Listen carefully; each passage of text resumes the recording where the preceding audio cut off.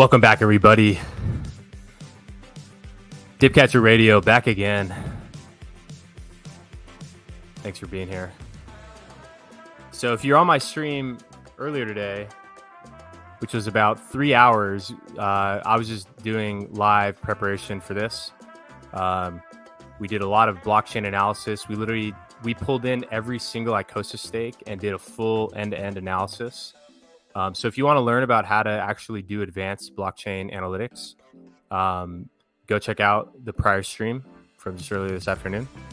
And so what we were doing is we were just trying to pull all the numbers so we could do like a direct head-to-head comparison of the Maximus Perpetual pools and Icosa. Because if you think about it, Icosa really is like a stake pool.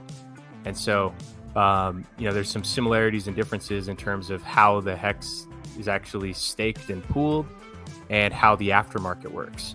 But basically, with both of these things, they're pretty much like a stake pooling and aftermarket solution. And so I wanted to get some head-to-head numbers in there, and then discuss the differences and the pros and cons of each solution. So let's see what the chat says. Patrice says, whoop, whoop, whoop.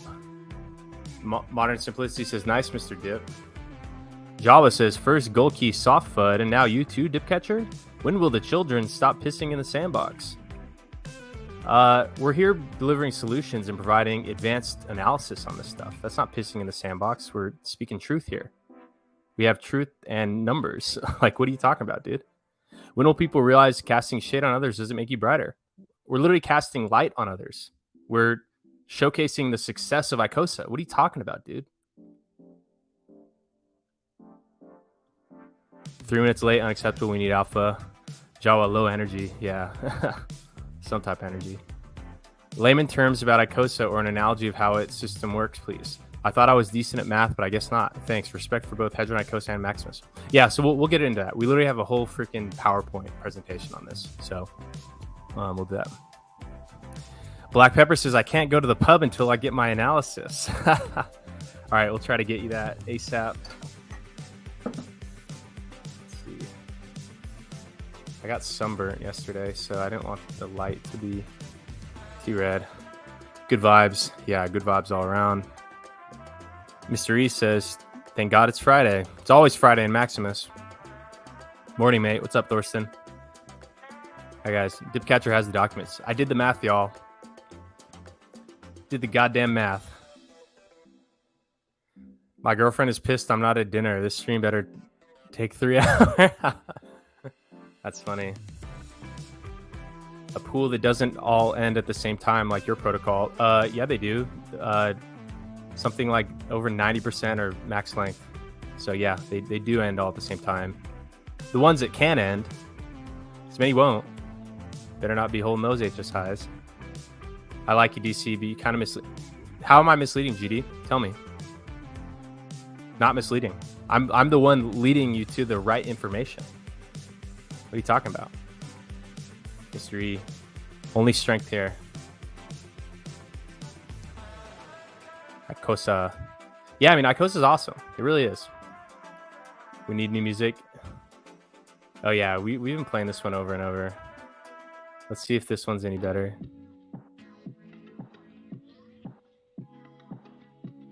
How about this one? Are you saying that because we've been playing that same music on all of them? Just for you, Uncle B. Good evening. Glad I missed earlier stream, not this one. I feel like a lot of people are confused. Yeah, I mean, I was confused until I did the analysis. So,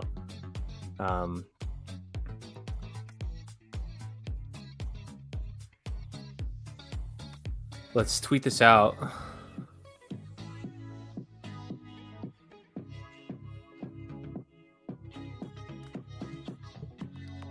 right, guys, hit the like button, hit the subscribe button if you haven't already, and hit the share button.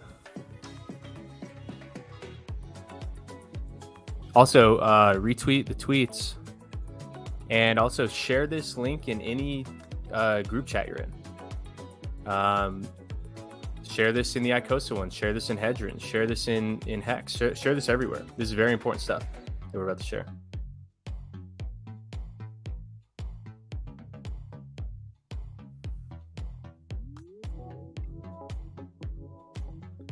Huh. Yes, Upbeat Jam's going on now. That's right. Dagron, another Hexagon Twitter co-founder, asks, Dip, why don't I like Icosa and love Maxi? Because you understand what's going on. That's why. Also, to the dude who think that you are hating on Hedron and Icosa, I believe you and feeders respect each other's. Yeah, feeder created Icosa. I think you mean Alex respects his projects for being a way to benefit Hexagons. Both are the same and different each way. Yeah, I mean, so like I love Hedron. I truly love Hedron. Hedron is genius. Hedron, the token, is genius. Like a coin that merge mines on Hex, that is amazing. Like it's like that's why Dogecoin works, is because it merge mines on Litecoin. And like merge mining is an awesome solution.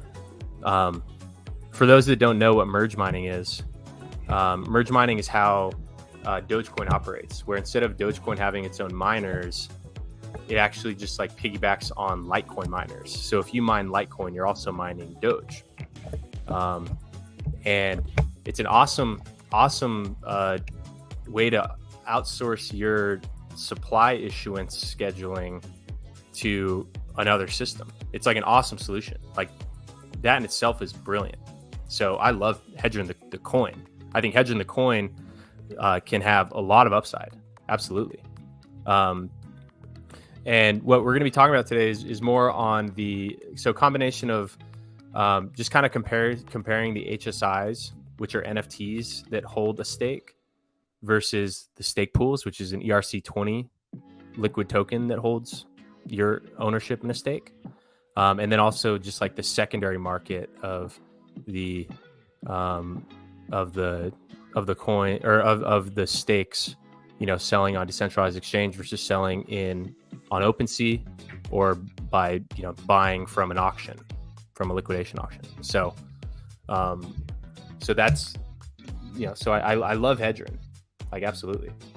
Hedron's amazing. Why do you think we like fully integrate Hedron in our system?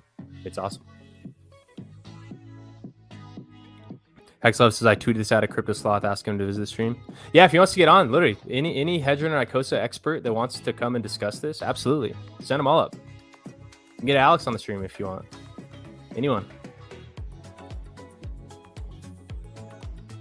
Tweet it out as well. All right, guys. So while we keep getting the word out on the stream, why don't we share this? So basically what we did on stream earlier today. Okay, he says, I'll say it again. I like UDC, not here to upset you. You don't need to unstake a 555 HSI. That's what Icosa is for. You know that. The benefits of Icosa. Yeah, well, so you're right that you don't have to, but that sucks, right? Like, wouldn't it suck if you couldn't end your stake? But then also so you say this benefits the Icosa Hedron. Yeah, so it definitely does. Like it like that's the whole point, right? Is that it's to kickstart the Hedron ecosystem. I thought you were going to say the benefits the Hex ecosystem, like people not being able to end their stakes, which like it benefits the people that aren't staked. Those are the ones that benefit from you not being able to afford to end your stake. Do HSIs take less gas to end stake than direct staking? No, it's the same. It's the same as solo.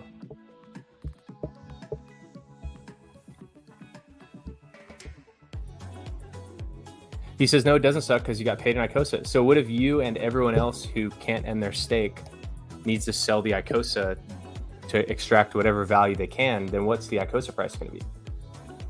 So like maybe, some percent of people will be able to extract the equivalent value, but but if you're the last one, if there's a wave of sellers before you, then you can't. And then now that's just like constant sell pressure on the Icosa price. That makes it even less feasible for reclaiming value lost to infeasible gas stakes. So yeah, you absolutely can. You can sell your hedgerin, but if everyone's selling their hedge, like minting the hedgerin and selling it to pay for gas, then like maybe 20% of people are going to be able to do it, because then everyone else is pushing the price down below the threshold of where it works out. So yeah, I mean, if like, you should try to be one of the top 20% of performers in that strategy, because then it can work for you.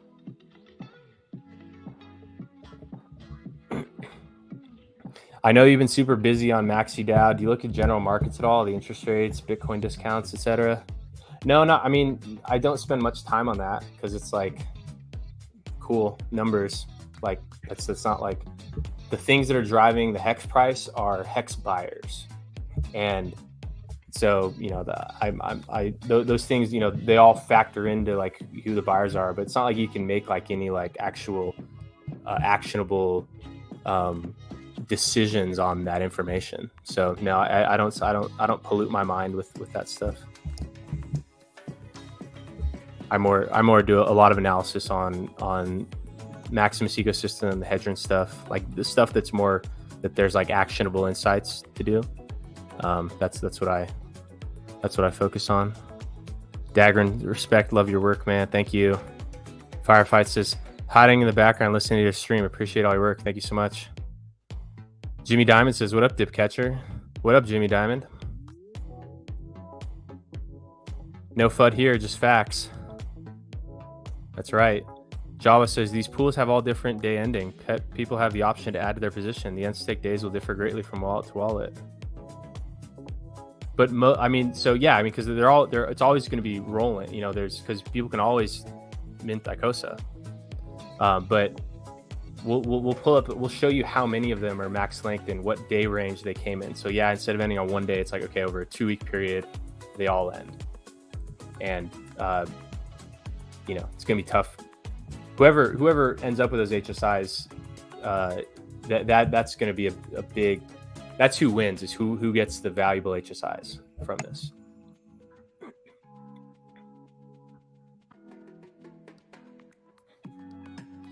Poor Man Investing says, Icosa tracks very well against Hex. I've been diving into that ecosystem since minting ended, developing new game theory. I may never sell liquid Hex again. Yeah, it's definitely been tracking that like T-share target rate.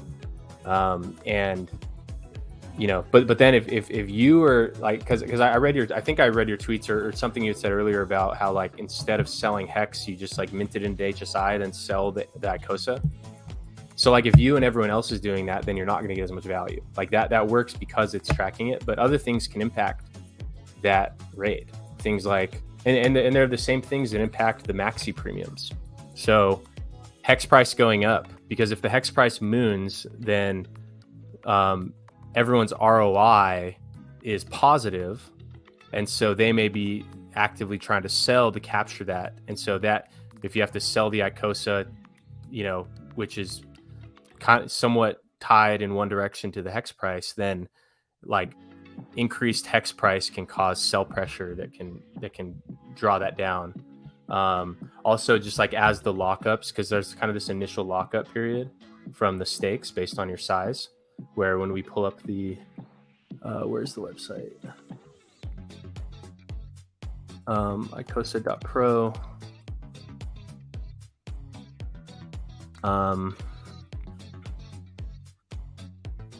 so the like with the minimum stake lengths and stuff,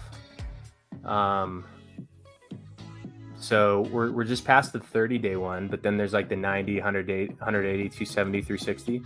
So once we're past the like at least the first year lockup, and then we have like, because there's like the initial launch supply, and then once that comes out, we'll be able to see accurate like stake ratios of like percent staked, and then so that definitely impacts it, because right now most of it's staked.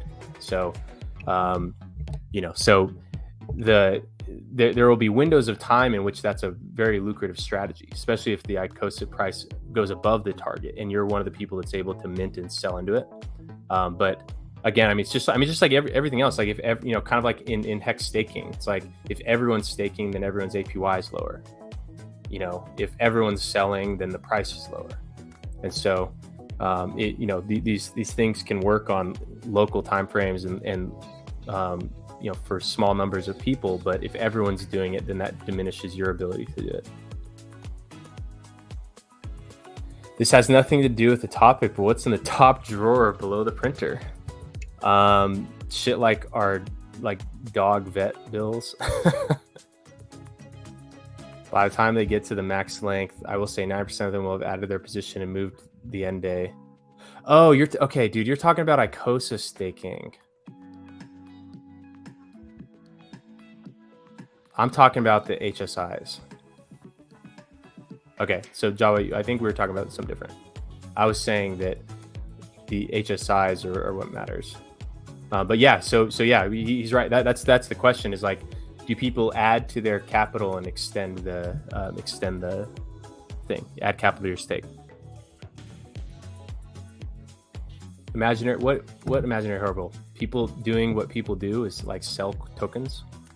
Like, it's not imaginary at all. No, dude, I'm not looking at the drawer.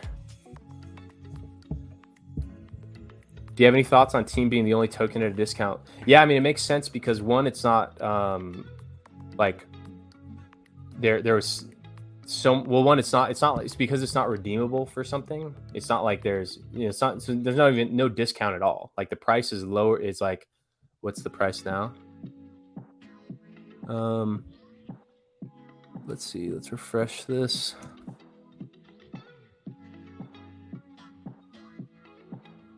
So when we switch to price in Team, and then we invert it.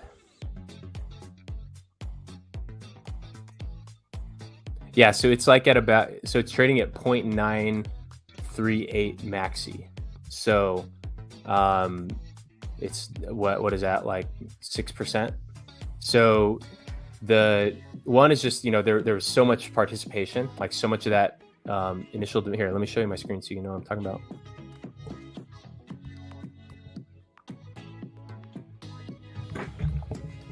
So it's this bottom right-hand chart here.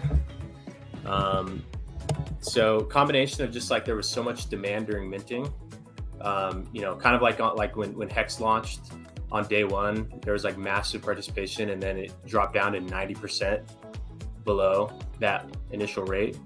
Just as because there was like a lot of instant demand. So part of that, and then also,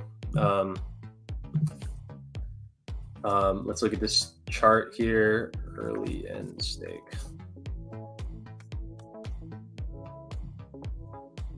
So this kind of paints kind of like here.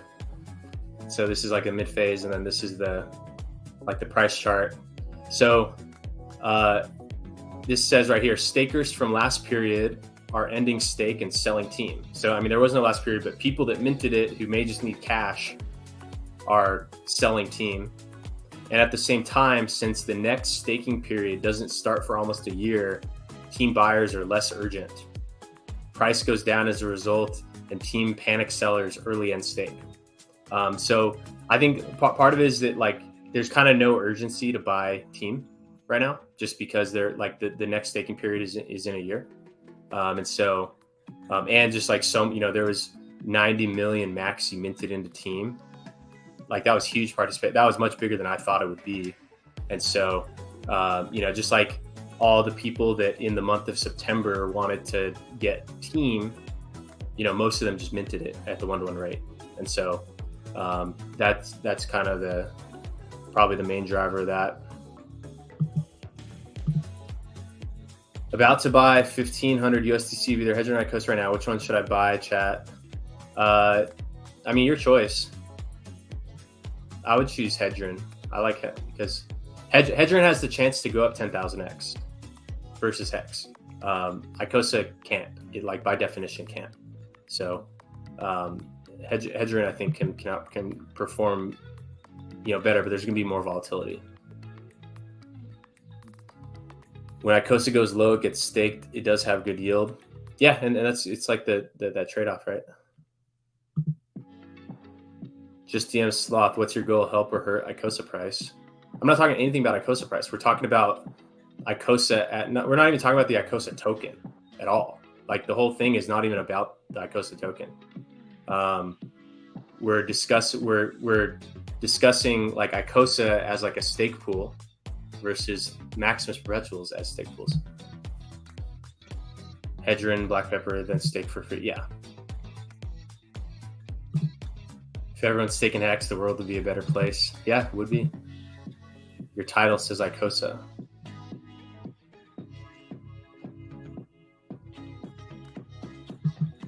Respect TDC, big fan of Maxi and team. I fully understand what you're saying regarding Icosa Hedron ecosystem. It's not a flaw, it's team design.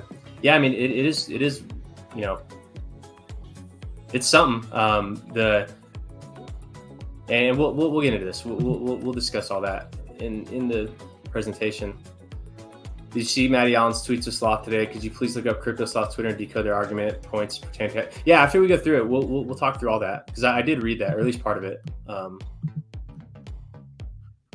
Okay, so Icosa yield is pretty nice first year though. Yeah, so yeah, like after the year after the launch of Icosa is when we'll really kind of see how everything kind of levels out.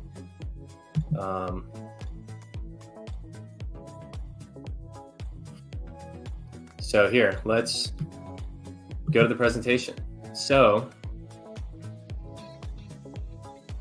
we're talking, let's see if we can do slideshow. All right, guys.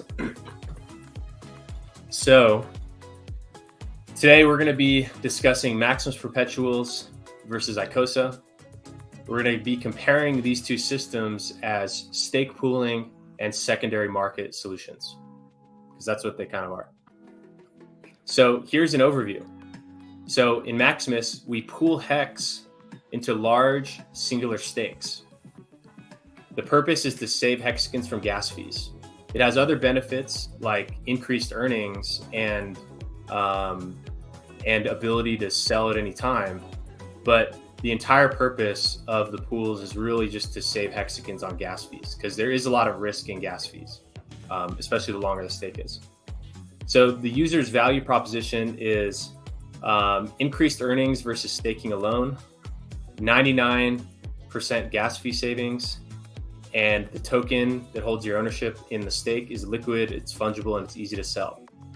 So the stake lengths for the perpetuals are 369 days for base, 1,111 days for trio, 2,555 days for lucky, and 3,696 days for desi. And we have maxi. We didn't in this analysis we didn't include maxi just because just for more direct head-to-head comparison of the perpetuals versus Icosa. Who benefits the most? So individual small participants benefit by being able to capture as much value from their staked Hex as possible. So in Icosa, rather than bundling Hex, it's pooling individual Hex stakes. It then borrows the Hedron against them to pay the Icosa stakers. Then it fails to repay the loan, which sends the stakes to the Hedron auction. And so the purpose of it is to kickstart the Hedron auctions and put deflationary pressure on Hedron. The value proposition is that you earn more Icosa and earn Hedron yield. So that's kind of the reason why you do it, why you put a stake in there, so you can get Icosa that you can then stake to earn more of it. The stake lengths are primarily 5,555 days, but you can do any length you can contribute. So who benefits the most from the system? So the largest Hedron holders benefit a lot because of how it kickstarts the Hedron auctions and puts deflationary pressure on the Hedron, because there's now going to be these HSIs that come to auction that the largest Hedron holders are going to have a benefit from. And they also, like, it puts deflationary pressure on Hedron, which can help the price go up of Hedron. So the Hedron holders benefit in a big way, especially the larger ones. The large liquid Hex whales. So that is people that benefit from people not being able to end their stakes. Because what you'll see here in a minute, due to some of the numbers that we ran, a lot of these Icosa, like a lot of these HSIs are going to be running through the Icosa auctions, are not going to be able to end. So that's Hex that is basically permanently burnt. And those are people who otherwise would have been selling their hex who now can't because they can't end their stake. So the large liquid hex whales benefit a lot from that, because now it's like other people that would have been competing against them as sellers are basically permanently locked up. So large liquid hex whales benefit. Oh shit. And then the Icosa holders benefit if the price holds the target ratio versus hex by the share rate. So the Icosa token can go up with like as a function of the share rate, but that's only so long as there's not too many sellers. So as people sell, then maybe less people mint, and that reduces the supply of Icosa, or at least the new supply, because it doesn't, like, if the price is below and you want Icosa, you can just buy it. So so Icosa's benefit if the price holds, because then they can sell, but then as they sell, then it reduces that and causes less Icosa to be minted. So that's a pretty cool mechanism. Is it like it basically tracks like a function of the T share rate. And so let's see. So here's some head-to-head statistics. Actually, here, let's do this one first. So let's talk about them as stake pooling solutions. So Maximus pools hex, and where you mint one pool token per one hex contributed to the contract. And then after the minting phase ends, all the hex pooled is staked to the designated length in a single stake, which maximizes the bigger pays better bonus and minimizes the gas fees. And then when the minting phase ends, pool token holders can redeem their pro rata share of the hex principal plus yield, or you can add more hex to the pool before the next stake cycle, or you just simply stay in the pool. So you have options there. And then here's how like Icosa works as like a hex stake pool. So that's where, rather than pooling hex, it pools hex stakes, and then it auctions them out every 90 days. So from when the hex stake was contributed. So it starts with a user, they stake hex via HSI. Then the user tokenizes their HSI, and then they sell the HSI to the Icosa contract, which then mints them Icosa based on the borrowable hedron available in the HSI. And then the Icosa contract takes an advance on all the available hedron and distributes it to the Icosa stakers. Then the Icosa contract, it doesn't pay back the advance, which sends the HSI to auction after 90 days. Then whoever wins each HSI in auction can either hold it and unstake it at the end, or send it back through the Icosa minting system. So, Icosa is basically a stake pool where you can buy one of the stakes with hedron through the auctions. So that's kind of what it is.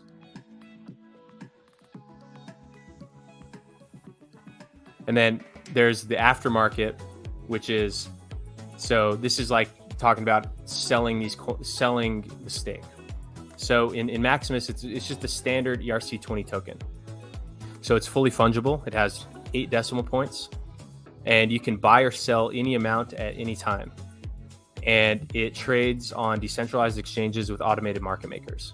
So there's really fluid price discovery. It's very easy to buy and sell. And then the prices, it's very easy to like track the market value of those coins. And then with Icosa, it's an NFT, which is ERC 721, which means it's not fungible. So you can only sell the whole thing. And they trade on NFT marketplaces like OpenSea. You can do direct selling, or you can buy them in these liquidation auctions. So that's that's kind of like how the aftermarket activity is a little bit different. And so let's just look at them so far. So here we have Icosa and then the Perpetuals.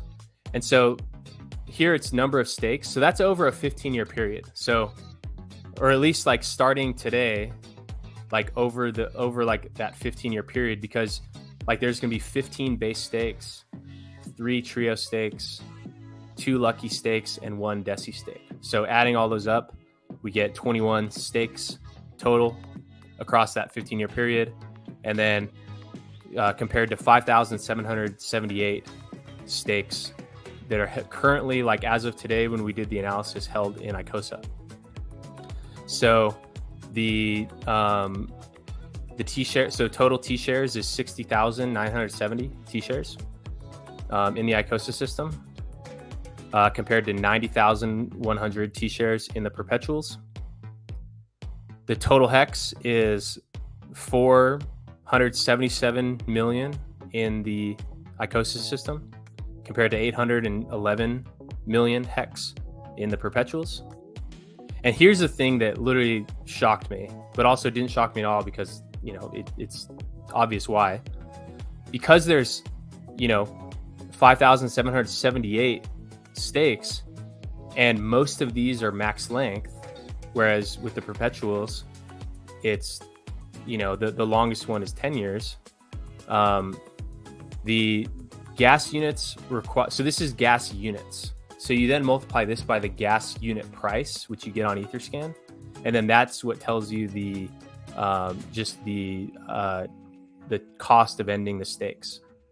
So it requires 72 billion units of gas to end all of the Icosa stakes, compared to 41 million units of gas to end all the Perpetual stakes.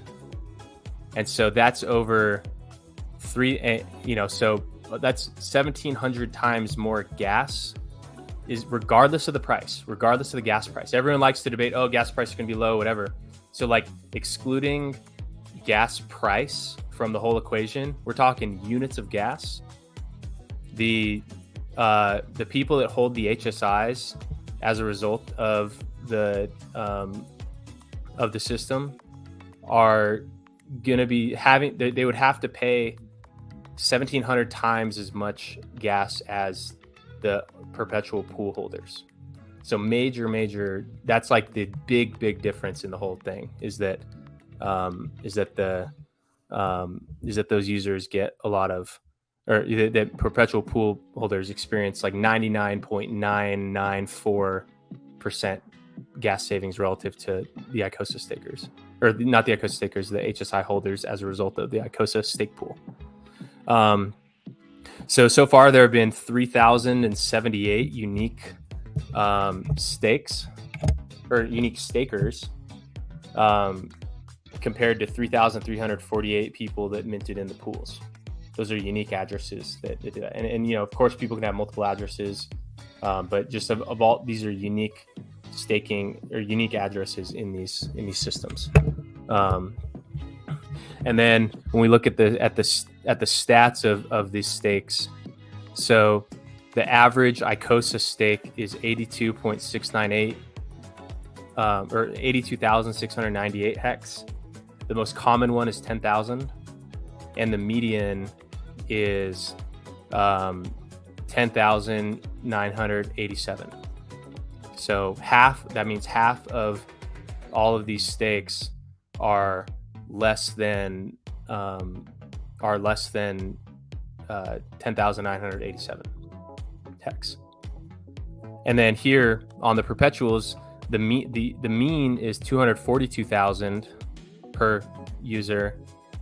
The mode is 10,000, which, I mean, it's kind of like people love that round number on both of them. So that was interesting to see that. And then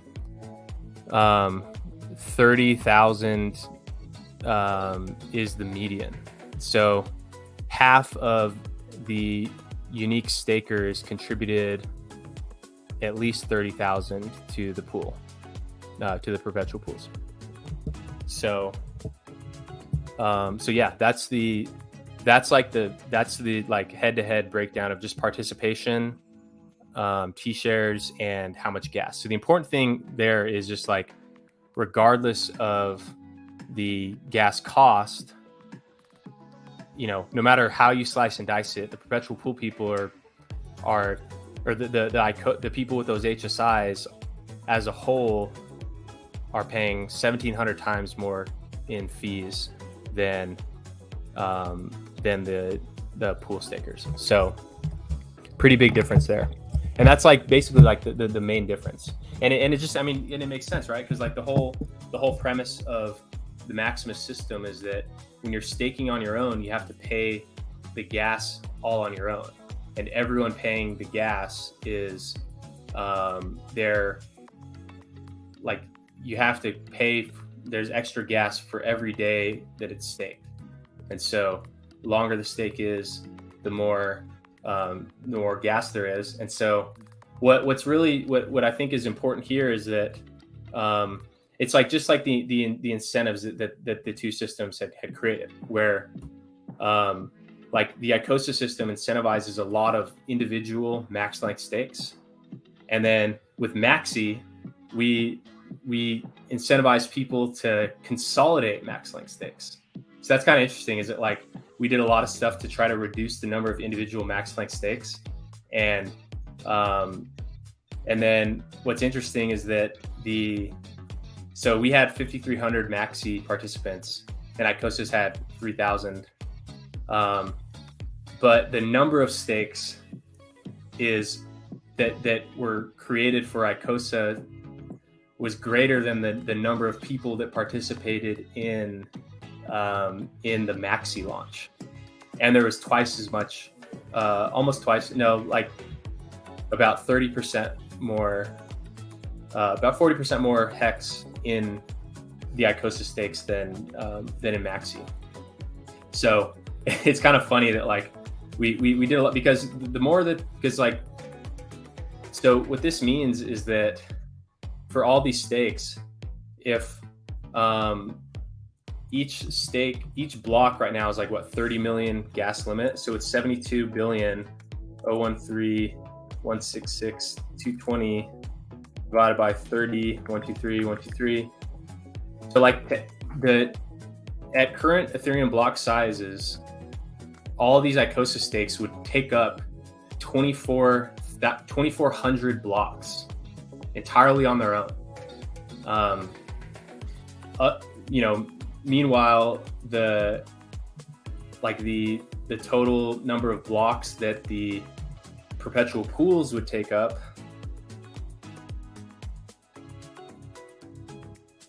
would be 1.39 blocks.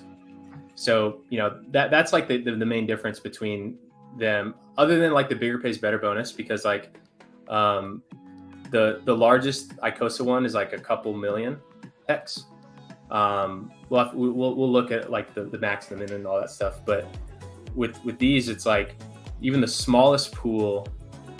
So the smallest pool was Trio, which was like 69 million. So even that got to what would that be? So like 70 over 150. So like just under half the max bigger pays better. So that comes out to like 4 point something %. Whereas like nothing in the Icosa system got even above like 1% bigger pays better. So like bigger pays better, but bigger pays better really is small, all things considered. But just the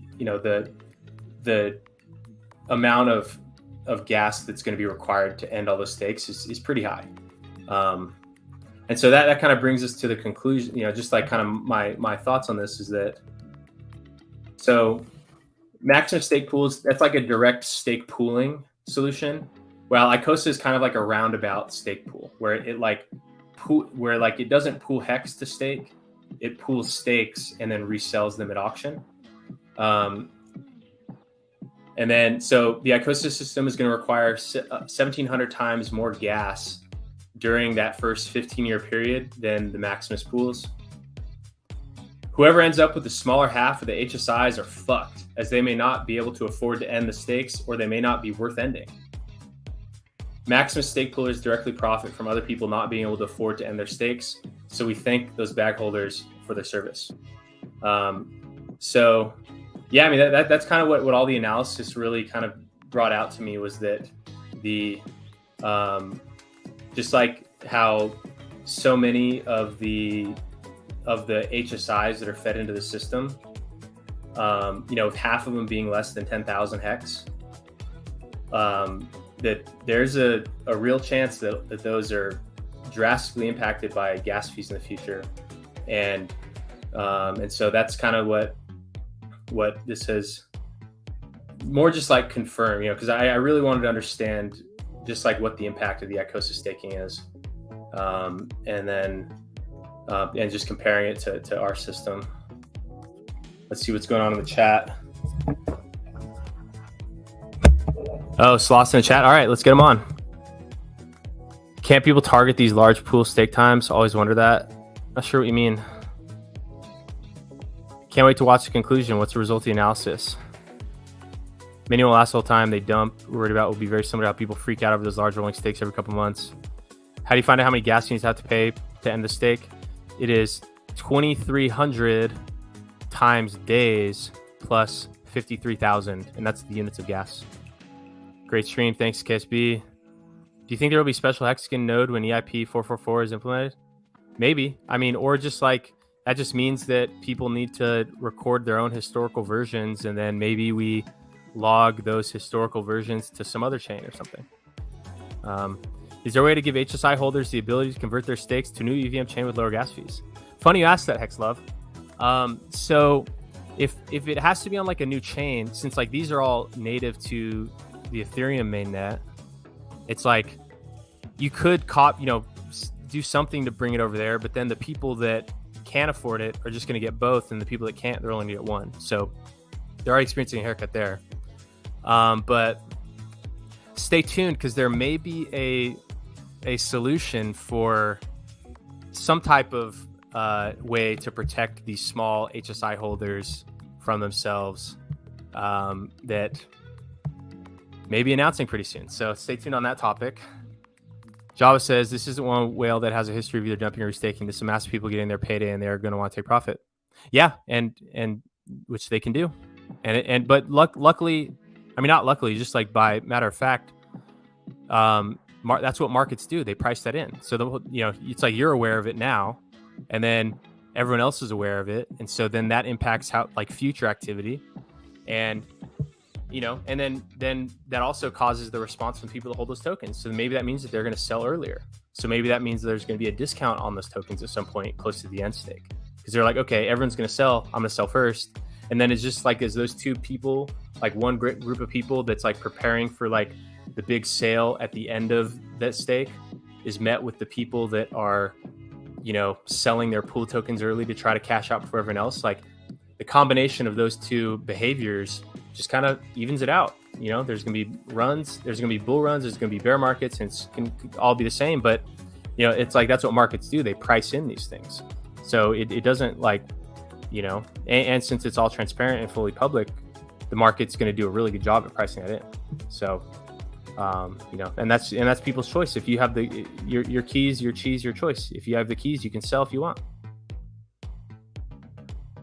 Dream big. 0 point energy will reduce the fees by that. What's 0 point energy? Share more. What's up, dude? How goes it? Team is pumping right now. Is it? Haven't looked. Oh, Sloth's in the chat. Let's get him. Sloth isn't. Let's get him. Okay, Sloth. I'm gonna send you the StreamYard link.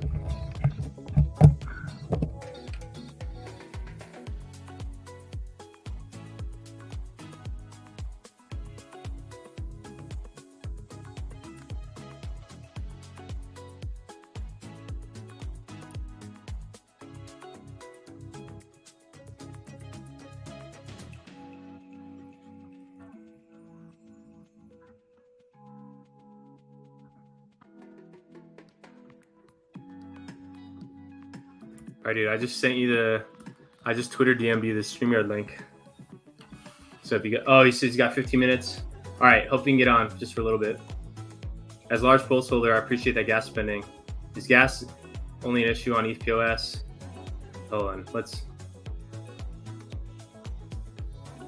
right, Shopping's iron, that's right. Successful chains have expensive gas. Okay, he's in here, let's get him on. I'm gonna turn down the music.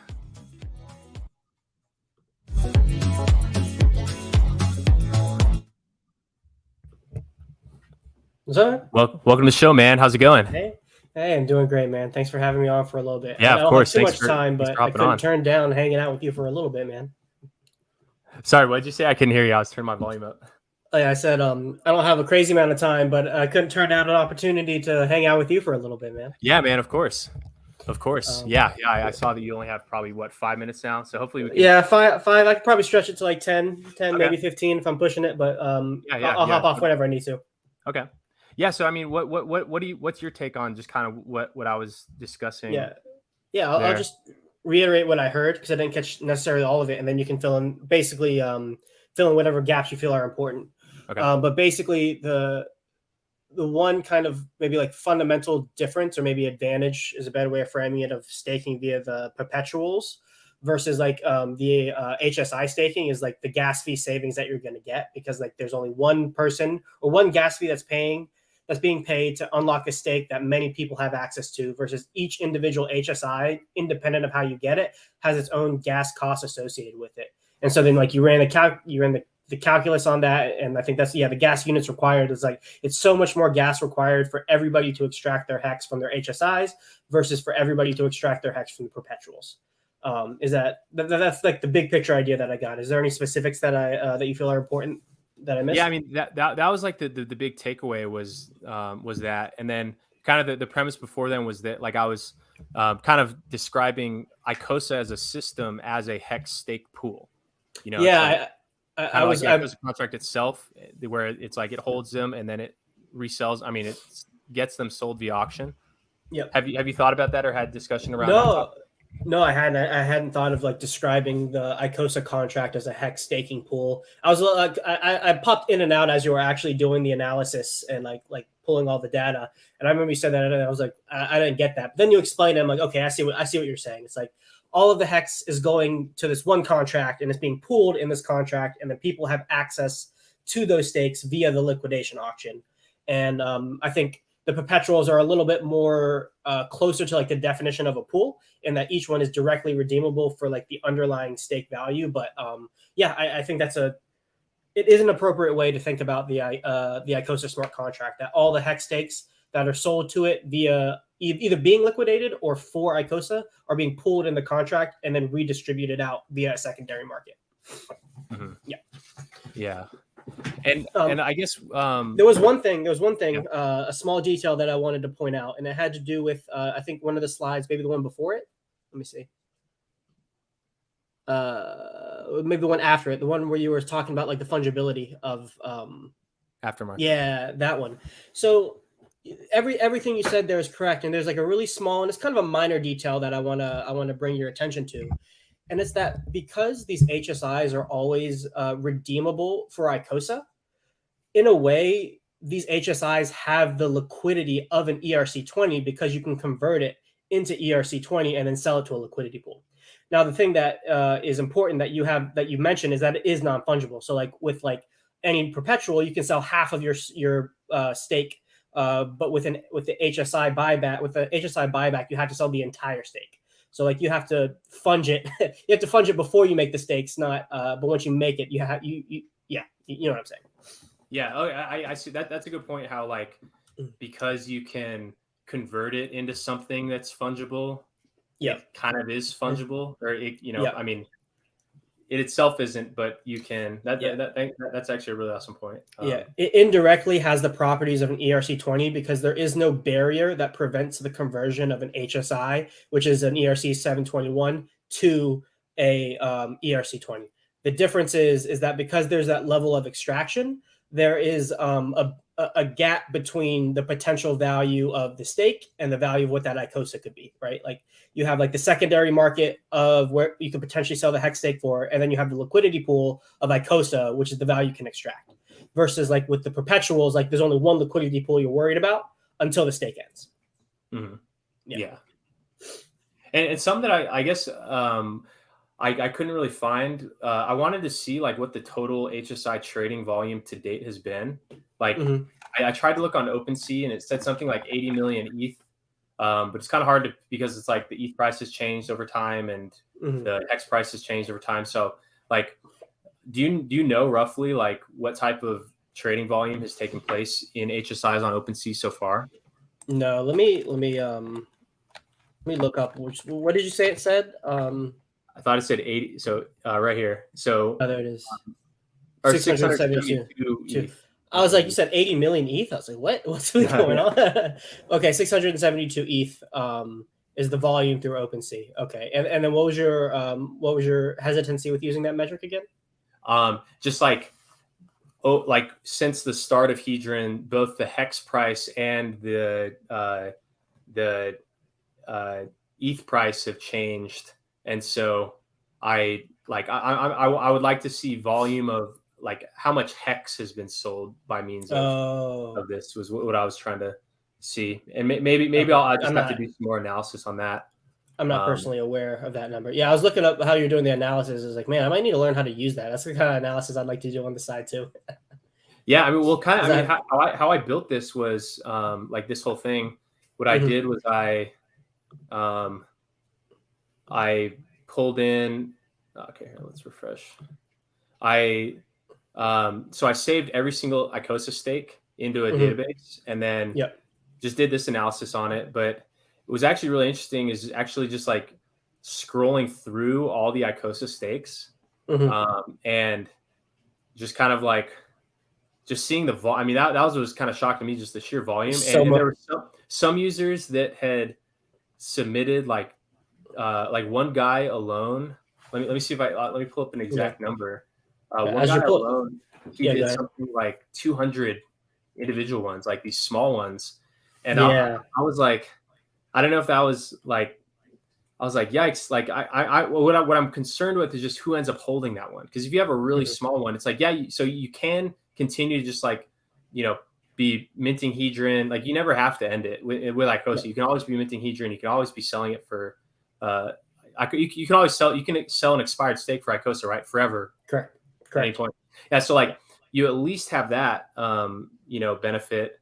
yeah, But my concern with people relying on that is like the same thing. It's like rooted in the same thing as why like my concern with people relying on maxi premium or pool premium that they can mhm, like live on forever is that like if everyone is using the pool to yeah, like sell the premium, then that premium is not going to be a premium. And so likewise, if everyone is using the like Hedron and the Icosa you can claim from your stake, then mhm, it's not going to be feasible. So it's like it works in like it for certain groups of people at certain times, but like everyone can't be doing that. And that's why we yeah, introduced the shorter pools is because like you know if everyone was doing it, no one could do it type of thing. So it's yeah, like rooted in the same phenomena there.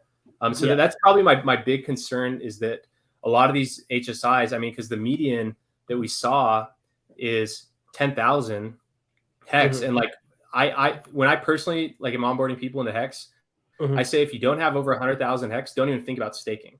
So like mhm, the like that is way below the like kind of minimum that like I tell my friends and family to even think about staking on their own. mhm, And so I'm worried that half of these stakes are going to end up, there's going to be these auctions, and the people that can afford the high value stakes, those are the largest Hedron holders. They're going to be fine mhm, regardless. But then the people that end up with the small ones, they're going to be forced to have to like fight for like whatever they can scrape from it, from the Hedron mhm, minting or the Icosa. And so yeah, that's like what I see is like kind of like what I'm concerned with for those users, because that's like a horrible user experience. They're going to be so excited winning an auction, and then mhm, they're going to be like looking at the chart, looking how much it's worth, and then it comes time, and then they look at the gas fee, and it's more than they've ever earned in their life, yeah, and like so that just like emotionally impacts me, I think, because like yeah, that's the main reason why I built the stake pools is to save that exact type of user, and so mhm. that's probably my biggest concern is that. Yeah, no, I think What do that's you think? legit. Like, what do you think those people should do, or like, how do you Yeah, think that should so affect people's strategies around auctions or whatever? yeah, so I think like over like your assessment is like correct, like, and it's a legitimate concern that I think anybody who's working with like even like low five figures has to worry about in the future. Like, and that's like that like that's a lot of money. Like low five figures is still a lot of money, and it that just emphasizes like how big the problem is because most I think users are within that four figure to low five figure range, and so we're trying to get like T shares like individual T shares. That's how what we're trying to build over time. I think you described it well, and I think there are a couple outs. You described two of them, like the mintable hedron, which I think is probably the least probable out because it's not that much hedron in the grand scheme, and the price has to go pretty high for that to mean anything. The second one is the Icosa that you can always mint from it. So the way the formula works, it only takes into account borrowable hedron, which means if the Icosa price is at the ceiling price, then you are able to sell the Icosa that you redeemed for your HSI for the same amount of dollars that it would be to make the stake at any given time. If that's what it means if it's at the ceiling price. So at the very least, they would be able to extract what it would be to make the stake at that time. And if the hex price theoretically is much higher, that could be pretty significant, but they're forfeiting their yield, which is a problem. And then the final out is just that the hex price has outperformed the ETH price so drastically, where even paying that high gas fee is worth it because you're profiting. But I do think like the small like base, trio, lucky, and desi to a degree rounds out the risk profile rounds out these outs where it's like if you don't want to have to worry about, you do have these options that you just don't have to worry about it at all. Because there are also other games that you can play with Icosa staking, right? There are justifiable ways to speculate on these lower T share and even in the B share stakes, because we both know as time goes on, B shares are going to be extremely valuable in a similar way that T shares are now. So we may see 100 to 200 B shares as like chump change or like a real problem with gas fees now. I wonder, and this is totally like I don't actually know, but if I extrapolate in the future, what could be, those could be viable stakes in the future. But a Quattro Cinco hex stake takes like half a block or whatever. I think I remember you saying something like that. So the size wouldn't matter as much in terms of like how much space you're taking up for like to get your block to get your block verified. I don't know. I rambled a little bit. Did that make sense? Yeah, totally. Because I mean, the whole like, like the number of like, because I mean, you're right that hex price, like if hex moons, like absolutely, like that definitely alleviates the problem. But what can kind of limit it from mooning is that because like if people are needing to come up with 20, I think the number was like 2,400 blocks worth of ETH gas to end those, that they're either selling beforehand or they're just otherwise not buying. So that's like, tens of, at like not even like moon math on anything like current gas price, current ETH price, that's like tens of millions of dollars that is just not going into hex. So like, and also like as the people that can end them do, if they need to like sell to cover the gas, or like some people have talked about like flash loan solutions where you in a single block you borrow ETH, pay for the end stake, sell the hex yield to cover the ETH. Like if there's a lot of people doing that, then that just pushes the price down. And so with so many, and also because only 2 can fit per block, it's kind of like these crazy NFT mints where it's like a very high priority transaction that people are willing to overpay for in order to keep others out. Like a similar kind of gas war scenario can happen where because, at current block, Ethereum does have a culture of increasing the block size. So maybe it does go up to like 6 per block or something. The number of these people, because it's competitive, because every day there's a bunch of these stakes ending, everyone's going to want to be at the front of the line so they can front run everyone else who's ending on that day. And so just like for the whole time frame, there could be like a multi-month gas war going on for all these stake, that just even further drives that minimum viable stake line up and even prices out more people. And so like that I think, in 15 years, the Ethereum network is going to come to a grinding halt due to the hexagons because like there's going to be so many of these things. It sounds to me like this is like really an existential threat to like not just to the whole hex ecosystem, right? Because it essentially just I think you described it as like a DDoS attack on the hex ecosystem, and kind of like a DDoS attack on Ethereum, the Ethereum network, really. And I think I remember some of your comments before. You don't really think Pulse Chain solves it because there could be sufficient adoption on Pulse Chain where we just have the same problem over there. if I'm recalling your position correctly. Yeah. Like, because if pulse chain does like the horizontal scaling where it's like 3 times the time capacity, and then I don't know how high they can reasonably go in terms of block size at that rate. So say they increase it by like 6x, but like so, and because usually it's not like 6 times the capacity means like 6 times the it's more like it can free up up to like maybe 5, like you square that number, so like 36 times. So like if pulse chain in 15 years is 36 times more active than ETH is today, then we'd be in the same problem. And so, which can happen. Gotcha. And especially if like the pulse chain, because like pulse chain I think has strong fundamentals relative to ETH that like, and that really is like an amplifier on the price that the user pays.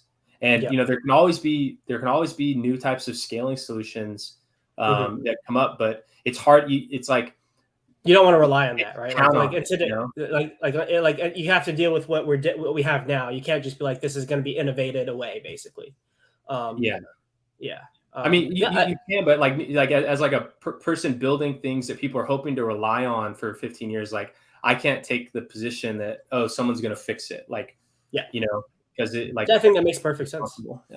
Yeah. Well, Dipcatcher, I gotta go. If you ever want to hopping on, of course. If you ever want to chat more about this stuff, you're always welcome on my channel, and just shoot me a DM. I'll shoot you a DM. I think it'd be cool to do a little interview or a chat on my channel too, man. And hey, congratulations on the successful launch of all your stuff, man. I know you and Goldkey have been working really hard. It's awesome to see it go so well, man. Congratulations. I'm happy for you guys. Thank you so much. Thank you. Proud to say I got some team and I staked it out. So there you go. I'm part of the crew, baby. Welcome to the team. Yeah. All right. Peace out. Talk soon, brother. Take care. Well, that was awesome. He brought up literally that insight he made right there about that, how it's because it's always redeemable, that it introduces some fungibility. That's an amazing insight. I'm glad he brought that up. That's why we brought him on. Good job, Hexlove, for getting him on up here. That was a really key insight. Let's see what people have said in the chat since then. Hexlogic says this is good info. What's the best dip you've ever caught? I used to trade the Bitcoin on margin on Kraken, and it had to have been in like 2018 or something, 2019. There's some like bastard wick that yoinked down there that had basically just like I had set limit orders on the way up that I forgot about, and then it was just I had an order there, and I get an email like your order is filled, and I was like I didn't have an order, and I go there and like you look at the wick on the chart and it shows like your little dot like you have position open, and just like literally yoinked it. So I was like the pico bottom of like a bastard Kraken wick. So that's only one that I've thought about, but hex dips have been probably in terms of scale much larger than those. Sloth's trying to join the stream. Yep, we got him on there. Iron sharpens iron. Big brain. Kaboom. Sloth. I'm honestly stunned you didn't know what 0 point energy is. Nikola Tesla would not be pleased. Yeah, tell me, what is it? Circle. Hexlove, it has to do with the attack surface. I'm not technical, but I've heard DC talk about it. What was he saying?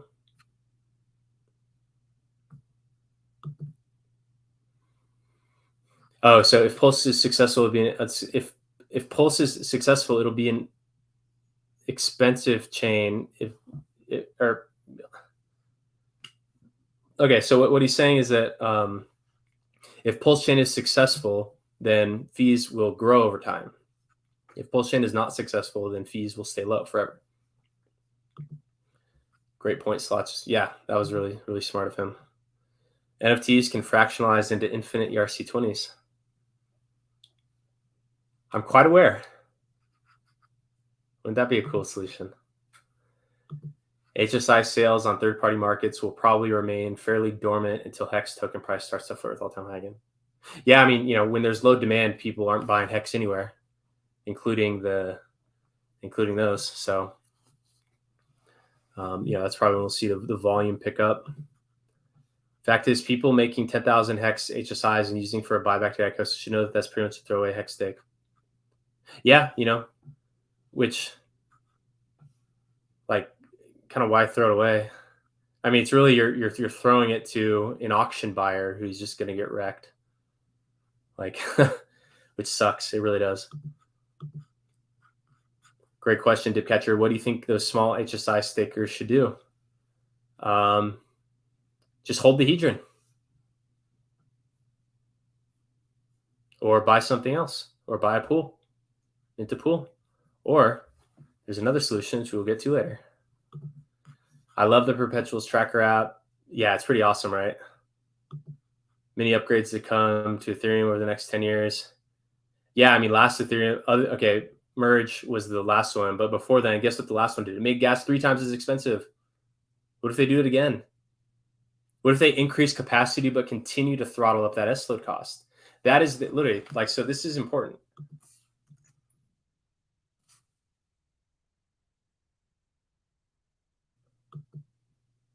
So they,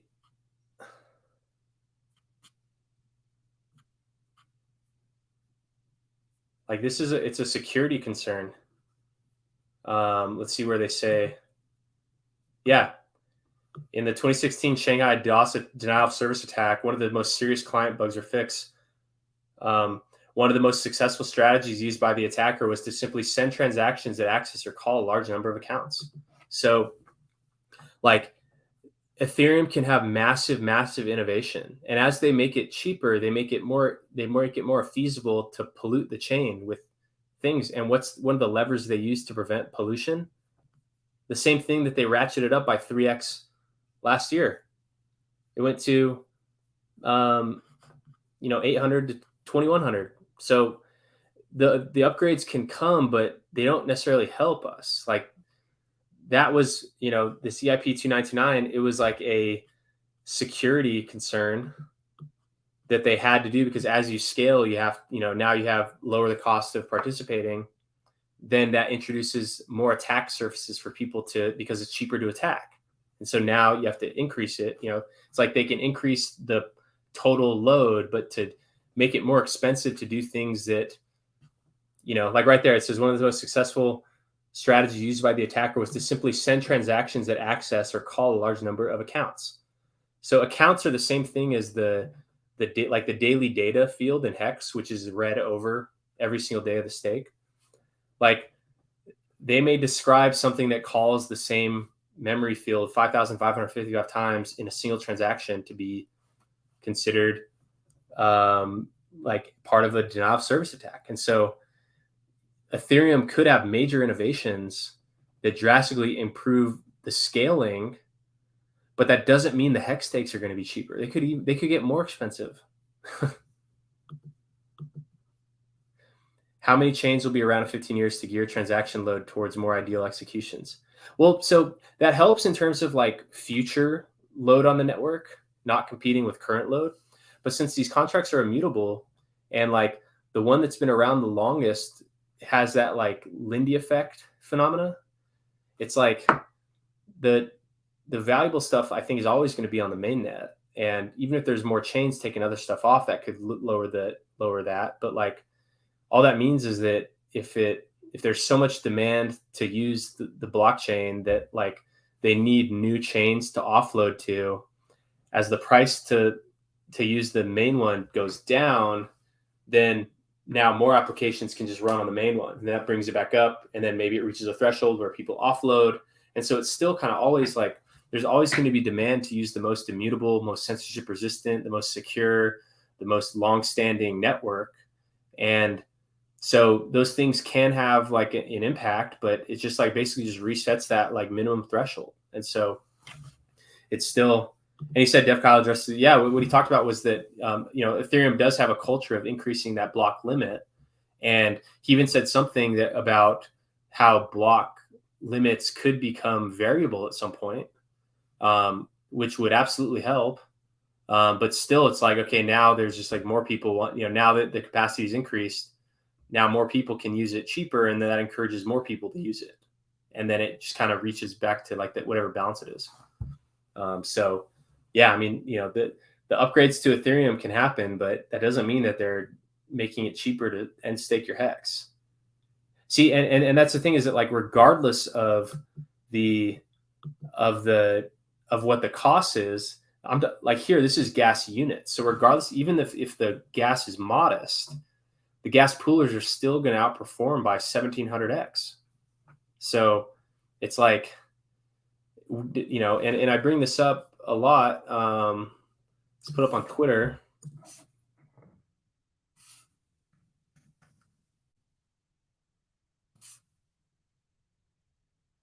But like, here's across the two different chains. So with low ETH gas fees and low pulse gas fees, stake poolers are happy, solo stakers are happy.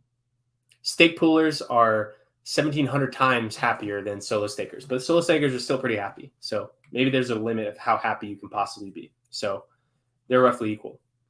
If there's high ETH gas fees and low pulse gas fees, stake poolers are thrilled. They can end on both, no problem. Solo stakers, they're sad because they can only end on pulse. And likewise, with low ETH gas fees and high pulse gas fees, stake poolers are happy because, again, they have no problem ending their stakes. Solo stakers are sad because they can end their stakes on ETH, but they can't end them on pulse. But here's like the critical situation. So the fourth possible situation is that high ETH gas fees plus high pulse gas fees results in solo stakers wrecked, can't end stakes on either chain, and the stake poolers are thrilled because all the people that can't afford to end their stakes are basically paying them. So the stake poolers are thrilled because they can have no problem ending on both chains. Their competitors can't end on either chain, and so the stake poolers kind of just laugh to the bank, along with the big hex whales, who are also going to be laughing to the bank in that situation. So that's kind of what why you can't just assume that upgrades are going to solve it, because one, the upgrades may solve scaling but increase the hex costs, and then you just got to prepare for all situations. You can't just like prepare for only the situation that you want, because the world doesn't work that way. And the more people that want something to happen, it tends to make it so that that it doesn't happen. Like everyone wants to get rich. How many people are rich? Not many. How many chains will be around in 15 years to gear? Oh, we already talked about that. If it's 2,400 ETH POS blocks, the deep state be like, no way, hex ain't coming in here. Yeah, literally. Like the Ethereum deep state could even further limit it, because they're like, what if Vitalik is watching the streamer now and he's like, oh shit, they're going to clog the blocks up. Let's increase that escalate cost again. Like that could happen. Without Ethereum, hex wouldn't exist. Therefore, Maximus Perpetuals don't exist. Yeah. Pulse chain can be forked easy. JK, but by then. Yeah, but even like introducing capacity is a hard challenge. Like when I was talking to David Feeder on stream the other day, he was telling me all the challenges of running a validator. And that's tough. That's a tough business because of how, like, with 3-second blocks that are larger, that means that you need. So if they're 3-second blocks and the blocks are, I can't remember how much larger the pulse chain blocks are going to be, but say it's like two times larger in terms of memory and then 3 times faster. So that means that your like minimum like bandwidth and storage requirements go up by 6x. And if you experience any downtime, you're wrecked. Like you'll lose money. So just because you have so much more data to process. So it is a hard challenge. And just forking doesn't necessarily, I mean, it can kind of kick the can down the road, but it doesn't necessarily solve that. That's why I've even suggested that Richard should just fork Pulse Chain, fork Ethereum as the proof of stake version as is, not even worry about scaling yet, and then introduce the new monetary policy that PLS has, where fixed supply at start allocated to the sacrificers, deflationary due to fee burning, still lean heavily into the cross-chain markets between ETH POS and native POS, or ETH POS and Pulse Chain, and then double down on the PulseX cross-chain markets. Like that's the secret sauce there. The scaling part is that's like the minimum, like that's like the base level, like level one thought like sales pitch. The like real secret sauce in Pulse Chain is those cross chain markets. Like that's the big scaling solution in Pulse Chain, is that you can have two parallel, identical but parallel and independent networks that operate on the same assets, where rather than being bridged like by a Polygon bridge that's like you mint one coin on this other network, instead the two chains are treated as separate and they're bound by a market. Like that's the whole secret sauce innovation in Pulse Chain. It has nothing to do with the speed and size of the blocks. Like there's a reason why Ethereum doesn't have faster blocks or larger blocks. Like there's a very good reason why they don't. And the secret sauce is that cross-chain market with PulseX. So that's what if I was building Pulse Chain, if I was like a dev on Pulse Chain, I'd be like, look, we don't need the higher throughput today. We need these cross-chain markets today. And so that I think is like more so than just like relying on Pulse Chain to like fork away from it. I think that Pulse Chain should just adopt, just like kind of alleviate that immediate concern for trying to increase scalability before we even need it. When the main value proposition is the PulseX cross-chain markets. Sloth is true, gentlemen. Yeah, I really appreciate it. Yeah, he's awesome. Congrats to you and Golkey on Maximus Perpetuals. Thanks, Merle. Hi, nice. Lots of HSIs will be recycled in the Icosa system forever, so it's a batch of hex permanently locked there. Yeah, I mean that's kind of what will end up happening. And hopefully that the people that hold those can just like, they can pull some value out of them. But then the problem is that the more people that are trying to pull value out of them from that, it just decreases the number of people that can, like the premium, like more people trying to pull value out of premiums, the less people that can. And I've definitely gone back on just how I feel about like what it means to like be locking up hex forever. Like everyone seems so happy about the pools because they locked up a bunch of hex. But what's kind of sad is that, like, think about it. Who are the people that benefit from a bunch of hex being locked up? Or who are the people that benefit from a bunch of hex being locked up permanently? People that benefit are the largest hex holders who aren't staking, because now they just have less competitors as sellers. And so they're going to be able to cash out more money and extract more value from hex. So that's kind of where, just like seeing how especially seeing how many people were using the Maxi Mint as exit liquidity. Like when everyone was buying hex to stake in Maxi and everyone was just staking their Maxi, then just like whales were just nuking the price. Like that was like a big exit liquidity event for a lot of people. And so the people that benefit from just like the kind of the mentality of like lockup hex is good for hex. It's really lockup hex is good for the big hex whales who are looking to cash out. So I've kind of changed my whole perspective on really the whole premise of the benefit of locking hex. And that's why we introduced these shorter stake solutions. Like it's all the big liquid hex whales who will tell all new people, oh, just stake all your hex for 15 years. Don't mind the 6 bull runs that are going to happen in between then. Just stake, just hold on. I'll sell those peaks for you. I'll sell. Don't worry. I'll be the seller for you. Don't worry about it. Like that's why we introduced these shorter ones, so that like there's always new smaller people that can compete with these big whales. And so definitely my perspective on the benefits of actually locking hex up has completely changed. Because like everyone thinks, oh, hex price goes up, but like if you have $100 of hex and the price goes up 10%, you've made $10. If you have $100 million of hex and the price goes up 10%, you made $10 million. And anyone who has $100 million worth of hex, they bought that hex with a couple $100. So like the largest holders are the ones that primarily benefit from the small holders just kind of blindly listening and just like, okay, 555 everything every time. Dollar cost average in every week we're doing a 555. So in 15 years I get paid max length 15 times, 50 times a year.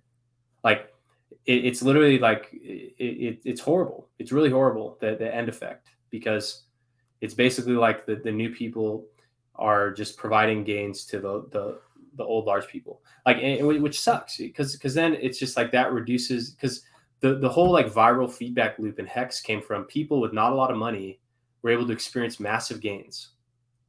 And so that's like that viral feedback loop that you need. So it's like you always need there to be meat on the bone so that new people coming in with not a lot of money have room to the upside. And like, and that's what is inhibited by a lot of people solo staking and basically just like transferring their value to the whales who are going to be selling in the meantime. So, you know, because it sucks when the gains come at the expense of the small guy. Because then it's like, then no one new will ever enter, because they're like, oh, like I'm just going to be exit liquidity. It feels awesome when the gains come from the big guy.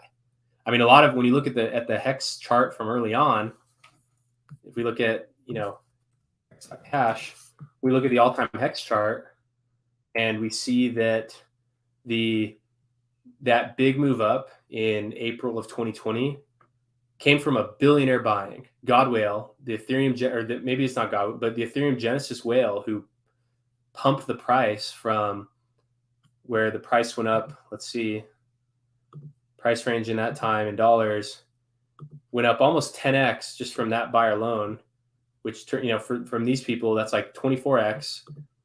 You know, that guy had hundreds of thousands of ETH from the ETH launch. Like, that's a sustainable pump. When it's the large holders who are pumping the bag for everyone else, that's sustainable. When it's, and that's like why this pump didn't just retrace. But when it's small holders pumping the price for everyone, which is kind of what we saw here, that's why it experiences an immediate retrace. And so when the gains come at the expense of the small holders, it's like those gains get erased for everybody. It's like you want the gains to come at the expense of the big holders, one, because they can afford it, and two, because it's more sustainable. So that's why I'm so passionate about like solving this problem, is because the higher the ROI can be for a new hexagon with coming in with $1,000, the more energy we have to the upside from the viral feedback loop of like new people coming in, experiencing gains. And so that's why I think that the whole staking ecosystem needs to be a lot more competitive. And where like the new people coming in just don't just like lock up their funds permanently, potentially, and basically just like transfer their value over time to the large whales who are just going to be not staked or staking for 30 days at a time, so that they always can sell into a pump and just cash out on you. So that I think is critical for the long-term sustainability and advancement of the Hex economy. It's very important. So good point, Mr. E. But the auction uses Hedron to buy and burn. So wouldn't selling the stakes to the auction be a double win if you hold all three? Yeah. So I mean, if you hold Hedron, you know, you definitely benefit, and that's the whole point of it. You know, it was definitely to drive Hedron, which is, you know, even though it's kind of damaging to Hex, it benefits Hedron. That's actually totally fine. It's actually a good thing. Like that's people's, and Hex was talking about, I think Matty Allen and Sloss debate this morning about the topic. And I think Matty Allen, and even on a stream before, he had his words, he said it's like a vampire attack on Hex, which, you know, I can see why he thinks that, but also like, I don't have the expectation that anyone is going to do anything to promote or pump my backs. Like, you know, like you can't have the expectation that like Hedron is going to do anything positive for Hex. Like, why would it? And why should it? It doesn't. Like, there's no expectation of that at all. And so, and I actually think it's good that there's like this like growing competition within Hex, because without competition, how can Hex become stronger? Hex is only as strong as it's tested. And if it's faced with serious competition, even from within, like that is the strong competition that can elevate it to new heights. And if it can't, then it didn't deserve those new heights anyways, because it can't defeat a competitor. So I actually view competition and things like extracting value from it as like, while it's maybe negative for Hex price chart in the short term, it's really positive for Hex as a whole in the long term. And so, with like the whole Icosa system where it's like encouraging a lot of individual max length stakes, while that's very detrimental to the hex system in general, it's very positive for the hedgeron ecosystem. So, and that's why it's done. And there's no shame in that. Like they're like, because no one owes hex anything, like truly. And so you shouldn't expect that like a different coin is going to only benefit hex. There's no one owes anything to hex, and you should not have the expectations of anyone, not just Richard, of anyone to make hex go up. And so that's kind of how I view that whole debate on like what's good for hex, is that like you should assume that everything is not going to be good for hex, because that's like everyone is only going to do things that benefit themselves, and you shouldn't expect anyone to do things on your behalf. They're going to do things on their own behalf. So how lucky are we that Dipcatcher works for us and not for any other business who would pay him millions?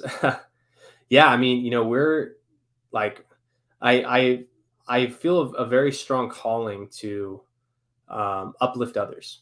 Like that's really like my life, just like the premise of my life, just who I am. Like I feel strongly in service of others.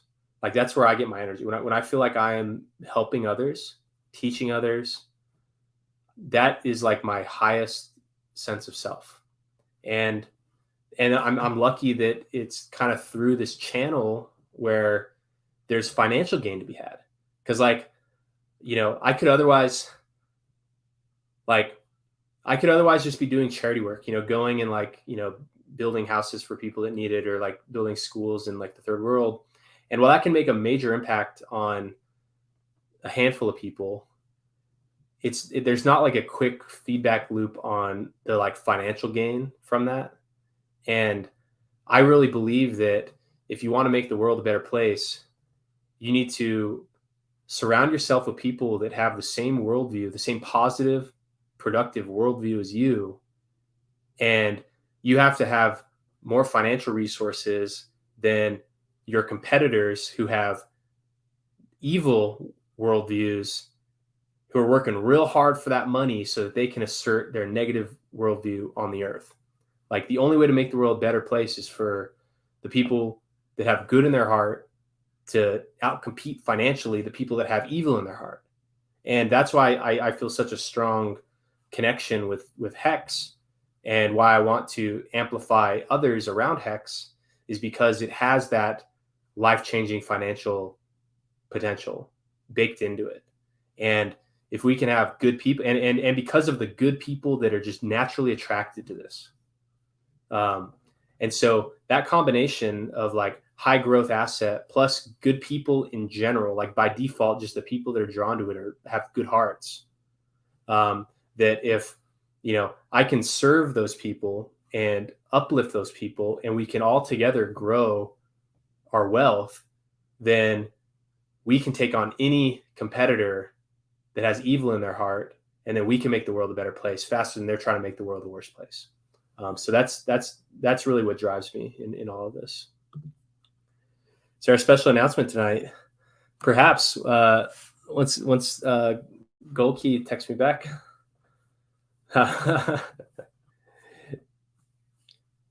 If you've been reading between the lines and listening to like on these like 7-hour live streams where I'm mainly coding and there's like 6 viewers because it's just like late into the night, mainly just coding by that point, not much talking, and you hear small comments I make, you can probably piece together what's going on.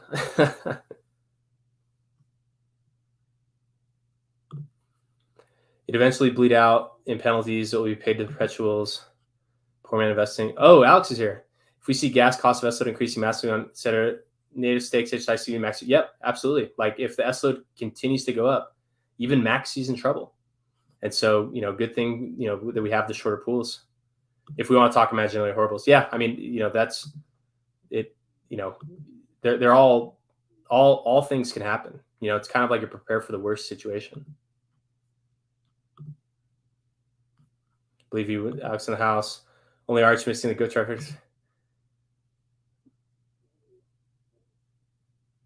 Reality is that a 2x of S load from current price stands to make all 555s not endable on ETH.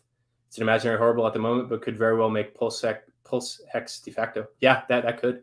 Or I mean, honestly, what it does is it actually just makes it's like a major supplemental just for hex, because now like if so many people have these max length stakes that can't end, then it's like a major supply shock on hex.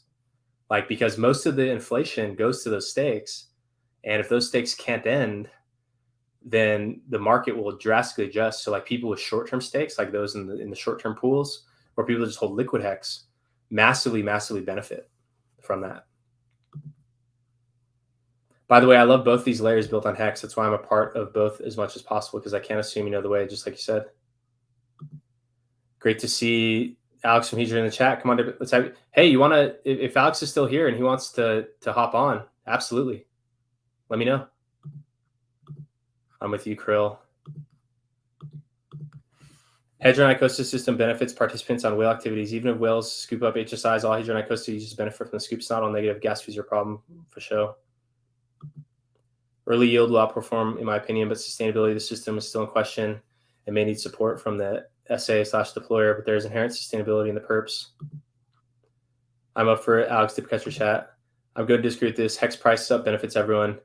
Everyone wants to see it regardless of how it happens. Whales grossly benefit in all markets more than small players. Yeah, that is, that is true.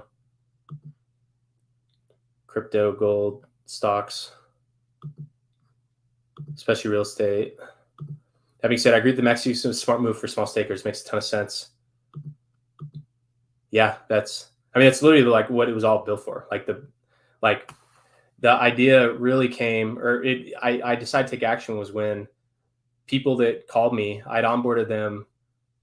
They'd put in like $100 into a 1 year hex stake. And then the hex was up like, okay, so when did they? So it had to have been in this dip. And then it was like a year later. So like their like $100 was now worth like, what would that be? $7,000, right? Yeah. And then their end stake was like $2,000. And they called me. They're like, what the fuck is this end stake? I don't have $2,000. All my money, like my most valuable thing is that 7,000 in hex. I was like, okay, well, you need, at that time it was like half an ETH. And they're like, I can't afford half an ETH. I literally was about to ask you for cash. And so when it all occurred to me that like a small staker, even if they have high upside, could be in a situation where they can't afford to end their stake. They like that was a real situation. Icosa is great at getting those whales to lock their bags and give it away. Yeah, let's see what the largest Icosa whales are. Let's sort this by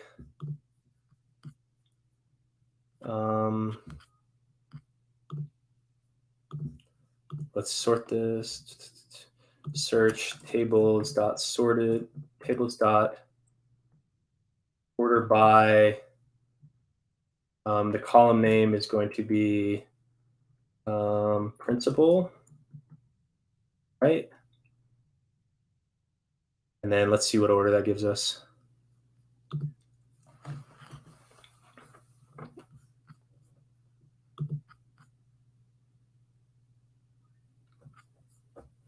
Let's see if Alex is in here.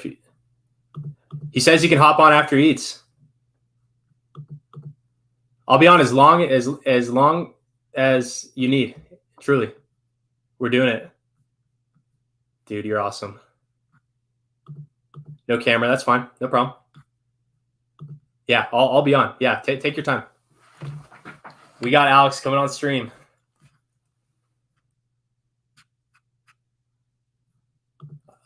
So let's see is it still loading?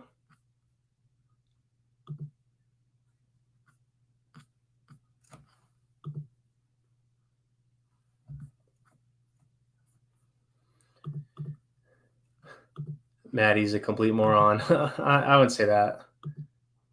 Just don't know how. Oh, so probably the detrimental that all of the like thousands of individual max length stakes can cause even further pricing out of stakes because like more money is needed from the people that can't afford to end the stakes to do it, and because there's going to be a lot of competition for ending your stake, which can drive the gas price up in that moment, which causes even more people to be less feasible. Which I mean is positive for the price, because now that's hex that is permanently or maybe can't unlock until the maybe a year later in the bear market, and they've bled out halfway by the time they can unlock due to late end stake penalties. So in terms of that, he says he disagreed that hex removed from market is bad for hex. Yeah, I mean it's more just like just kind of seeing, like, the reason why I have started to think this is just kind of seeing just kind of how like now that we've experienced our, because we went up straight only for 2 years, and then we now experiencing like our first serious bear market, and just kind of seeing like all that has happened as a result, and that small holders that sat through like massive paper gains and loss. It's like they were convinced that staking their hex is like good for themselves and good for hex, but then they basically can't compete as sellers versus the people that didn't stake, who then just like sold and created the bear market. So that's kind of how my thinking has changed on that. Yeah, so Alex should get on.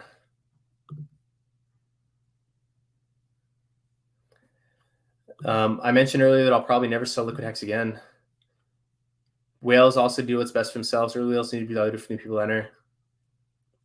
Yeah, and kind of the way I see it is that like the large whales that can just roll short-term stakes, and just kind of like print like a constant amount of money, they need competition, which means that they need to take on more risk to achieve that same monthly ROI.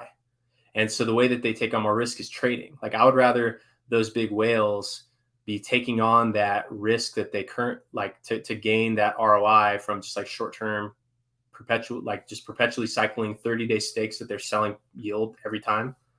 I would prefer that they achieve that by trading, because then by trading, what that means is that they are four things. You're buying a low, meaning you're creating a price floor, or you're selling a high, which means you're preventing other people from buying at too high of a price and experiencing negative ROI. So that's like one scenario.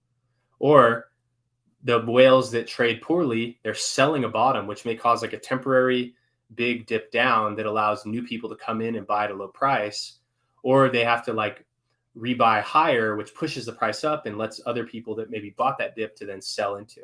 So like I would prefer those whales to have to take on more risk trading than just by like milking stakes. I think that would be a little bit better.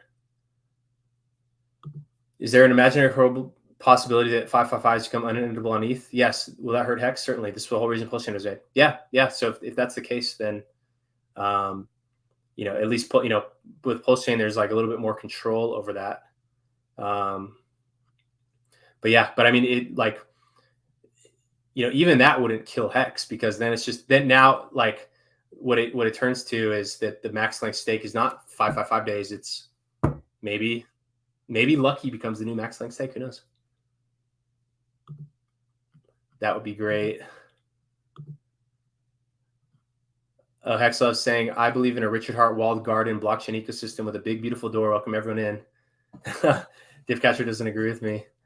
Well, I think that it goes against his whole premise of like blockchains are for censorship resistance. And so if you introduce censorship, then why use a blockchain at all?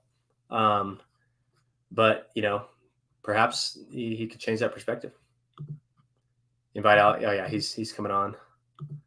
Love the new platform. I'll be on until you're ready.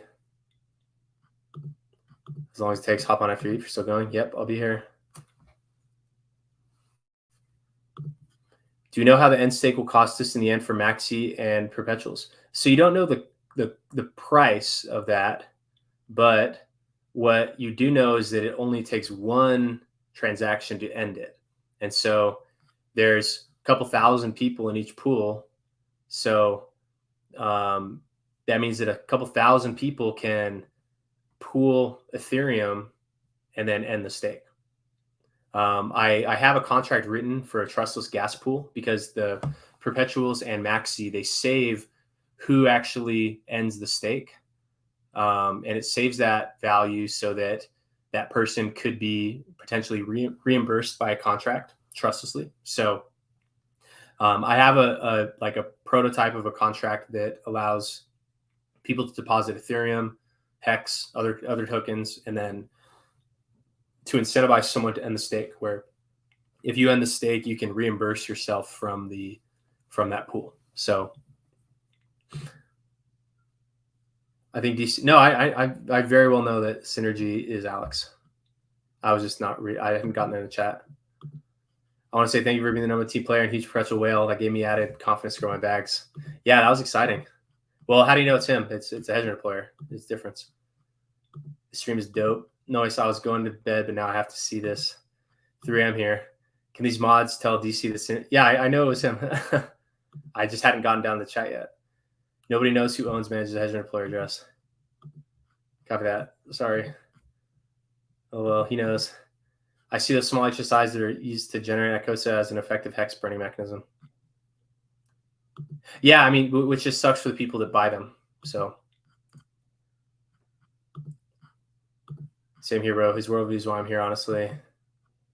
Oh, he says, dude, preach. Love the worldview. Thanks, Tip Catcher. Thank you.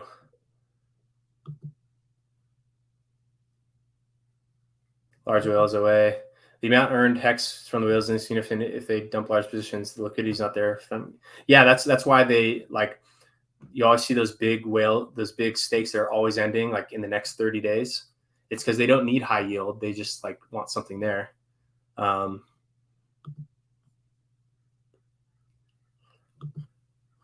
Largest whale away could do LP that would basically make Hexa stable. Yeah, it could.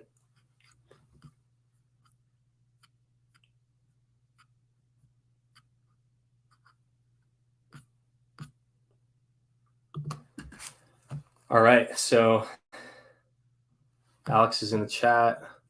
Let's get him this link.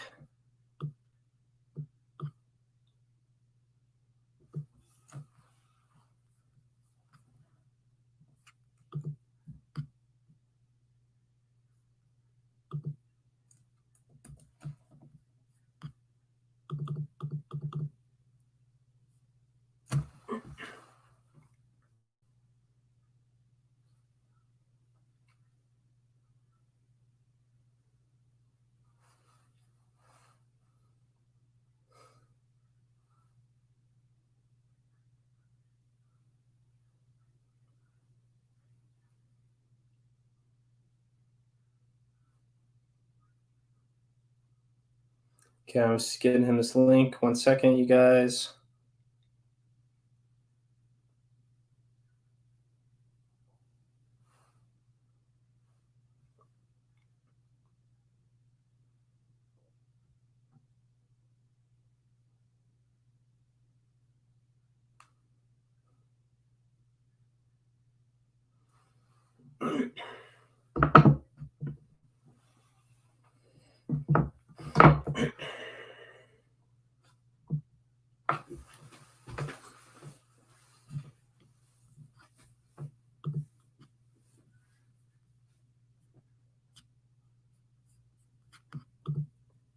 Okay, he says you have to eat first, but he'll be on. Yeah, okay, cool. So he'll be on a little bit. Thank you so much, man. This is gonna be awesome. I think this will be the first time we've spoken a little bit on Twitter Spaces, but first time on a YouTube stream. Okay, you just got the link. Cool. He'll be on a little bit, guys. Have you started Telegram yet for new coders? No, not yet. I haven't done that.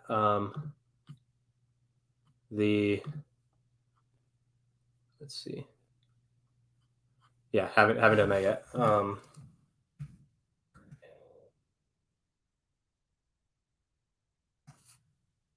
here, that's what I was showing you guys. We're trying to read the largest Icosa stakes.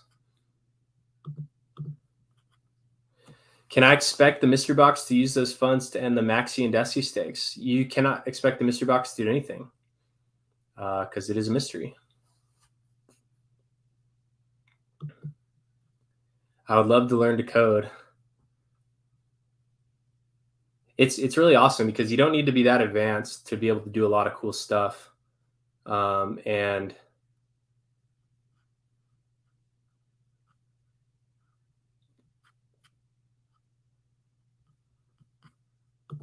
And then it's also a lot of fun. Okay, so here, let's fix this, you guys. So let's just remove all the columns. We're going to add columns from data table, and this is going to be Icosa buyback.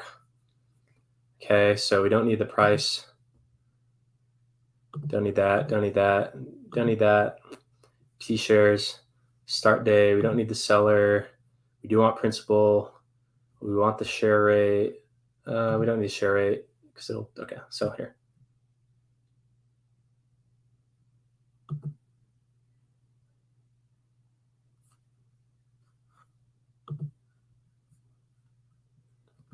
After first, nice. Can't wait. Versal just said it'd be a lot cooler if you could. Dude, you told me that you were ending the stake for everybody. That's what I thought was happening. I can read it, but the framework to build something is overwhelming. So yeah, don't focus on frameworks. Just get Anvil. Literally, this platform I use for building everything, it is literally perfect.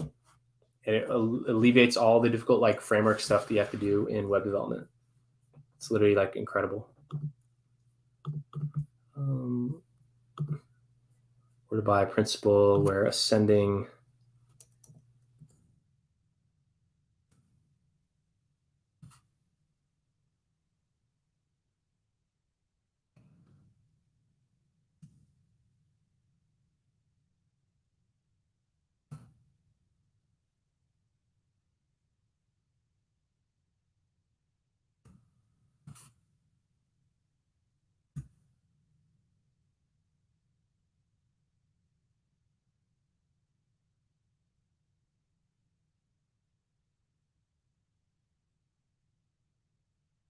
That coding course is super cool.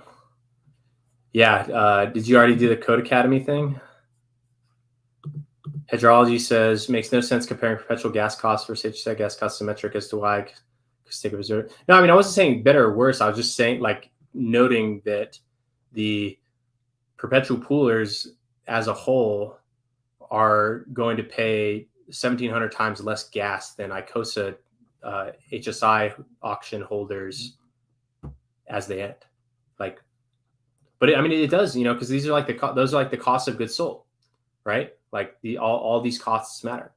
So it is relevant to discuss because that when we look at one of my like literally the video that kicked all of this off,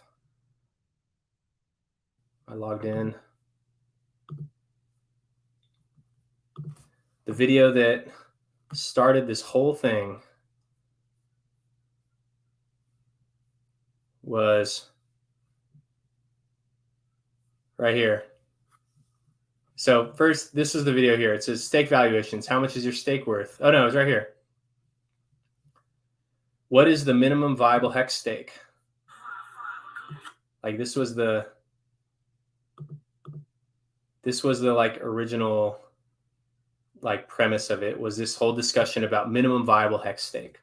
So that includes, if you just look right here, initial value, ETH price, on-ramp fee, value in ETH, transaction fee to MetaMask, the hex price, the gas swap to ETH to hex, the days, the gas to end your stake, total stake fee, hex price on end date, earnings per share, total earnings hex, total value hex, earnings USD, total fees, like all these things matter. And so that was like the initial discussion about that. And then did another one a couple weeks later as like the impact of Ethereum Berlin upgrade on hex and stake cost. Is it bullish or bearish for hex? Look at that price. Oh my God. We were literally euphoric at that moment. So like that then, so that was in May of 2021. this video, can Hex big payday distribution help us predict future price? This next one here was, what is the minimum viable Hex stake? So, oh no, wait, we already did that one. And then, dear God, this was the one. Protect your Hex and profit from EIP 2929, where we talked that it's like the share days, so shares times days times daily payout is greater than S load cost times days times gas price times Hex divided by E. And so like the gas to end the stake is like a key metric in evaluating the value of the stake itself. And so that matters when you're trading these stakes in an aftermarket.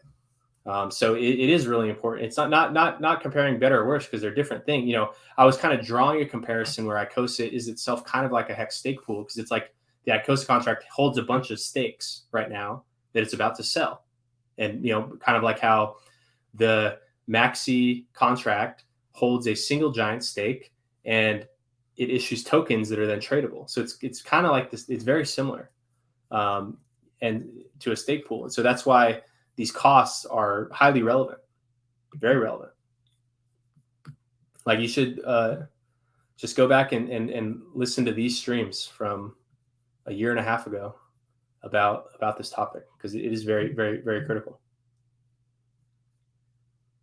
to teach people how to.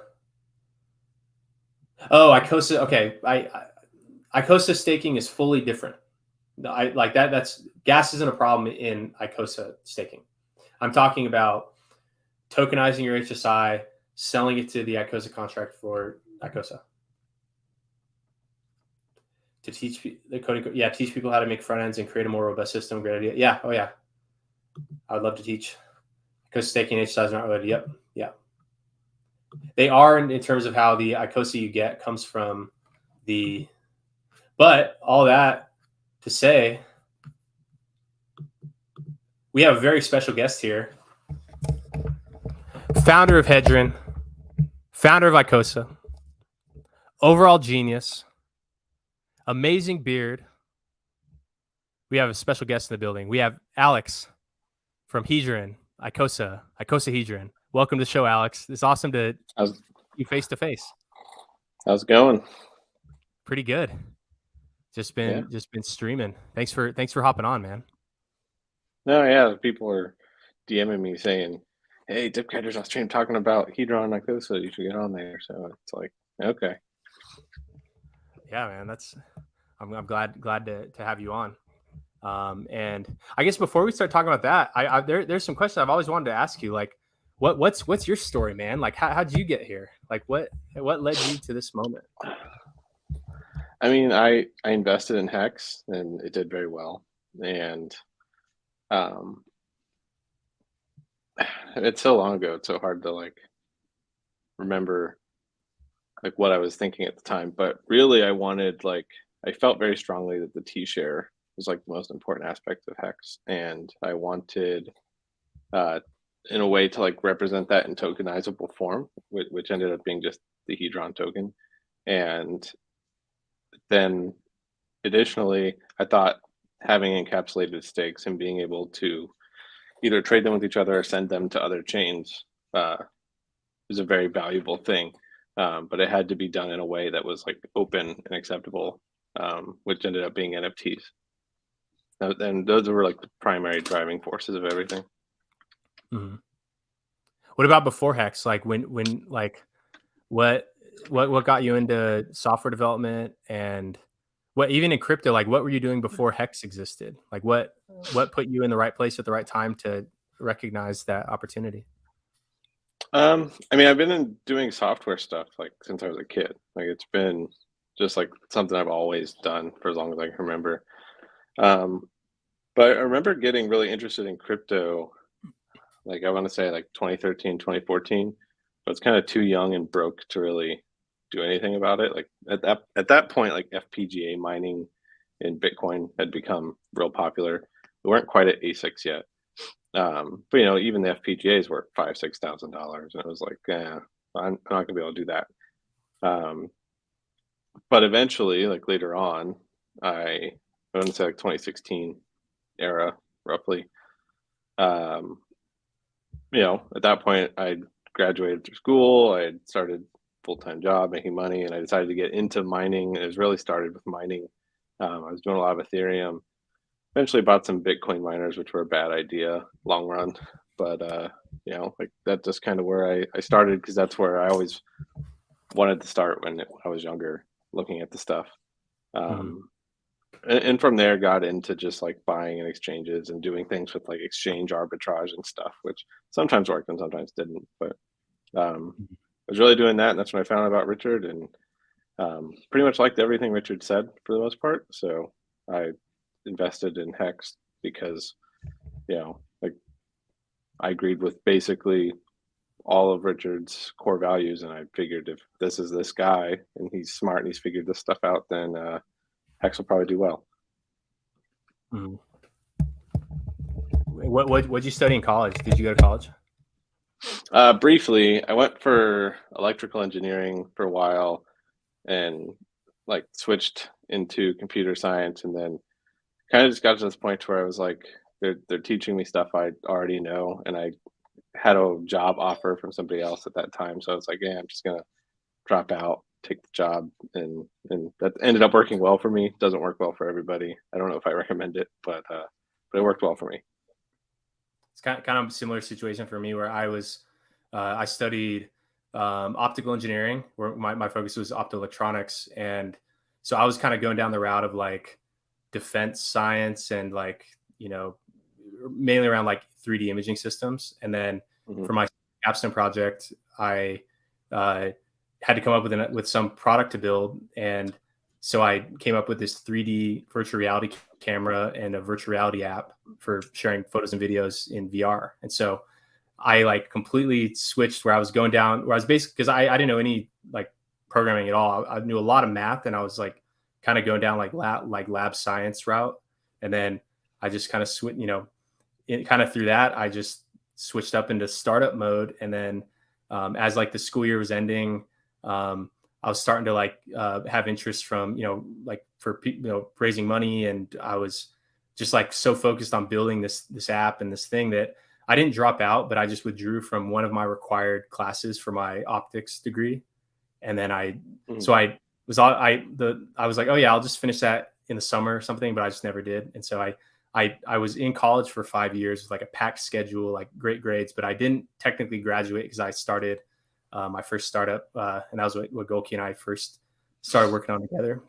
So yeah, you're right that like if you have something that is there for you and like you're ready to kind of double down on that it's good to kind of break out of college. But I think a lot of people it's like one of those things where you're paying all this money. Like I was paying stupid money to go to school and going in debt at that point for it.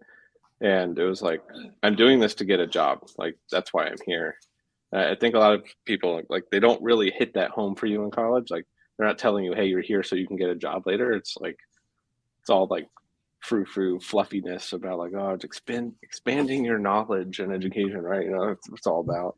And then at some point, the math just doesn't make sense. You're like, well, if I can just get a job and I don't have to go through this, and it doesn't work for all things, of course, like doctor, lawyer, or like if you're studying something where it's the industry considers it a requirement. But in a lot of the tech jobs, you don't necessarily need it. Like most companies, they'll put it on their resume thing, but they'll take anybody because there's not a lot of people that do it in the first place.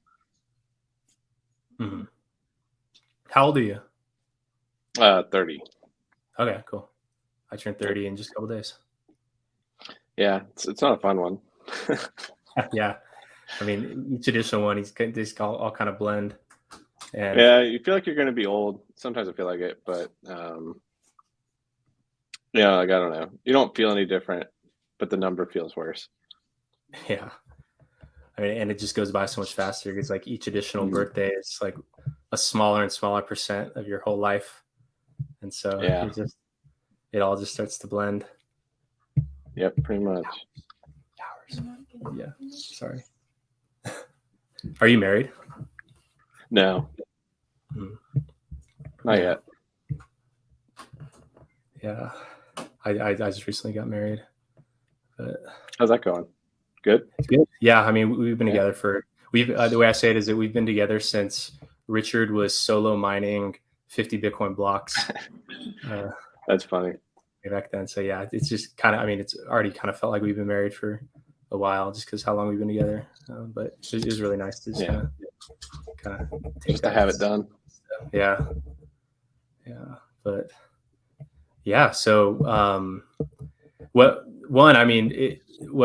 do have to say, it was pretty amazing to see the hedger and deployer activity in the team and perpetuals ecosystem.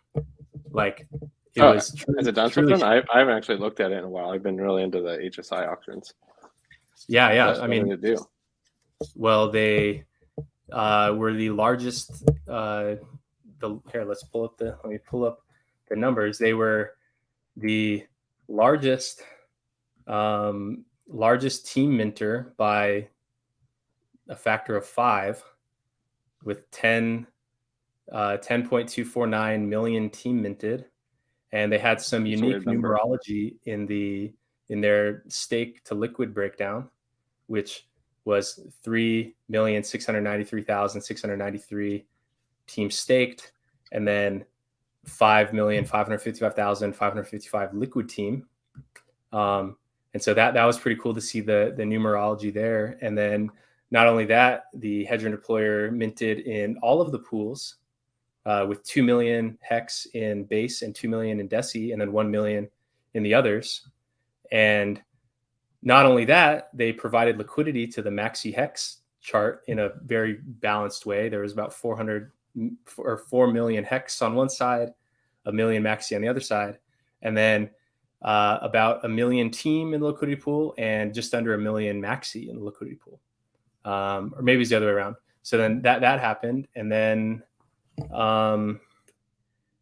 so that it was amazing to watch. And also, I'm quite thankful because when I was building our Maximus portfolio tracker site, when I need an example that did every possible thing. Oh, and they diamond handed that was the last thing. They diamond handed about half of each of their perpetual pool bags. So when I needed, catch me up on that. What is diamond hands? What is it? I mean, I know it's a thing, but I actually haven't looked into what it did.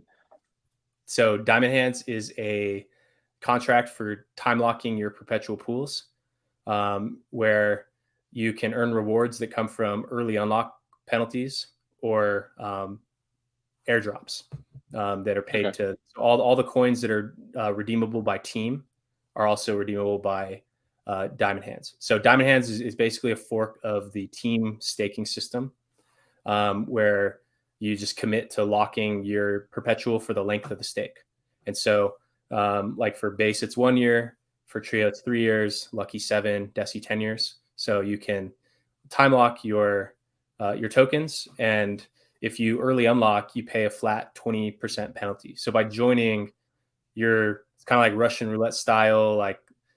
You're betting everyone in the pool 20% of what you contribute to the diamond hands contract that you're going to stay in until redemption. And so if you leave early, the penalty is distributed amongst the people that stay around till the end. And so it's just like it was like a way for people that were using these pools not to trade the premium discount cycles, but just as an alternative to staking on their own, just a way for them to potentially earn more yield per hex staked in the pools than just on their own. So that's what Diamond Hands is. And since the Hedron deployer did literally every single possible thing, they're the ideal sample wallet when I need to make sure that the display is working and when I'm working on that dashboard. So that was quite gracious to do that for me. Yeah. So Diamond Hands kind of sounds cool. So it's like for people who mint the perpetuals in a way so that they you want to participate because you want the lower gas cost, but you have no intention of essentially ever selling your liquid coins, basically. Yeah. Like if you're using it just for the staking, and also people that want that, how some people say that they like how hex staking protects them from themselves with the strict penalty early on. It kind of introduces instead of the kind of tapered penalty where it's very high for the first half and then it kind of gradually the penalty as a percent of the hold, kind of tapers off towards the end. Instead of that, it's just like flat 20% penalty across the board. Yeah. And so, yeah, that's cool. Yeah. Yeah.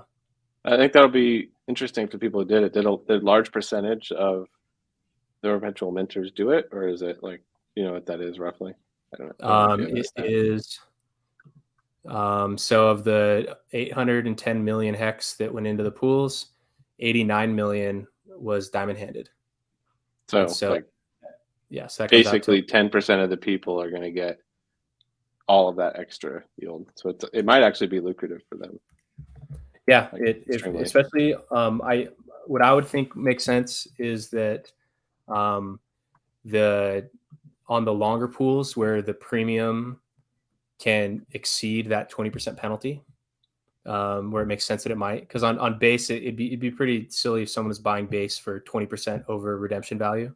But the longer pools, when there's kind of more blue sky to paint in to the end value, I think that and because they're just longer, and so people just may want more, and there's going to be more, bull and bust cycles during that time, and that's probably when we'll see a lot of early end staking, is either when the hex price is up a lot, so that like their ROI in dollars is up so high that they are fine with that penalty because they're still up a lot from when they entered, or also people panic selling in bear markets. So I think the longer ones will probably have more lucrative yield compared to the shorter ones, just because it's a longer period and more cycles to tempt people with that, and just like more upside where like a 20% loss is like maybe tolerable from your perspective. Mm-hmm.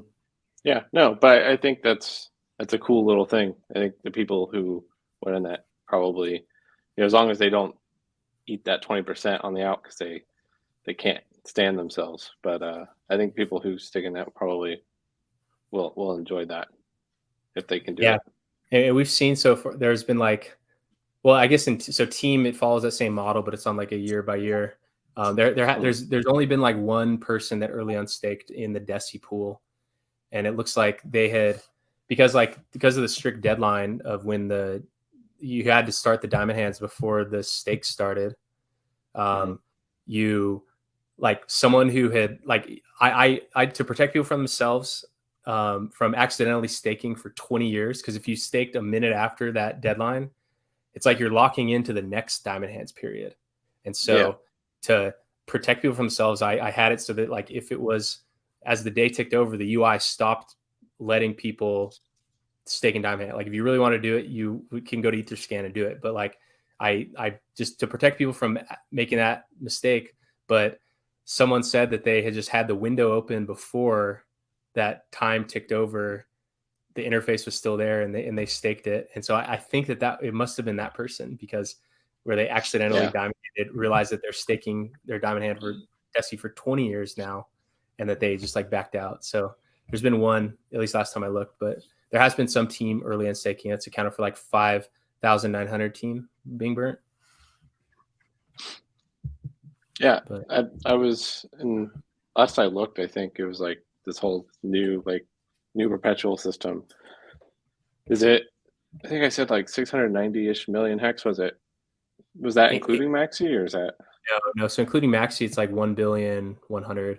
Awesome. It was 810 million in the pools, which was higher than we thought. We thought maybe 600 million was like the target. And we were actually worried because, kind of how we would kind of locking in or launching in lockstep. It's like Hedron launched, and a couple weeks later Maxi, and then Icosa launched a couple weeks later the pools. We were kind of worried that just because like how much hex went into there. I think by the time we launched, an equal amount to the hex that went into Maxi had gone into Icosa HSIs. And so we were like, oh wow, like, because it's presumably like very similar audiences. The people that are active in the hex bear market, they're the ones that are doing all this stuff.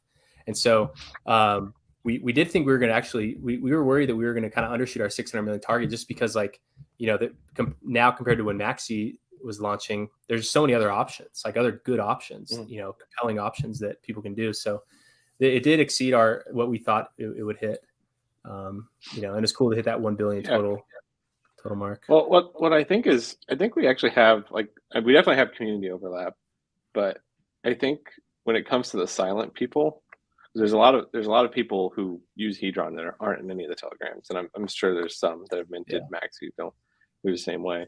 I think they're very different. Like Maxis largely the people going into Maxi are all like smaller hex holders. And Icosa's HSI buyback system really went after the hex whales, right? Like the vast majority. I mean, there's some small HSIs that were thrown in there, but a very big chunk of them are like stakes 1 million plus hex. And you know, it's amazing. If there's anything that I've like realized, it's that there's way more liquid hex out there than any of us realize. It's a stupidly high number, and there could be 5 more Hedrons and 5 more Maxis, and I don't even know if we'd get half of it. You know? Oh yeah, like it's yeah, crazy especially how much is out considering there. all like every day there's a stake ending where someone who had bought in between December 20th of 2020 and January 20th of 2020, where they bought at the all-time low prices at the all-time low T-share rate, staking ending today, where that's like the highest earner, and that's like more hex than anyone could even imagine buying today. And like that's happening like, you know, every day. couple of days, Constant. Yeah. And so I think because like it's a thing that's hard because you look at the total supply metrics of hex and you're like, oh, it's not that much. But the amount that's owed to stakers coming out over time is a massive, massive number. And it's going to continue to be a massive number. Yeah. And I think that, you know, over time, like as the, you know, because like there, with so much of the supply held in like OA or OA related addresses, or just other large liquid holders that I don't know if are related to that, where it's like them getting incrementally more hex doesn't really move the needle for them. But like hex price going up does. And so by making it more attractive by holding liquid, it's like they're just, you know, they're diluting out over years. And so at one point, you know, there could be a time where there's someone who's not related to the OA who becomes larger than the OA. You know, maybe I don't know how many cycles it would take if the OA continues its like current staking, you know, positions. There could be a time where just like, you know, as the old liquid holders just kind of dilute out into the new active stakers, that there could be that big shift there. You know, and that, you know, I'd almost argue we're at that kind of transition point now. It's like there's been more hex dumped on market in the past 3 months than ever, right? And it all goes somewhere, and liquidity is not that thick, so it's not going to LPs. It's like there are people with limit orders at in the sub 3 cent range that are like really buying it up in relatively big chunks at that point. So I won't be surprised if by the end of this bear we've 2 or 3x'd the amount of just hex holders. Yeah, and then it gets distributed into, you know, amounts where they have higher targets for what is successful to them. You know, because like all the people that have the most, it's like they've experienced that like massive gain already, and the amount of energy required for them to like do it again is a lot. But for someone starting small, you know, it just kind of recirculates and kind of resets that like next expectation target. And just, you know, because you never know who's like the next hex buyer who's going to onboard someone, and then like the people that person onboards, that can grow to like hundreds of thousands of people. Like every new person that enters hex could be like some like node on a network that just flourishes in terms of adoption, in terms of something they may bring, some way that they introduce it to some other audience. And so it's like the more that happens, like the more chances that there are for that. And you know, that's kind of the cycle of it. That kind of happens that way for a lot of markets. What you said about the Icosa kind of catering to the larger ones. What I have here is the just showing the largest poolers. And so, there's a lot that are above the largest Icosa stakers, and there's a lot over 1 million. So, and when I look at where is it? Is this one? Yeah. Okay. So here, this one is ranked by, this one's a little harder to see, but, we had our largest individual base staker was 12.6 million. Our largest individual Deci staker was 50 million. We had a 30 million Deci. So a lot of our participation was really driven by, there's a handful of massive participants. But then most of them were just, you can kind of see here, not as many, 7 to 8 figure minters. Icosa had a lot more, over 1 million, stakes put in.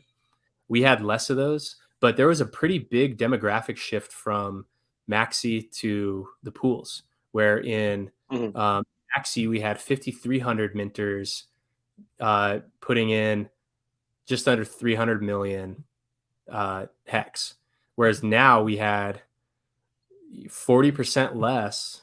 We only had 3,300 minters that put in almost 3 times as much. And so our mean for participant, so our average was 242 million, which is mainly brought up by those handful of massive, the 50 million Deci guy, the 30 million Deci guy.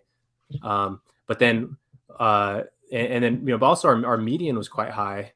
But there was a pretty big demographic shift in the Maxi group into the pools, and I think that probably had a lot to do with the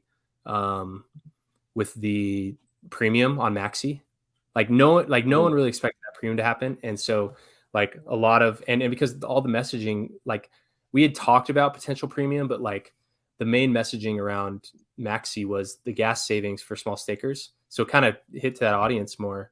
But then after seeing how Maxi performed, I think that unlocked a whole bunch of new people that want to trade that premium discount cycle. So I think that's kind of that demographic shift that we saw there.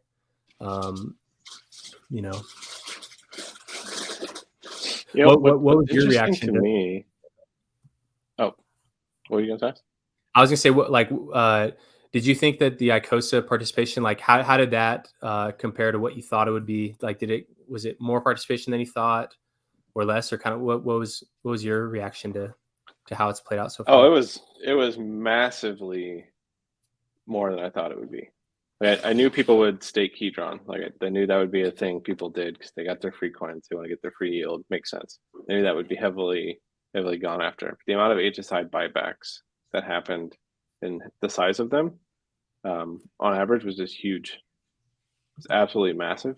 And I think a lot of people are playing this game where hey, I've got a bunch of free Hedron.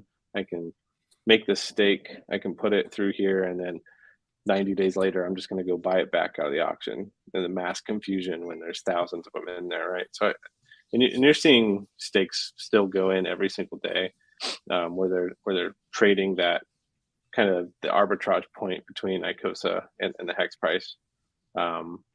So, it's over 90% of that Icosa that's being minted is staked now. It's just a ton of activity in it, and it's gonna be interesting to see what happens when that auction day hits. Mm-hmm. Oh yeah, I'm really looking forward to that. So one question I have about the auctions.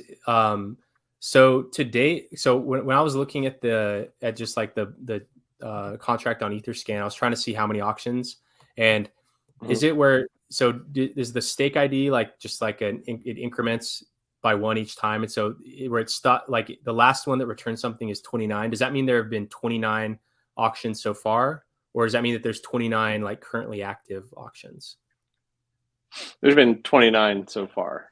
Okay. I don't know what the actual number is. I've got a subgraph that'll tell me. Yeah, what it is. Well, when I looked, when I typed in 30 as the ID, it returned zeros, but then 29 returned something that looked like it recently from an auction. So, it must have been. So 29 is probably the most recent one. Yeah. Yeah. And then now there's about to be 5,000 of these. 5,700 is the number. Yeah, 5,778. And Yeah, then you're looking at probably first day around 3,000, and then second day 1,000, and then it drops off exponentially from there. But there's basically some happening every day for the next, like once the first one hits, there's going to be at least 45-ish days of auctions going on. yeah, what went into like in the design of the scheduling, like from the 90-day auction liquidation time frame to the 30-day to all the way up to the 360-day staking? Like what goes through your mind when you're planning out these sequencing of these key events in the whole system? It's mostly gauging human emotion, right? It's like first thing is with the borrowing system, is I really wanted it to be fair, right? It's like most borrowing systems aren't fair. Most borrowing systems in crypto are like, hey, here's your thing that must never happen, and if this one thing happens, you're screwed. So you do everything in your power to not let that one thing happen. In Hedron, it's like, hey, you should repay this over time every 30 days, but here's an extra 60 days of leeway if for whatever reason you need it.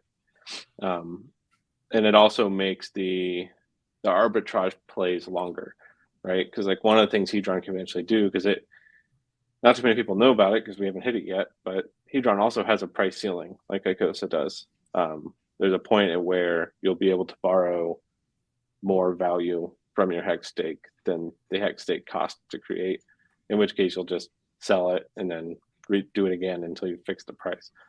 But having the 90-day window gives you more leeway to play more speculative things. Like, let's say you borrow a bunch of Hedron, sell it, and then because you're expecting a massive market downturn or something, and then that does happen, right? Well, you have 90 days for that to happen, for you to be right on that speculative play, in order for you to play that kind of game.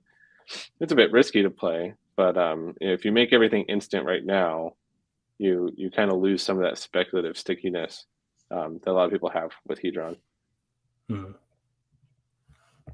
And what about the staking schedule of Icosa and the bonuses? What went into that? Yeah, the hold on one second.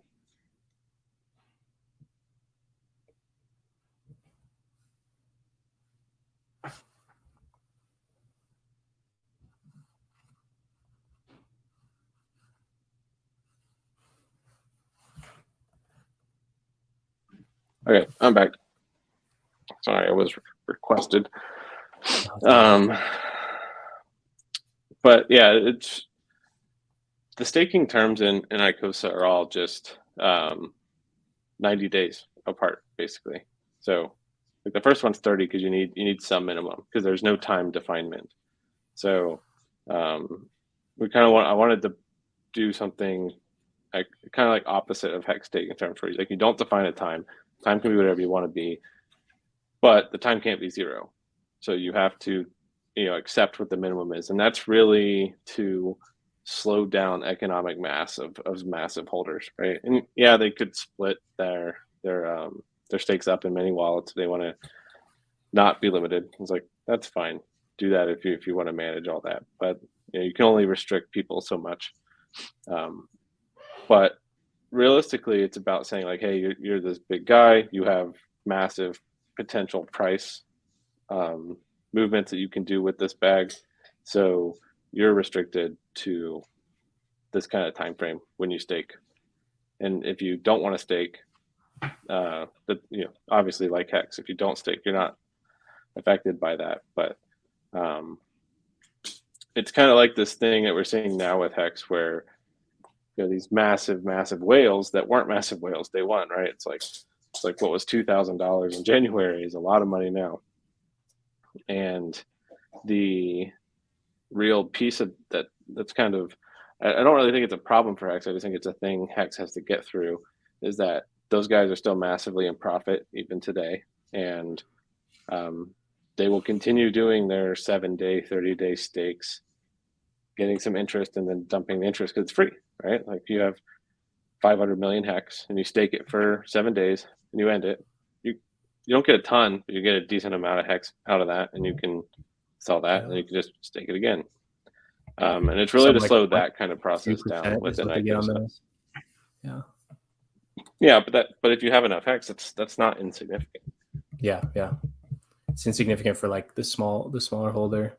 Mm-hmm. And now that and that's kind of what since like with Hedron, since it was based on the length of your stake today, in terms of like when Hedron launched, the amount of Hedron that was just suddenly there was the length times T shares, and so the people that bought at the lowest T shares at the lowest price and got that bonus, they got the most. Like, would you know roughly what percent of those people like had just sold all their available Hedron like into that, like kind of what made that like kind of like big bowl shaped pattern on the chart, like so I've only really tracked it down to like pending issue in the Hedron system? It's definitely not now. I think the people who have sold have done so. The whole part of that launch was really to say, you kind of already cut out the short-term stakers, right? Because they kind of lose out on the stake length thing. But you still had this class of dolphins, sharks, and whales that bought into hex early, and they 5-5-5-5'd everything, right? They're like, well, I'm gonna do this 15 years. I have diamond hands. And to them, Hedron was just this free money airdrop where they've had to watch hex price go up to 50 cents and down, and they couldn't sell because they're staked. Hedron let them effectively get some value out. But it was really important in order to create a new class of stakers, right? It was basically an offer in a way. It's like saying, okay, here's these coins that you've earned because you're such a massive good staker, and here's a potential opportunity for you. You can sell your coins or you can hold on to them. And if you sold them, I didn't want those people to really be able to participate in Icosa at all. So it's a lot of information was just withheld and saying like, hey, here's this thing. In the back of my head, I'm thinking, okay, it's half the protocol.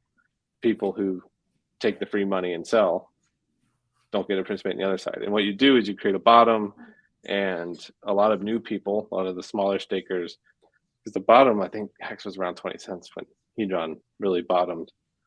And a lot of the smaller stakers were able to move into Hedron and ride that up through the Icosa launch. And some people made like 3,000% on that in a bear market, which was crazy. I didn't expect that, but it was cool. Mm-hmm. Yeah, I mean that I think was like a positive thing for Hedron, just kind of like that recirculation where there was like that class of users that just got the most because they were the oldest stakers of hex that bought at the lowest price, lowest share rate. But then there's now like kind of this new class of people that just bought the dip, and that's like, to me, that's like the whole premise of crypto. Like that's literally dip catcher. Like the premise, the whole brand is like seizing that opportunity when it presents itself, because that's how these recirculations happen, and it's like an important part of the cycle. And it's just faster paced in the Hedron system. Like the hex itself is in that phase now, in my opinion. Like we're in the dip period. Not financial advice, but it's like, I think next phase, like people who are buying in this time frame are going to be equivalent to what just happened in Hedron, but on the hex side. And I don't know where hex's top goes, but it's probably more than 50 cents if I had to give a guess. Yeah, and I mean it's like it looks so much like the Bitcoin chart from the first couple years of Bitcoin, like big move up, kind of shake out, massive move up, then like horrible bear market bleed, no one cares about it, and then like new cycle, new narratives. That's what I mean. That's what I'm really kind of interested in the future, is just like the new narratives that form, because like we've kind of we've all been beating the drum on the existing narratives, and I think now with the HSI saleability and the stake pools, it's kind of introduced like a whole new narrative, and kind of walked back a prior narrative where like a key piece of the Hex narrative was like, lock it up and it can't be sold. But then, in Richard's words from, the numerous times he's talked about secondary markets for Hex stakes, a free market will build solutions. And so that's kind of where we're at now. And I feel like it's like a new generation for Hex where that's now part of the game. Because like for the first year, there was some, things like the stuff that like Trevon was involved in, and there was some things kind of building on Hex, but it was primarily like so many of them just were total failures that like the Hex, I think, was scarred from that. And then there were these like direct knockoffs that were like trying to draw from it. And like, so Hex was kind of scarred from that. And like, also just like had to become more resilient against that. But then like, I think like, as we went through like that first major cycle, there was just such good times that, people kind of were willing to kind of take a different perspective. And then when Hedron launched, like I'd say that you guys definitely took on a lot of the opposition on the topic. Oh yeah, like you guys, and like that was like that off graciously. We laid the road down for you, like we ate it all, and then but it's fine. Like someone had to do it. Like when we had that one, I forget what it was, but it came out early on in Hex Days. Like they just scammed people out of their money. That's all they did.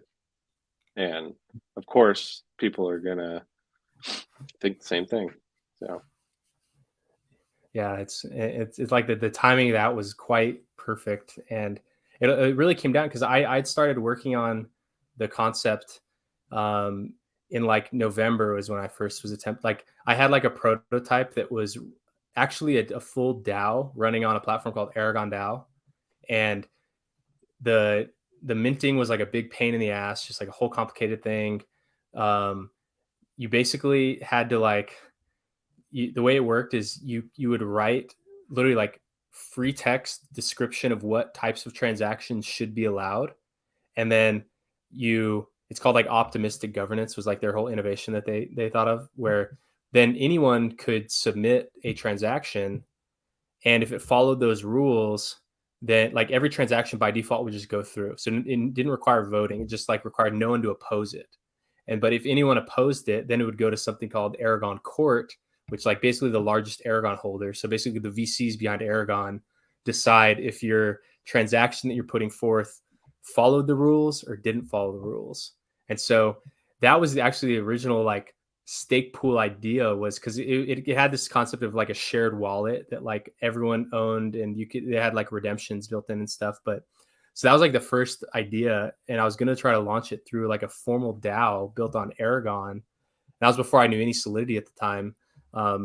And just like the level of trustlessness that's kind of required of our community, and just like I did not know what could go wrong on that. Like I could not have audited the Aragon contracts. I couldn't have done all that. A lot of it was like, only their front end worked. You couldn't run it on Etherscan. Mm-hmm. And so like all these things that I viewed as like kind of non-starters, I just couldn't do it. And so that's like what delayed until May, is because then I had to, fully learn Solidity and then build it.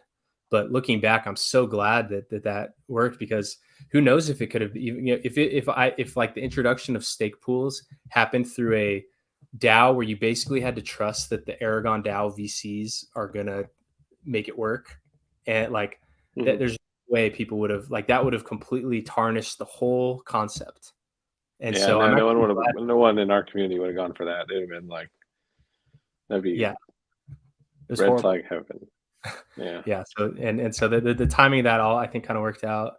And then it was cool that, because you guys launched first, we were able to bundle Hedron into Maxi, because like the version that we had, like run on testnet, it didn't have Hedron. And then, just like how trivial it was to add it. Like literally it was just like one line of code to run the mint native, and that's all it took. So it was pretty awesome. That's how the timing that worked. Yeah, that worked out really well, I think. And has anyone seen what happened with is Dodeca officially a scam now? Like, I know a lot of people said it was in the beginning, but I don't normally talk about these things. They kind of ripped off the Hedron nomenclature. So Yeah, I thought that it was like a Hedron. I thought it was like it was like affinity scams. Like when I saw it, that's what kept me away from it, was that I was like, oh, like they're trying to trick people into Hedron. And so they, That's what like I thought, but then it didn't do anything with Hedron. So I was like, like I guess like I didn't like it, but at the same point, I'm not like, oh well, this thing is like gonna hurt Hedron holders or something, because it doesn't. It's like it's only for hex stuff. Um, but yeah, that went splendidly bad. yeah. And there's gonna be And more of that stuff. Like it's gonna happen all the time. yeah, I mean, because anytime like that's an example, because that was like a copy of this thing. What was that thing? David Portnoy was shilling it. Safe Moon. I thought it was like a Safe Moon clone, or like one of those like where you pay It's attack. an actual copy of this thing called Gumby Social Club, Oh, which has been copied hundreds of times, and every single time it's ever been copied anywhere, it has gone to zero. yeah. But I mean, someone must make money off of the act of that happening. Like the person sending it to zero probably makes, and that's why it gets repeated. And I think that's kind of Yeah. why, like with these proof of work forks, I think that ETH and ETH, there's no way those are the last one, especially if either one of them had, like, as soon as one of those makes a 10x move, then I think there's going to be a ton of these. I think there's going to be proof of stake forks. I think that like kind of how like there was like there's some like early ICOs kind of paved the way. They showed that you could like have some like dazzling business plan, have all list of advisors, a whole tokenomics thing that says, okay, 30% marketing, 30% this, 30% that, and like you just raise money and with literally no, like you raise money up front and then you maybe try to do something, but no one's really holding you accountable to that. Like as soon as there were kind of some like blueprints for that, there was like a flurry of that activity. And same with like the DeFi food token farming thing in 2020. Yeah. It's like a couple big examples and a flurry of that. NFT, like these 10,000 profile picture, like things that are like not human, but kind of human. And like literally those types, and it just like ran with it. I think that these shit forks may be a next one. If one of them really pumps, I don't think it's the last one. That's Probably not. I mean, what happened? So like Bitcoin, right? I guess technically the first fork of Bitcoin is Litecoin. I don't really count it. I mean, you can count Dogecoin too, but like those are all things trying to do something very different ultimately. Like, like Litecoin was forked and a bunch of things changed because it's like, oh, we're going to test all the new stuff before it goes Bitcoin, which has never really held up, unfortunately. But that was the idea.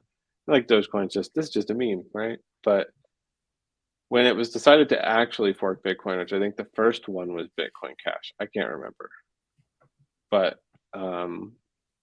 like that happened, and then Bitcoin Cash had value. It wasn't as much as Bitcoin, but it had significant value at that time. And then a lot of people saw that, and then all of a sudden there was like Bitcoin Gold and all these other things. Like, I don't even know if Bitcoin Gold still exists, but there were tons of them. But they all died off very quickly, right? Like the community's basically all settled on, okay, well, if there's going to be a fork of Bitcoin, it's going to be Bitcoin Cash. And Bitcoin Cash hasn't done particularly well either, but still exists. I think that's what you're going to see here. I think you're going to see, like, we have these two forks. One of them is going to do better than the other, and the other one will probably die, is my guess. But when one does well, there'll be a bunch of people saying, oh, I can do that too. And they will, and they'll all die. My gut feeling is it's ETHW that wins that fight. I have no idea. But it seems to be the one just off of support, right? Where, like CoinGecko went and listed all the coins, or most of them. It's like Hex, Hedron, Maxi, all these coins that have shown support on ETHW are now on CoinGecko with those variants, but the ETF ones aren't on there. So it's kind of in a like we're in a fork war a little, and it seems like ETHW is winning the fork war. Because that's kind of where, like, Bitcoin's different, right? You fork Bitcoin, you just have to get one thing listed. You fork Ethereum, you got to get a lot of coins listed to like win that fork war. And because ETHW is listed on CoinGecko with a lot of its ERC20s with it, It seems to be the one that's winning for me. It's great. It's pretty awesome how the hexagons were just so willing and like ready for that moment, like compared to everyone else in crypto. Because like everyone else in crypto, I feel like was just arguing like, oh, all these forks are going to have no value, and the hexagons are like, oh yeah, look at these very cheap coins that we love on this other chain. Look at that. And so like, it's kind of cool to just see how like different the perspective is of hex people and how that's let them kind of seize that opportunity. Whereas like a lot of people in crypto just like they'll follow what Vitalik says, and if Vitalik's moving on to this thing, that they won't even care about these others. They'll oppose the others, and you know they perhaps miss out on that opportunity. And I feel like that's like a really strong component of our culture.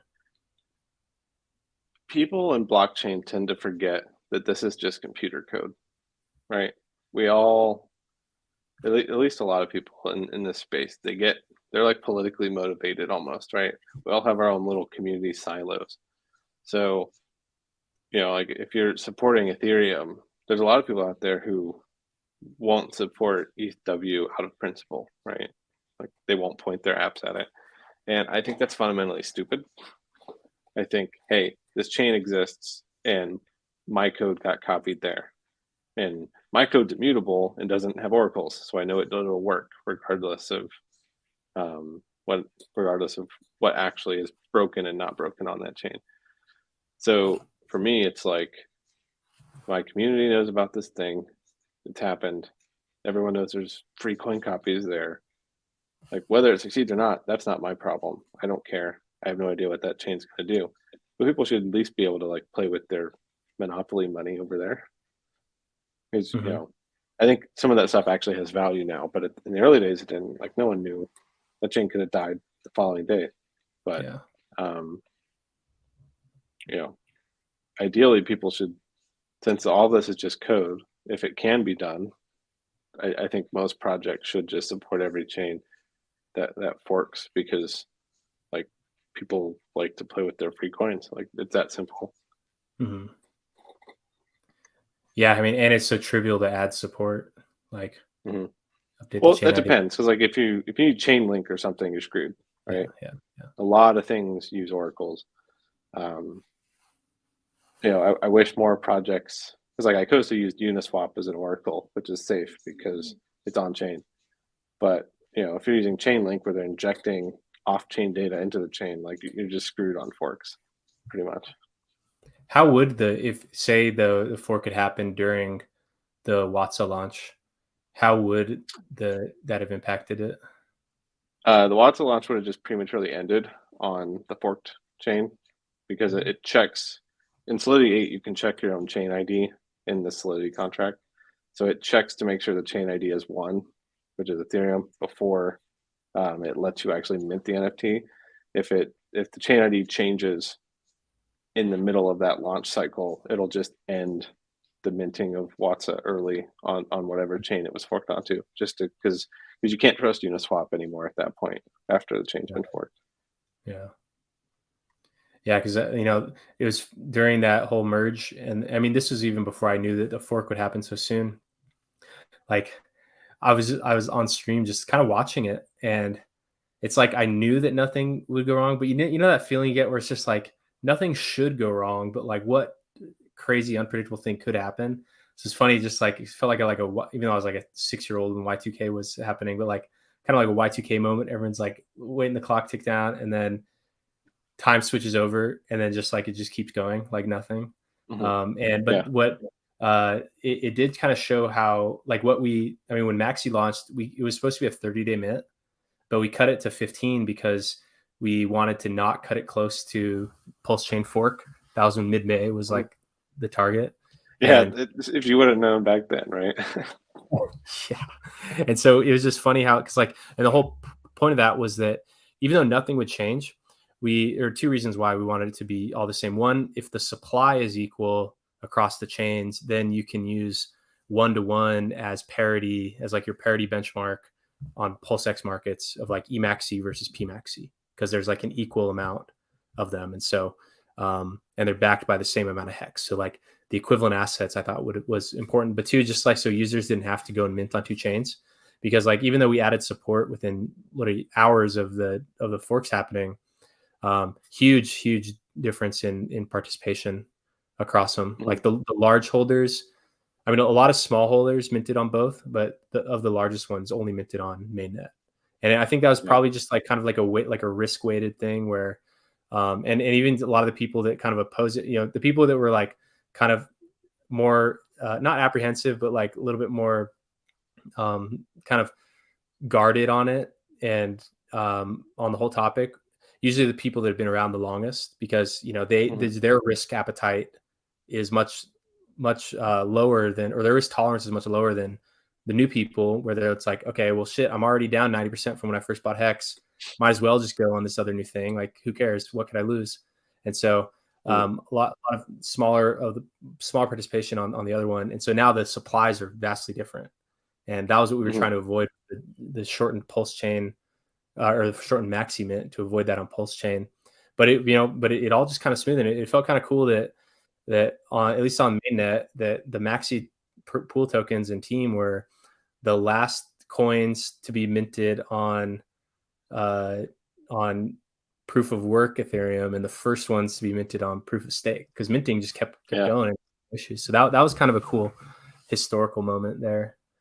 And maybe there could be some premium on proof of work minted ERC20s as like collectible items or something. Yeah, well, unfortunately, I don't think that would be the case. I hope Ethereum lives, to a degree. Like I don't like the FUD people, so I don't think Ethereum's gonna die per se, but I think it's at more risk than it ever has been with their proof of stake change. And I don't say that because I think like mining's better, because a lot of people have that opinion, especially Bitcoin maxis, that like mining's fundamentally better than proof of stake. I don't necessarily think that. I just think Ethereum's staking model is bad. I think it like these are things people said, but it massively has risk for centralization, simply just because exchanges are going to be the largest validators, and they're going to use other people's coins to be those validators. And who's to say the US government doesn't come in and tell US based exchanges like, hey, you can't approve transactions that interact with Tornado Cash, right? And so like, what does that do when the biggest validators are all directly responsible in some way legally for those transactions? It means you just have a big validator split now, where only the smaller validators in other countries will validate those transactions, and you just hope there's enough of them to outvote, versus like pulse chain. Like people like to argue it's centralized, but it isn't, and there's a fundamental difference of why it isn't. It's centralized in the fact that yes, you can only have so many validators, but if a validator starts saying, hey, I'm not going to process Tornado Cash transactions, people just withdraw their delegated stakes from them, and they go to a different one. Custodying the coins. Yeah, right, because you can just do that with your own keys. So if you have that power, like let's say in like a theoretical world where Coinbase is a pulse chain validator, right? And people just go take their pulse elsewhere, where they will validate that stuff. And now pulse chain's not a validator anymore.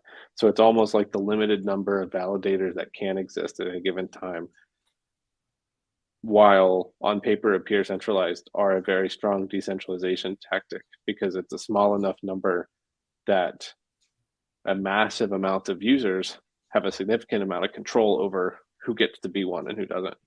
Yeah, I think that's a really powerful thing. Mm-hmm. Yeah, my biggest fear with not fear, it's just like, because like all this time I've always been like, oh, proof of stake good, ETH PO like moved to proof of stake.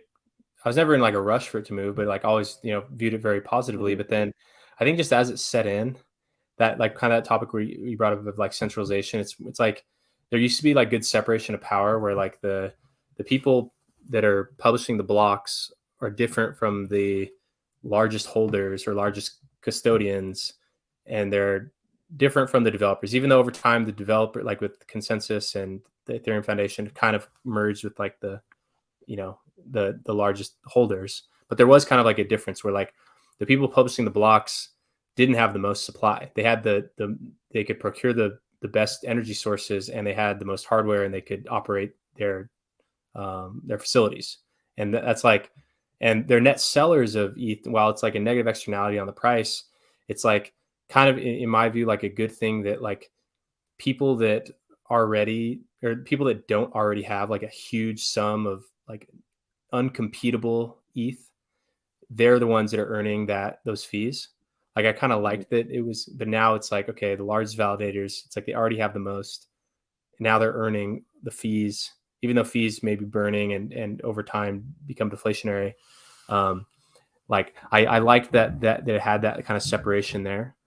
Especially with like the Tornado Cash thing, where it's like there's clear intent to try to apply censorship to people just using internet software. And the collision of the, like what you said with the exchanges being validators, like just kind of all paints like a kind of a scary picture for like a worst case scenario type of event. Yeah, it is a scary picture, and I think the thing that bothers me the most about it, unless they change it at some point, is that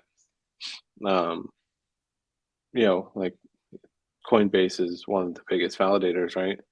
If Coinbase did something on Ethereum, like let's say block Tornado Cash transactions, you say, screw that, I'm going to go unstake on Coinbase and move it to Binance and stake with them.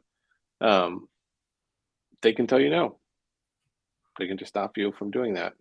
And you can't do that on Pulse Chain, right? Because you have direct power to withdraw your stakes from validators.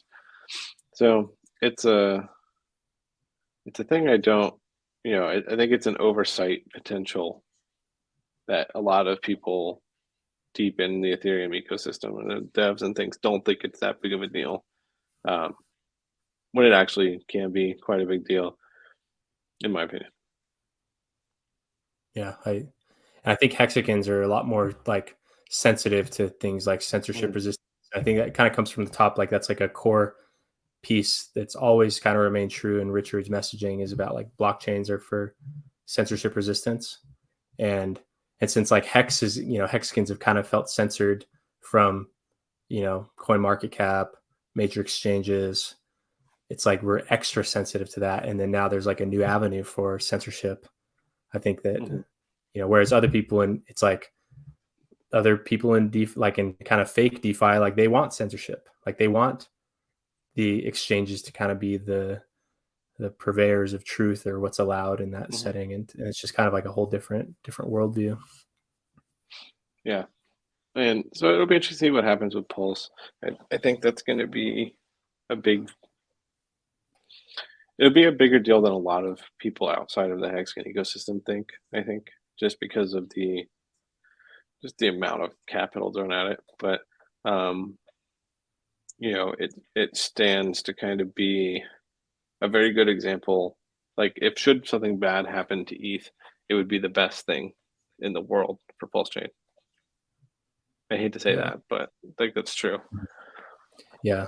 And it's like a strong kind of like backup option. That's what I think is pretty powerful about the focus on like with PulseX with the cross chain markets, is that it's like the chains, it's like they're connected by the bridges, but then like the value is connected by the market, as opposed to like Polygon, where it's like connected by the bridge and it's like there's not much like pricing of like the assets on one versus the other. They're just like, it's almost like an extension. Or like other similar like kind of L2s, like the whole like independent assets that perhaps share the same contract address. They don't need to, but just like the same asset, but on two independent ones, where like if something happens on one, it's like it just kind of gets priced into the other one, and where they can both operate without the other, but then like together, it's kind of like adds some resilience to just like the whole system, and also like the speculative aspect of that, like just like having the assets trading cross chain that can just like attract people trying to seize opportunities there, and then that even like kind of further bolsters that like cross chain market value proposition. I think that's like a pretty powerful thing that so I'm like, to me, like the ideal situation is that Ethereum is a massive success and Pulse Chain is a massive success, And then together it's kind of like a two-headed dragon where the people that hold assets that master that two-headed dragon through like those PulseX markets, like are, they inherit the earth, if you will, type of situation. Yeah. Well, a lot of people don't really realize, this is going to kind of depend on how much stuff actually does get bridged over, right, onto PulseX. But the thing that's going to be absolutely crazy, and it's going to more or less guarantee Pulse Chain's success, in my opinion, is if there's a market. Like, let's say, we'll use Hex as an example, right? So P-Hex is doing its thing, and let's say a lot of people bridge over E-Hex and create that pair, which they're incentivized to do through the incentive token. A lot of people complain the incentive token doesn't have great tokenomics, and maybe it doesn't. But if it moons, who cares, right? If it has value and you can get it by bridging some things over and providing liquidity, that's great. The kind of like thing that will ensure Pulse Chain succeeds is that guarantees price action, right? The act of bridging and providing liquidity on PulseX with the bridge tokens guarantees that there will be price action between some things, which guarantees there will be arbitrage opportunities. And where there are arbitrage opportunities, you are going to attract basically all the dirty low lives of crypto, but you're going to attract them all. And that's going to guarantee that there's price action on that side and there's liquidity on both sides, even if one is wrapped in Pulse Chain. As long as those two things are true, people will just come over. People will interact with it just because there's value there. It's like, I think that's one of the biggest mistakes ETHW or Ethereum Fair did, was they just launched a chain. That's it. No bridge. Yeah. A bridge would have been nice. Like, they didn't have any plan for interoperability, and that's all coming later. I think Pulse Chain effectively having it pretty close to day one will just massively attract a ton of people just because they know they'll be able to make money there. Just arbing PulseX versus Uniswap on Ethereum, like, that'll be a big deal for a while. Yeah. And I mean, you already saw like that appetite for bridging over, like with Avalanche, Phantom, BSC. Like, there's art, like people, like literally this one guy, this guy who like told me about Phantom, literally he like calls me and he's like, get on screen share right now. I got to show you this. And he just like showed me how cool it was that you could bridge over there. And he's like, look how fast it is. And literally, so like, just like, even just like the entertainment value of like going through those motions. Cause that's what I really realized over the last couple of years, is that like a big part of the crypto experience really is like just doing stuff with your coins. And like, it gives just like gratifying feeling, even if you're doing nothing with them effectively. Like, and so I think that having that, like that alone, and especially if there's like that financial opportunity there, it's like that attracts like the sharks that are like looking for, they're trying to make money wherever, they don't care, and that they'll bring their value there. And then the act of them doing that, it's like that puts deflationary pressure on both PulseX and Pulse Chain because of the fee burning mechanism.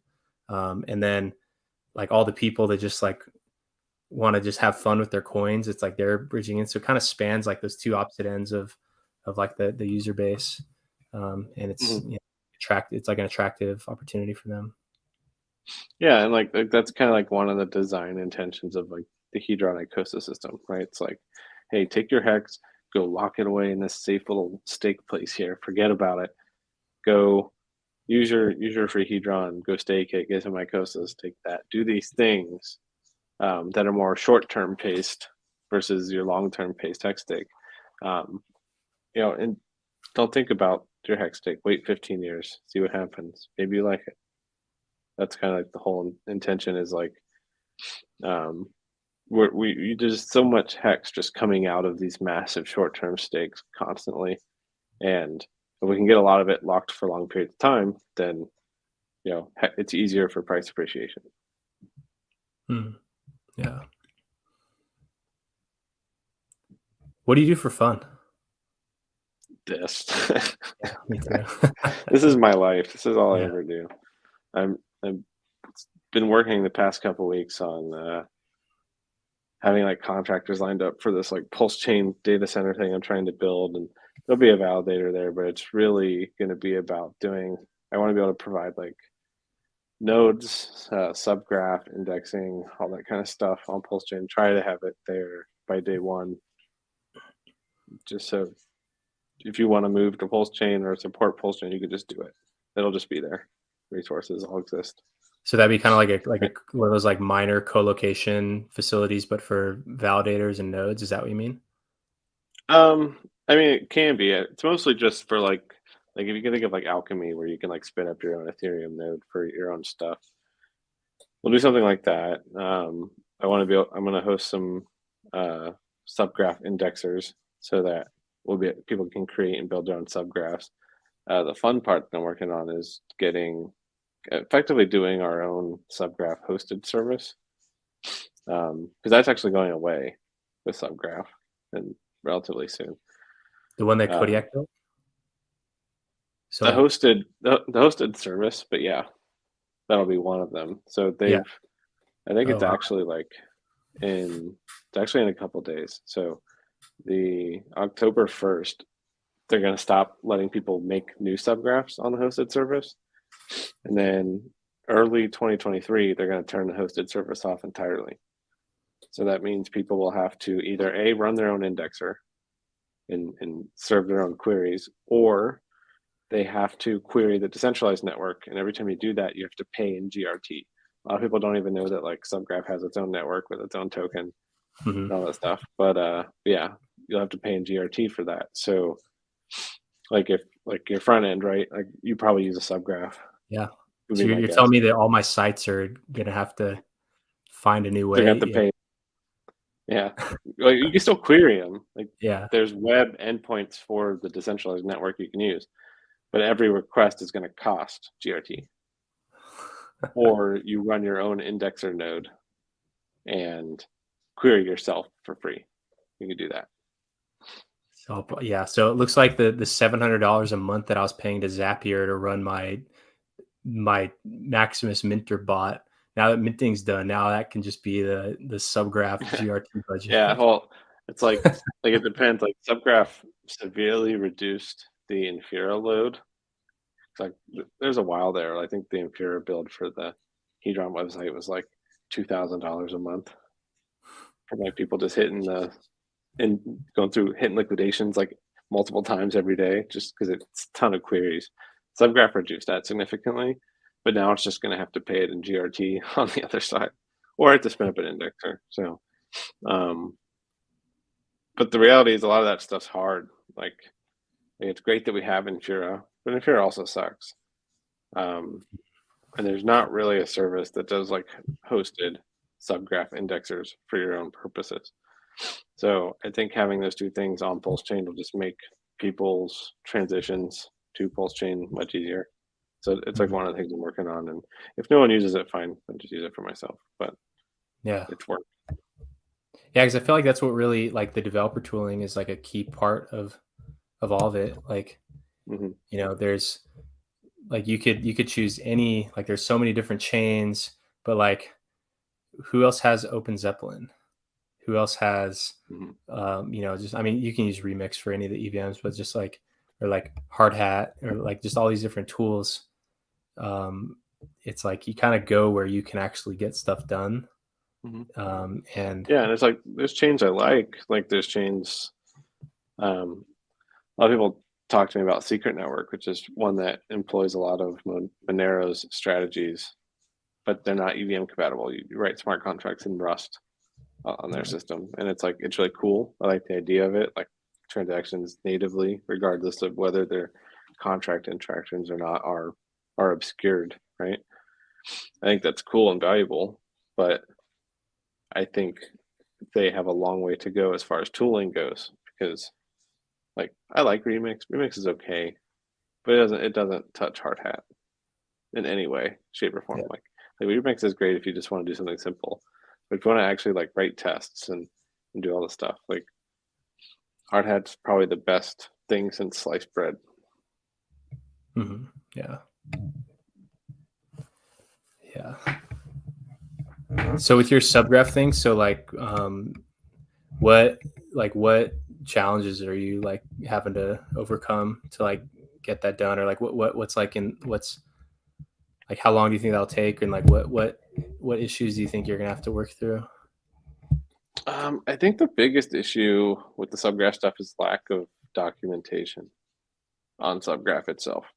Like it's an incredibly complicated system that does what it does, which is like cool, but like even if you want to write a subgraph, the docs on the website suck, let alone trying to figure out like how the indexers and there's like three different node types. There's like an indexer and two others, but the indexer is the important one. And like very little documentation on like how to actually set it up and what it actually does, what the requirements are, and all that stuff. Like you have to stake, like to be an indexer, you have to stake a certain amount of GRT in the system state to like as like your like payment essentially, so your collateral for being an indexer. Kind of like Ethereum does with their 32 ETH. It's the same concept, but like none of that's like it's described in places, but like it's such a new thing that no one's really using it, and no one's really talking about how it's all going to work and all that kind of stuff. Even though it does work, and it's kind of cool.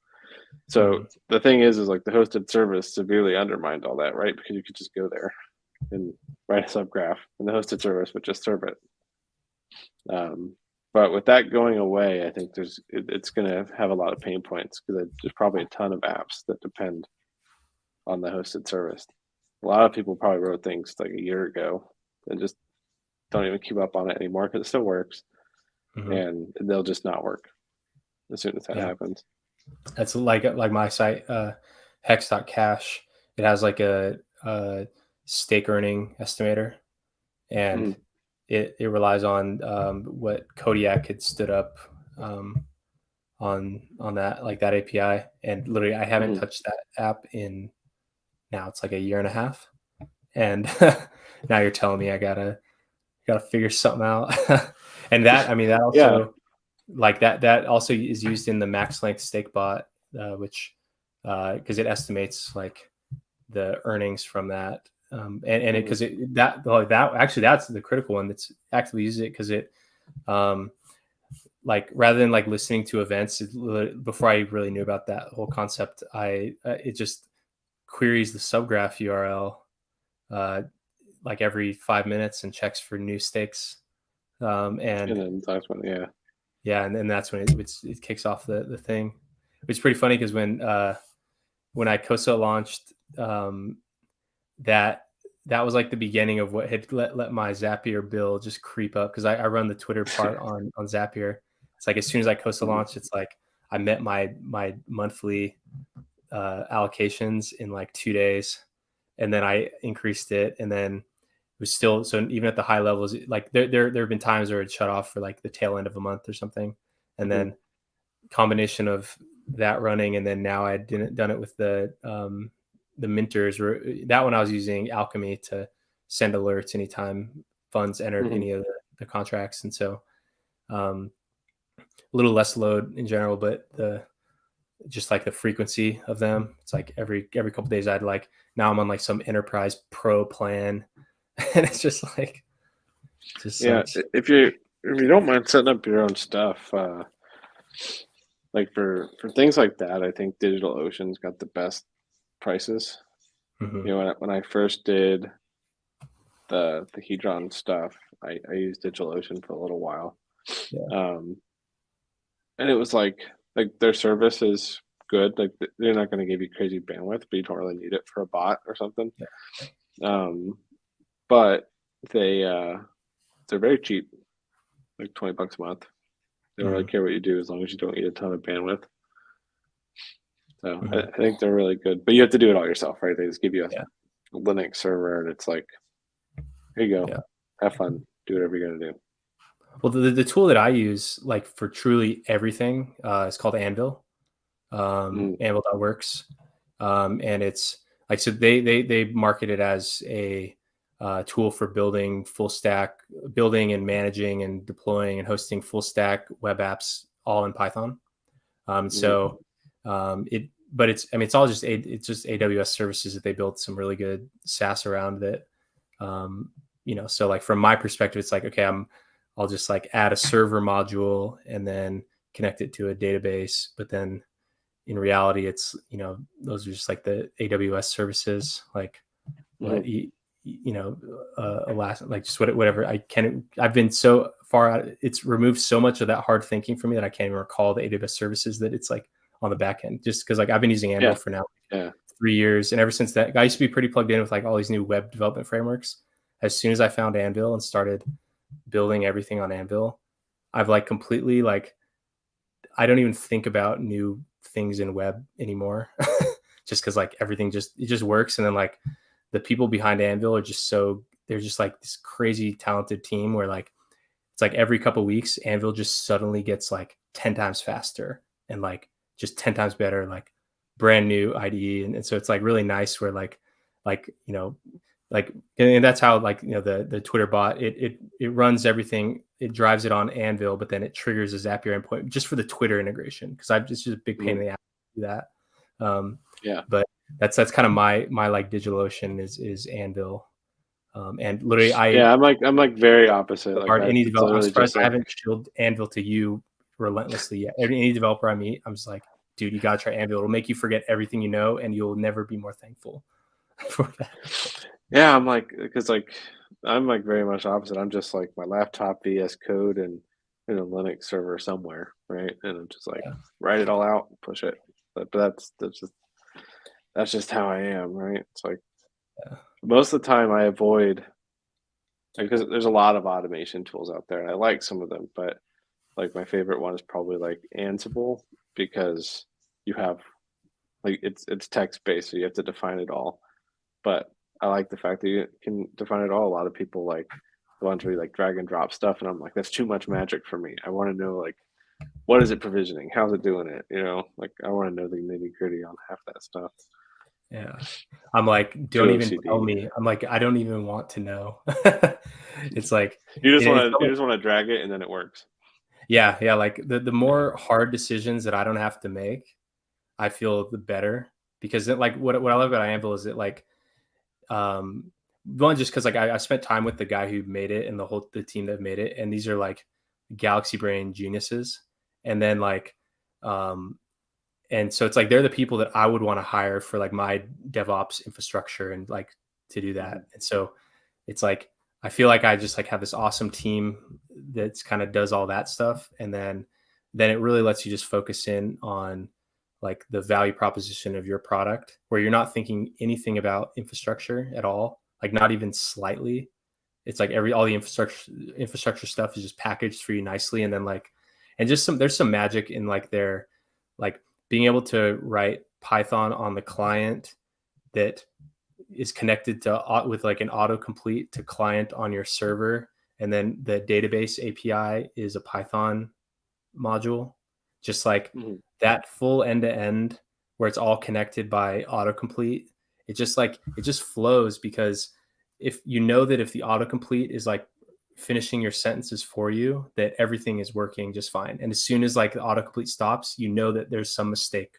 And so it's like this perpetual, like kind of like sanity check, and it just saves a lot of time. And like there's certainly some like, for like performance trade-offs, just kind of relying fully on where some people like they build outside it. Like if like the Anvil database or like servers can't perform how they need it, it's like you can just build that outside of it and then just integrate it to your front end. But nothing that I've built has like really had that type of limitation. And it's kind of, the nature slow. of it. Yeah. Blockchain is just like slow and crappy already. So like pretty much anything that's not blockchain is going to be faster than blockchain. Yeah, that's a good point. That's that buffer of the 12-second blocks, just like that kind of is like a minimum, where people are already waiting, like clicking refresh on Etherscan. Yeah, it's like if it takes 12 seconds to confirm a transaction and it takes your website 8 seconds to like start a refresh or something. Like, who cares? Yeah, They're doesn't within the matter. window. Yeah. Yeah. Yeah, I say that load times when you load the page are good because it gives your users a moment to meditate. and, Yeah. and so that's kind of Yeah. how I view that. What are things that you've built outside of crypto? Like what are some like software products or things you've contributed to that I can't use specifics, but lots of various pieces of mortgage software, a couple mobile apps. mortgage, Um, you said? yeah. Okay. And then we've been doing a lot with web lately. It's just been like taking things that are old and sucky and making them less sucky. Mhm. So that's been my life for a while. But So do you do that as like a full-time job or like contract or like freelance, or is it your so own company? it's a full-time job, but it's like not defined. So like as long as the things that are requested of me are completed, no one complains. I don't have like a schedule. So that's Mhm. nice. What do those people think about crypto? Us, a couple of them like it. Like I have some friends there that are into it too, so we talk about it a little. Um, but the vast majority of them don't know anything about it. It's like very Yeah. alien to them. I've been petitioning for a while, and I shouldn't say this because someone will eventually find it out. But there may be a way to buy crypto legally with a house soon, like to buy a house legally with crypto or use it as a down payment. Um, but we've already done it a couple times, but Mhm. it's like been kind of, I won't say under the table because it's like we do it the right way. It's just been like a very hands-on thing, and people who are very familiar with it do it. But like we've almost got it boiled down to an automated service where you can just basically sign a message with your wallet and give it to your whoever you're getting your mortgage through as like a funds verification thing. Mhm. And this third party service will just kick back to the mortgage company immediately. Hey, yeah, this is their wallet. This is what they have. It's their current cash value, and they can use that in a like to actually go to underwriting and say, hey, this guy's got this much value in assets and it affect your eligibility. It's like Mhm. it's a thing that doesn't exist right now Yeah. outside of Be unless you huge. find the mortgage company that what is it? I said that could be huge. Yeah, it'd be great because you wouldn't have to sell anything. You could just use Yeah, it I mean, as I would like to be able to collateral. secure a mortgage. I don't have a house, or a mortgage Hmm. payment, but I would love to secure a loan from crypto. Like if you could, Hmm. um, like I feel like that would be like my dream would be to be able to secure a loan with just like cryptos, like a Yeah, because you can do it with maxi stocks backed loan. and other stuff, right? You can do it with life insurance. Like you should be able to do it with crypto, I think, and so that's a thing that might come out in the future. But Yeah. I can tell you that people have done it. Like we've already done it for some people. It's just been a hands-on thing. We're trying to make it not a hands-on thing. Mhm. What type of knowledge from being in the mortgage industry did you bring into Hedron? Any Um, some insights or a little. I mean, like I know a lot about lending and how payment systems work, and it's like I mean, I'm sure there's some influence there in the borrowing system, right? I guess it's kind of like loan-esque, right? Where it's like you got the 30 days and 90-day cutoff for them, like writing off the loan, essentially, stuff like that. But um, a lot of that's kind of irrelevant. Like mortgage is just incredibly complicated because people in suits demand it be complicated. It's largely laws. Like if you look at you want to see some fun stuff, go look at like a recorded mortgage that's like from the 70s. And it's like 10 pages long. Then go like look at a mortgage recording from like 2019. It's like 300 pages long.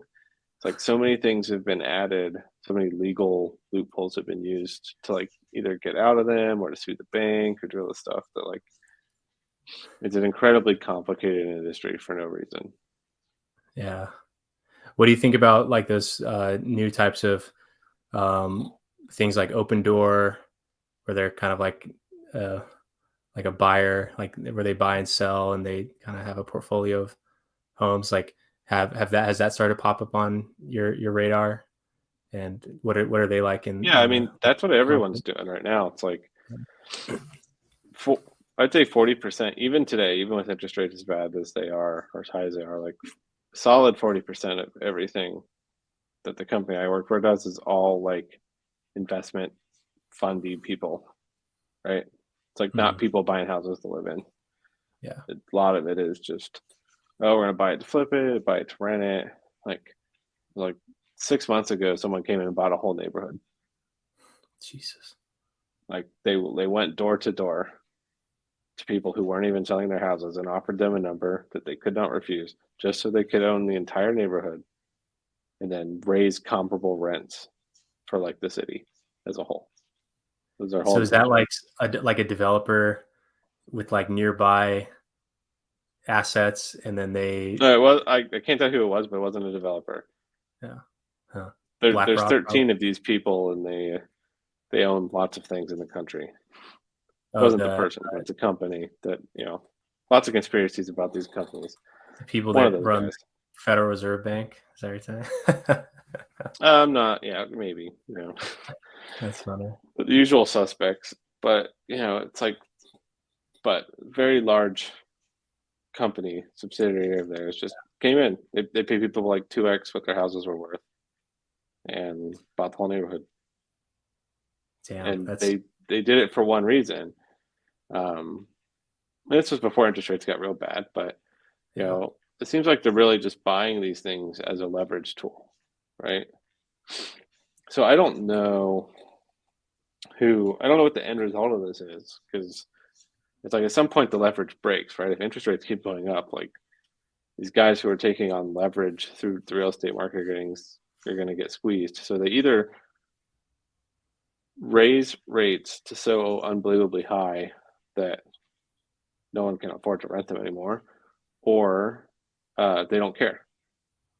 They just want the house off the market. They want it in their portfolio for some reason. It's one of the Mhm. two.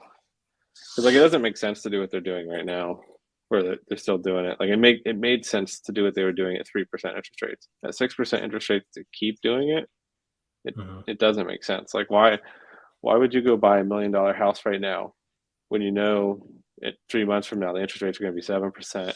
That $1 million house is going to be an $800,000 house. Why would you do it? Mhm. It's stupid. Yeah. But lots of people are still doing it. Yeah. Probably like I mean, the people that are probably on the worst end of that are people where like, because buying a house and moving, that's like a whole like life change, and you kind of got to commit to it and then stick it through. Whereas like if you're like a professional asset manager and you're just trading these homes, and like where you're and you're not like going to be like stuck, like you can write those losses off, within your firm. It's not like you're like, a family that's putting their Mm. whole life savings into a Yeah. property. It's like It, they're playing on different fields entirely. yeah, it's really so like either like these asset companies that are buying all these things up, either these all hit the market in droves when it gets so bad they can't maintain it anymore, or they're truly in a place where they don't care. They just want to hold it. Mhm.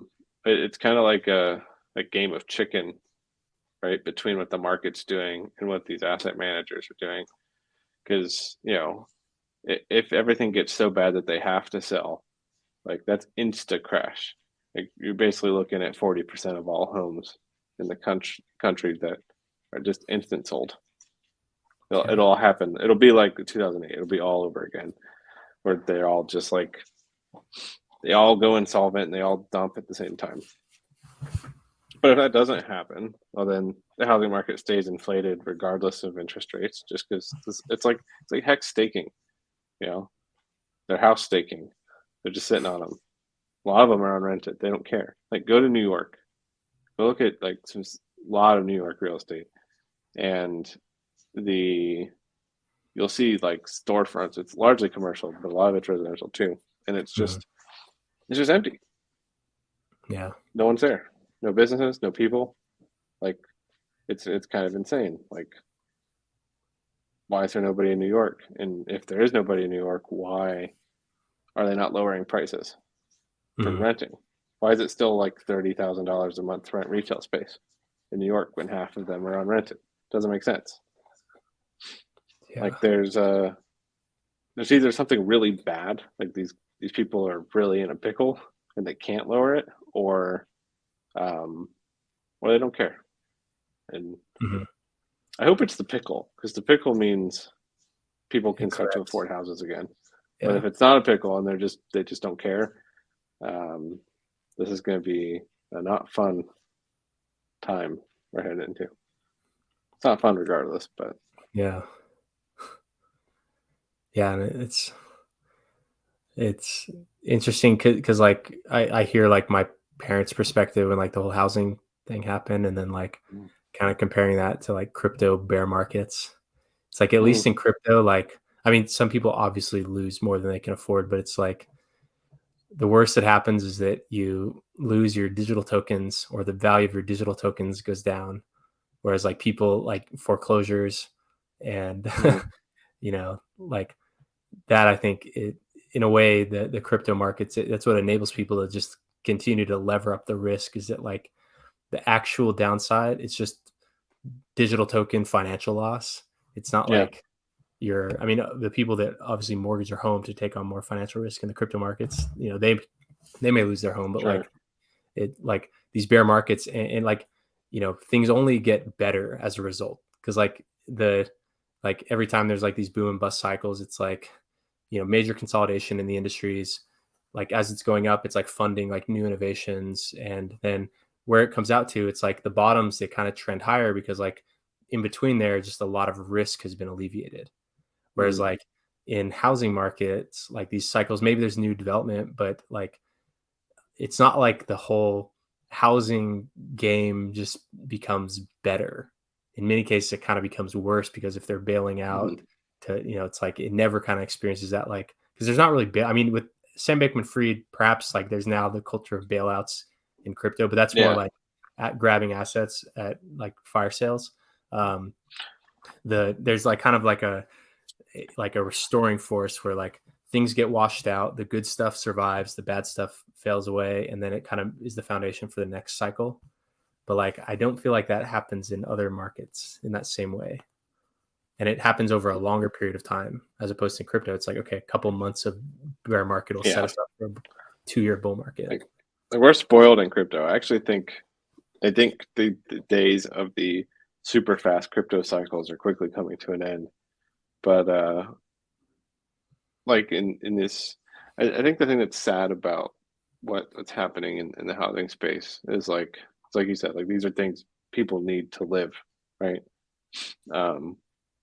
And like I think this is a lot of motivation. Like when 2008 happened, they were doing the whole like Occupy Wall Street and all that stuff, right? It's like people were mad. They were mad that, you know, they were using houses to play speculative games when they, you know, people lived in these houses. They need shelter. It's a thing you need to survive in most cases. So, yeah, we're just seeing that again in a different way. You know, back then it was very much on the security side, which still happens. Like we do that today, just with a little better provisions to ensure that a repeat of 2008 doesn't directly happen again. But you're seeing much more now speculative plays in the like physical ownership of the house itself, right? This whole market's inflated because of that alone. Like there's already more demand, but that on top of it just makes it insane. Yeah. So I'm hopeful that there must be a correction on the horizon for this, but from what I can see, all the people, all the big institutions that are doing this kind of stuff are still very heavily involved in purchasing and holding them, and not just dumping everything. Yeah. What do you think that like a housing market reset would do to the crypto markets? Not much. Like Mhm. I think the crypto markets are already where they're going to be. Maybe not Bitcoin. Like Bitcoin's the slowest, right? It's the first to top, last to bottom.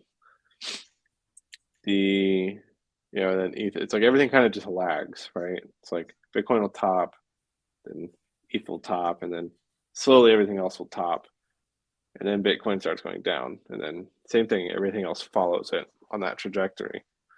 Um, but because they're opposites, it's like Bitcoin tops, everything else tops after Bitcoin's going to, but it's opposite. It's like alts crash and then Bitcoin crashes after. You know what I mean? It's like Bitcoin's kind of like the index of sorts of crypto as a whole in a way. Mhm. So the the thing that I think is I think things like Hex are probably pretty close to done. I'm not aware of many people who are really, I know there's a lot of people still in profit at like the 3 cent area, but no one's really happy about selling Hex at 3 cents or less, Yeah. even though it happened recently. Mhm. I a lot of people say they expect 1 cent, maybe. I don't know. I'm not a oracle, but I think we're pretty much at like maximum pain here. Like Mhm. everyone's in pain. No one's happy about this right now. Yeah. Bitcoin guys are not in maximum pain. Like they're still calling for it's going back to 30. They're still optimistic. We've lost a lot of optimism in Hexagon space. Yeah. Like everyone's just sad. So I Mhm. think we're ahead of the curve a little here, Yeah. and we've done this. Hex has done this before, right? Like we've been ahead of the curve negatively and positively multiple times, Yeah. and those were usually decorrelation events from the market. So I'm hopeful that maybe we're in one of those now. That'd be kind of cool. Yeah. But I think cryptos as a whole, aside from Hex, has a little bit to go still. Mhm. But I don't think mortgages are going to be the trigger. If anything's the trigger for crypto, you can almost directly tie it to interest rate hikes because that's it. Interest rate hikes are basically risk aversion indicators, right? It's like the higher that number goes, every time the Fed comes out and says, "Hey, there's a little bump in the interest rate," the risk tolerance of the wealthy just decreased by a good percentage. And Because they can get when those, they can get, is it because they can get that yield taking on less risk than invest um, through like it's just like the name of the bond? game has largely been for the past 10 years borrow and then invest in some stuff and then your returns pay back your borrows, right? When interest rates are high, that's not lucrative anymore, right? It's like there's no good way to get very, very low interest rate loans on whatever it is you have to go play games in the crypto market. So you lose a lot of the big players, which means we now become a pool of small fish in a very big pond, all all fighting at each other. Right, the big players are gone. If anything, the big players are just. Sorry, I got to plug my computer in. But if anything, the big players are just cashing out. You know, Mhm. like Yeah. they're like, hey, right now borrowing is no longer lucrative. So what I should do is I should hoard capital. So that's what they do, Mhm. and then they wait for the next opportunity to jump in towards whatever they think the bottom is. So like that's the game everyone. That's the game every market plays. Crypto just does it first. It's always first. It's much Yeah. faster than everything else. It usually goes like crypto stocks. Then maybe you could throw housing in there. Um, Gold's probably the slowest of all of them, but Mhm. you know I mean, I think that what's alone going to just kind of be. speaks to the power of like digitally native assets is that they can price in these changes in like the market sentiment and demand faster.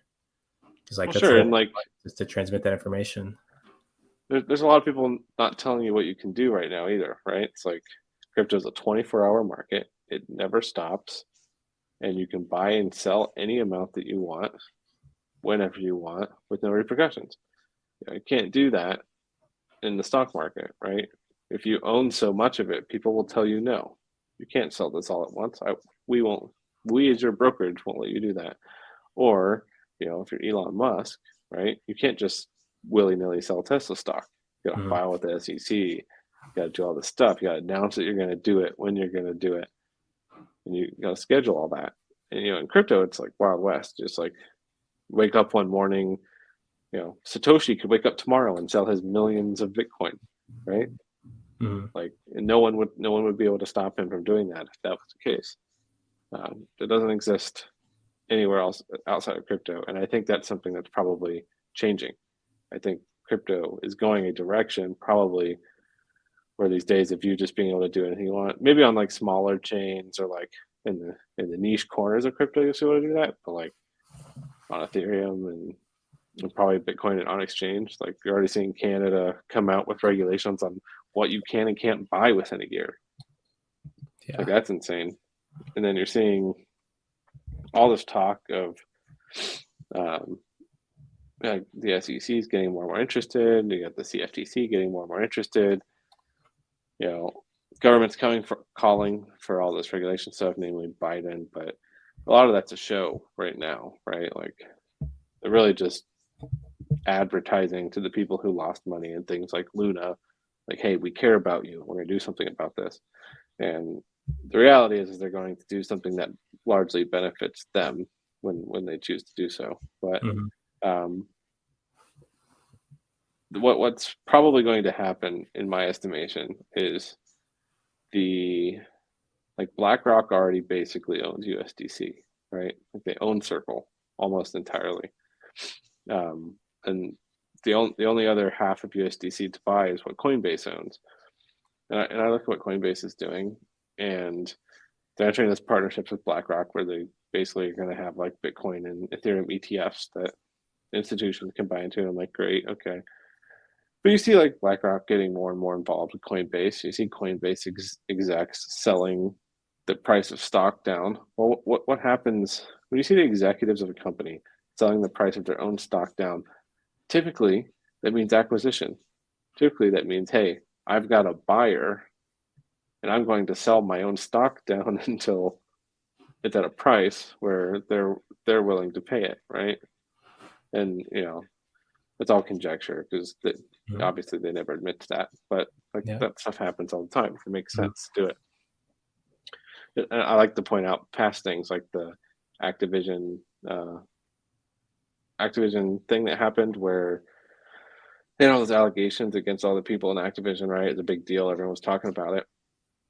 Stock tanks, right? Everyone, including people who work at Activision, are selling that stock down.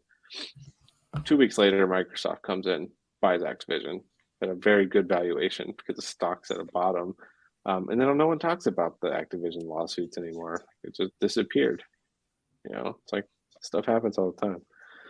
So this is the kind of stuff you're going to start seeing. Like you're going to see, I don't think there's going to be a new CBDC. I think if the government wanted to, let me put it this way. If government comes out tomorrow and says, hey, here's Fed coin, it's worth $1, who's going to use it? No one's going to use it. But what if they just buy the thing that everyone's using, USDC? Yeah, easy. Like it's the easiest way to go, and they already effectively own half of it. So there's a lot of things that point towards that being the possibility, but the part that the thing that's going to change crypto that happens with that is now there's a way for the Federal Reserve to essentially hold crypto on its balance sheet, right? Through BlackRock, through Vanguard, through all these companies they use as financial arms. They can effectively use USDC if they own it to buy chunks, buy Bitcoin, buy Ethereum, buy all these things.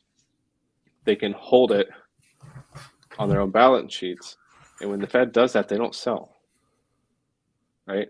They use it as an inflation deflation tool. So they come in and they, let's say we want to create inflation, right? They want to inflate the markets. What do? they buy and buy and buy. They buy stocks, they buy mortgage-backed securities, and soon, if they have this the CBDC in whatever form, they'll be able to buy Ethereum and Bitcoin. What that does is it creates an artificial price floor, right? So like prices go up, but they can't go back down that far because there's now a floor because the Fed won't sell. They just won't do it. Then when they want to, okay, hey, we've inflated, there's too much inflation, we want to deflate the market, they'll start selling that stuff because that when they sell it, it allows them to pull money out of the economy and then just destroy it essentially. Mm-hmm. But historically, they buy way more than they sell. Even today, they're raising interest rates, but they keep talking about how they're going to deflate their balance sheets, and they're like, we're gonna deflate our balance sheets like 20%, and then they come back with the report next quarter and they deflated by 3%. It's like they raise rates, but they don't sell as much as they buy, and what that will do is stabilize crypto. That'll stop these 3-year up and down cycles because we'll have the next one, or maybe the next 2. I don't know how many it is, but you'll have that last cycle, and then the crash just won't go down as far. The crash won't be 99% or 95%. The crash will be 50% because the Fed won't sell. And then the next pump will happen, but it won't be as extreme because people didn't get in on as much of a bottom, right?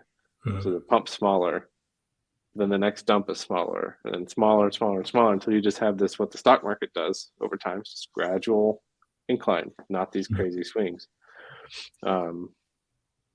So like that's what I see happening in crypto, and they can leave it be these free open markets in quotes, right? They don't actually have to like regulate this stuff and tell us all what you can and can't do. They just have to control shares of the tokens, primarily the ones like USDC, where we all use it as a basis.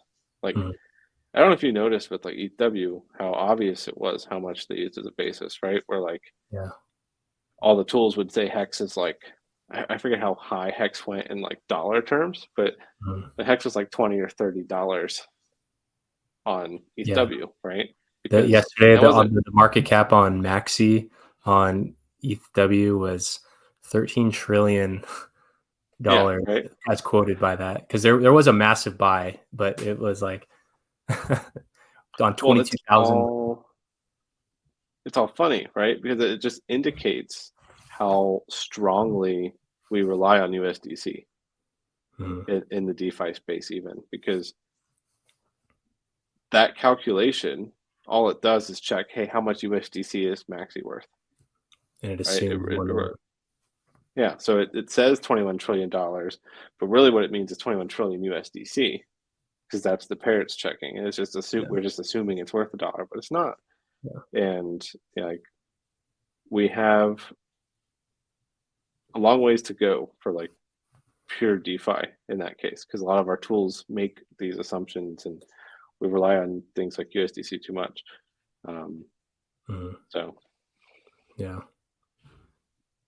So one question I wanted to ask you, so like kind of back to like the topic of the original thing. So like when I'm saying things like that I think it could be destructive for there to be like an incentive for there to be thousands of people making small max length stakes. Like what do you think about that? Like and when you're designing these things, like did you kind of consider the impact of gas and the competition for the blocks and just kind of like the result of having a lot of small individual max length stakes? Well, I mean, in one sense, it doesn't matter because I'm pretty strong in my opinion that if Ethereum does not significantly change in the next 15 years, we are all screwed. Like Ethereum is screwed at that point. If it still has the same block size, same gas costs, it will become too unruly to use. And largely just because of its own token appreciation, right? Because like now we don't have negative externalities. Proof of stake doesn't require these big validators to dump coins anymore, right? You can just, if you're Coinbase, you just hold on to them. You make all your money on people's fees. So like that's a negative externality on Ethereum's price removed. And Ethereum, is fairly expensive. Like the core of the problem is its own price. Like I would be fine if the Ethereum Foundation came out tomorrow and said, "Hey, we're gonna like 10x the supply of ETH just natively." So like if you have 100 ETH, now you have 1,000 ETH or something like that. Mhm. But we're not going to change gas costs. If they did something like that, that would be fantastic because it would lower the dollar cost of gas, which is really the important piece. That's Mhm. what people truly care about. But if 15 years go by and nothing's changed and hex stakes cost, my estimations around like an average stake, if you're still paying in between 50 and 100 gwei per gas, like just literally across the board, everything stays how it is. You're looking at like 1.5-ish ETH to end a hex stake. Mhm. What's 1.5 ETH going to be worth in 15 years, Yeah. right? Yeah. Now maybe the hex is worth it, right? Maybe hex has also done massive gains in 15 years, and the value proposition makes sense. There's like two pieces of that puzzle. A 10,000 hex stake today might be a small stake. In 15 years, it might be a huge stake. Mhm. That could be massive. So there's a lot of unknowns, but I do think no matter what, in a world where in 15 years it costs 1.5 ETH to end a hex stake, like I don't know on a network like that if hex survives entirely, right? Because like I think you're looking at potentially hundreds of thousands of dollars to end a hex stake. Mhm. He's only been around for 7 years, and token's already worth today in a bear market 1,300, right? Yeah. So that could be insane. Mhm. And I think that's a lot of the motivation for why Pulse Chain was created, right? It's like Yeah. it didn't used to be that way when we had cheaper S load, but I forget what S load is right now, but I think it's like 2,100. 21 for one type and 26 for another type. Yeah, which is stupid. So like if they don't change that, or if they increase it again, we're definitely screwed. If they double 2,100, 100% screwed. Like you will not be able to end a hex stake. It will just not work. You'll fill the entire block. Yeah. And that's You'll because that was exceed it. pointed out in the audit, and Mhm. the auditor recommended a 10-year max length. Well, it was longer, right? I think it was like 30-year It was at 50 first, years. and then It was like yeah, eight, and then 200 days. yeah, and then they were like, okay, well, we'll make it 5,555, which at the time was great, and now now that's a contention again. So I think in one way, Pulse Chain's somewhat a necessity for Hex, but on the flip side of that, if it goes that way, I think number one, I think Hex on ETH would just die because people wouldn't use it anymore. Right? See, would A it lot of die, people or would be would it just be, or would that like massively increase the value because it's like a huge supply shock where a lot of coins that the market was pricing in were going to be liquid at one time are suddenly not, and then it's like Hmm. as if because then everything just like scales, and now the max length stake is 8 years or 10 years or whatever that comes out to, and then everything just kind of prices that new reality in, where like the huge long-term stakers that like everyone was afraid of now have nothing to sell, and then the people that had like shorter term stake strategies just kind of thrive in that. Like do you think that it could just be priced in and then the market just It could be, but like what I don't understand, what will be the testing of that would be, hey, so it's like you have all these people who make 15-year stakes, right? And this bad event happens, Ethereum screws the X again, and you can't end them because that happened. Does the price moon from all the people who didn't make max length stakes now like being so joyful that they get all these fees, they can stake for a year, and all these stakes are going to bleed out? Are they filled with joy because of that and the price moons, or is the reputational damage the contract bad enough that people just stop using it, right? Because now it's like, because now you have a bunch of people who knows in 15 years what, like a million hex stake for five, like that was a very common size day one through like yeah 90 of hex was like a million hex for full length. yeah If all those guys come out of this seeing on paper that that they had made millions of dollars and now it's just gone because they can stake, like, is a reputational risk to Hex enough to end it on Ethereum, right? And this is why I think Pulse Chain is so incredibly important, because like Pulse Chain's pretty much going to tailor itself to Hex no matter what, in my opinion. Like, Yeah, it will always be affordable to do whatever you're going to do with Hex on Pulse Chain. It will be designed in such a way, even if the validators have to be entirely centralized because it's not profitable. That's just how that'll be. Yeah. So, I mean, it's I guess I guess my doomsday, not doomsday, but just like what I think is like a bad case scenario, but is like very reasonable, is that because I do think Ethereum does have a culture of increasing block size.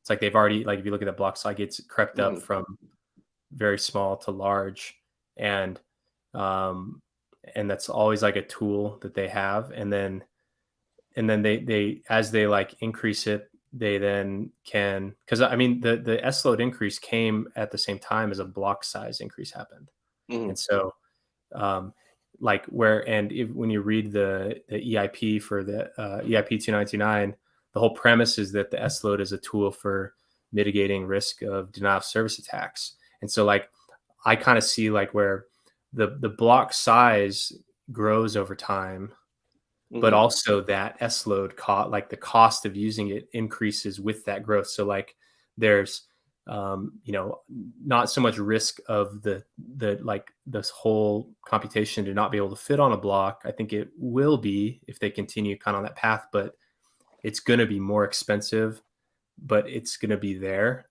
which in many cases, maybe it's even better if it's just not available. Cause then it's like it kind of like sunk cost, maybe it's a fallacy, but like that sunk cost of like, you see all this value there, and like and maybe the gas fee is going to slash like 90% of your yield, but like you're willing to do it because it's just like there for you and you feel so bad about it not. And so like that's kind of like because like I don't have any expectation that anyone does anything positive for the things that I want. Like I only expect things to at best stay how they are. Like I only expect things to generally get, because then it's like, okay, then well, even that's an expectation.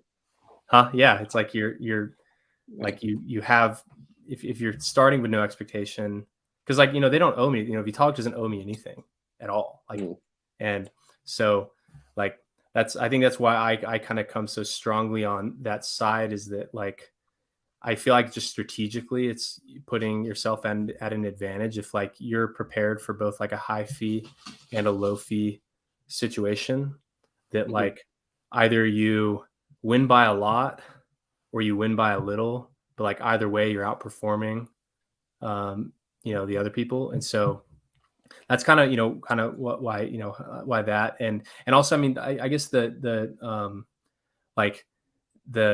like with the just the sheer number of those stakes and like how it does fill up the blocks, just like how the competition to fill those blocks, because those are like high urgent transactions, like with NFTs, like some of these mints where it's like they have these gas wars where they're trying to get their transaction through first. They bid the gas price up, they cycle through until they get rare qualities, they block everyone else out, and then they let it complete.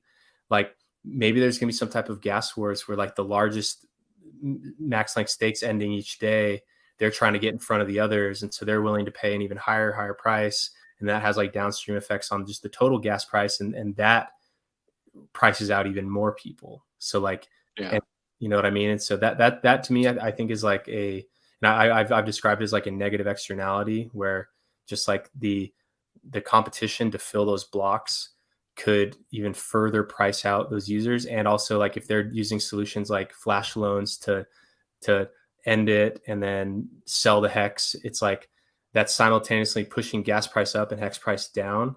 And so that can like even further price out users, which although that is bullish for the price in the long term, the more that those hex cannot be unlocked, that can kind of that's like a restoring force for hex to the upside. So maybe the next cycle more people can afford to stake it. But like that's probably my biggest concern with just like especially new users who are like getting started now. Like even just like people were complaining to me that I'd onboarded about gas fees last year. I was like, that was a year-long stake. Like the gas fee was tremendously high, like anomalously high, but that was a 1-year stake, and multiply that times 15 and for the end. And who knows what types of crazy use cases may be competing for blocks then, or what entire protocols may be competing for blocks. It's not just like apps. Like now it's like, I see a world where it's like the mainnet is not used by any retail consumers. Mainnet's used by protocols, and those protocols all competing with each other, and they're filling blocks like as efficiently as possible. But like now that's the competitor to fill the blocks when, you know, we're trying to end our stakes. Cause like that is like, I'm worried about just like the effect that has on people that are like planning their lives around being able to end those stakes, and then having that reality check right then. I feel like that's like a horrible experience. I think there's going to be a couple things that probably happen. I'm not expecting it, but there's lots of things I just think are likely. One is if it goes that direction, right? If that's the direction it's going to go, where it's insanely expensive to end these stakes, they're just going to get emergency end staked at year 7. Yep. Yeah. You know, because every day you add after that, you don't emergency end stake, it costs more. So the earliest they can be emergency end stake, they just will. Even the smaller ones, 7 years is a long time. There'll be a point where Hex probably all-time highs again to some new unheard of level where it does make sense in that limited instance to emergency end stake if gas prices are not fixed on the Ethereum side. So I mean, I think there'll be ways out for most of them. I don't actually see with the activity I saw, or at least we've all seen in the past 6 months with Hex, and how many stakes have emergency end staked, like even to like for like 10%. Because like that's kind of the craziest part, was like you saw people at 50 cents emergency end staking stakes and taking like 90% hits doing that, right? And then they sold. And we'd look at that and we're like, wow, look at that idiot. And then now we're down 93%. It's like, oh well, I guess technically he did 3% better than me, right? You know, that's where we're at, and these things will happen again. And I'll be surprised if that many 15-year stakes actually make it live that long. I don't think people, at least with the current crypto time horizons we're all used to, I don't think people have the patience to actually do it in a lot of cases. Yeah, and also like the effect of big payday. It's like for this short ones, there's like as low as 30, but for others, like 100% on the principal. But like the max length stake, especially the ones that experience payday, they're earning like 100% APY per year. And so every additional year that goes by, that one big payday event just like means a little bit less. I think those will be the ones that make it, because if you EES at all, you lose it. You lose BPT entirely. Yeah. So those will be the ones that make it for sure. I mean, I'll probably start adding that to my repertoire of like how the Hex stake poolers benefit directly from the people that can't afford it early on their stake, is that all those penalties are going to be redistributed to the largest T shares that can't afford to end it. And, you know, I'm glad you brought that up, you know, but yeah, there's going to be like at the end of all this, I suspect in 15 years, the stakes that are remaining that are that long are going to be the gigantic ones that are probably pre-big payday, that have accrued so much over their 15-year or near 15-year existence in penalties from all the ups and down cycles of ES, that even if it costs 1.5 ETH, whatever it's worth, the amount of Hex that things accrued is just so gigantic that they're still holding on to it. Yeah, because I think all the small ones will get EES at some point. There'll be a point where it makes sense to do it. They probably will. Yeah. Oh yeah. Yeah, because I mean, and also like as time goes on, you know, people, I think just like the perspective kind of changes, and like as people see other people EESing, because right now it's kind of been like a taboo thing, like, oh, look, this idiot, like you said, like, but then now that we've seen that person has outperformed the people that haven't, then now the next cycle, and maybe that's kind of like a that provides some type of like dampening effect on like future hex cycles, that maybe they don't run as hard because now more people are like aware of that type of strategy. So they definitely won't. Like, Yeah. next cycle, do I think hex will do well? Yes, but I will be incredibly surprised if it does another 10,000x. Mhm. Right? Number one, that would be an insane number. But number two, like, we had there's this whole narrative, right, where everyone got into hex for a very, very good entry, even if you got in day one, which was arguably the worst price in the early days. Mhm. You still are doing very well today. Yeah. And there's this whole narrative where like everyone did well together, right? For like the first 2 years of Hex's existence, every single person did well together. It wasn't until like we had a pretty big crash. What was it? Was it 10 cents or 5? Um, I think it was around 10. was it after the sacrifice? That was like a I'm gonna get 19 Dexter here. cents to 19 cents to like I think it was 8 that cents. one. Yeah. Yeah.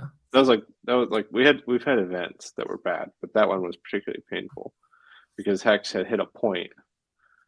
It was after 5 cents, but it hit a point where like all the people who called it a scam started changing their tune, right? Yeah. Where they were like, it was called scam, scam, scam, scam, scam, and then it performed so well. They're like, crap, it's still a scam, but I'm gonna buy it anyways. Like that was what they did, and a lot of those people got screwed on Mhm. that little dump.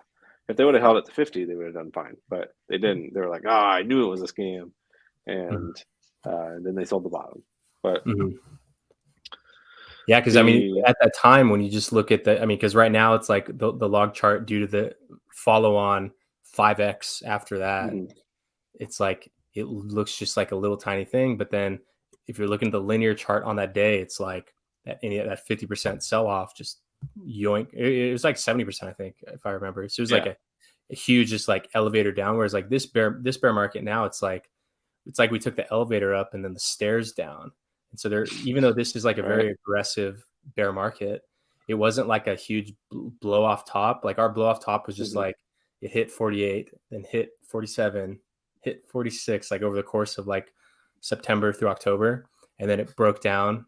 And so like we didn't have like that like scam wick or that scam like just sell off right there. It's been like over the course of a year now.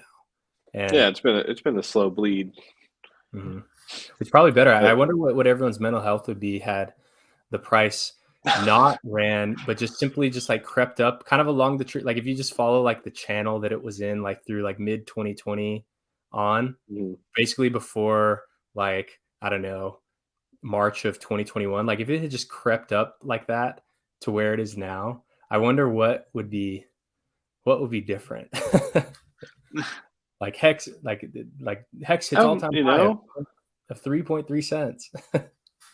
Yeah, it would probably be fine because like I think that would still technically be within like 10,000x within 2.5 years narrative, right? Yeah, we're not quite there yet. Well, I do kind of push back on the 10,000x because no, we're past 2.5 years, so yeah. Well, we wouldn't more have made so it. that just like from where the price wicked down to and was there for like very short amount of time, like it's like maybe one guy experienced a true 10,000x, but most people experienced like a 2,000 to 5,000, depending on their entry X. And I mean, like it was like 10,000x if you got in January. Yeah. And so like the people that captured a 10,000x was like maybe nobody, like, because I feel like a lot of the really active sellers were people that bought after big payday when it was under a penny, like in that couple weeks, like the people that made it break out, where they like trade that breakout and then they sell into like the 30 to 50x range, like where they weren't really committed to the big staking narrative, and like they were just trading it.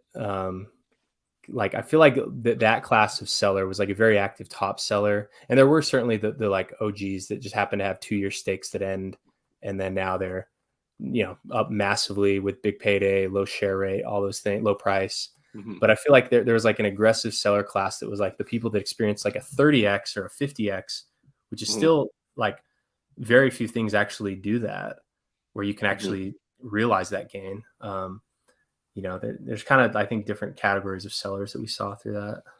Yeah, well, I mean that's kind of what happened, right? Hex went from basically nothing to like the 20-ish cent zone, and it had some up and down cycles. But none of them were crazy. Other than the first one. The first one sucked real bad, but that's how they tend to be. The first one's always one of the worst. But we had these cycles, but since everyone kind of got in more or less together, right? All these people rode the wave up. There's this huge of the people involved in Hex. It's nothing but positive for like the first year and a half of Hex's existence, because there is no negative. Everyone just made money. Everyone got more wealthy. Everyone's happy. This is like the first time where people are unhappy, where people actually lost money. This is the first time in Hex's history that's happened. And so we're going to see a massive community shift in sentiment and a shift in narrative. Like the narrative back then was, stake it till you make it. If you're not staking, you're stupid. And, back then, even I would say things. I got yelled at for saying things like there'll be situations where EES makes sense for people. And people are like, you're stupid. EES will never make sense. And I'm like, it will make sense for people. Like this euphoria of Hex up and to the right forever, like, has to die. There has to be consolidation in the market, no matter what.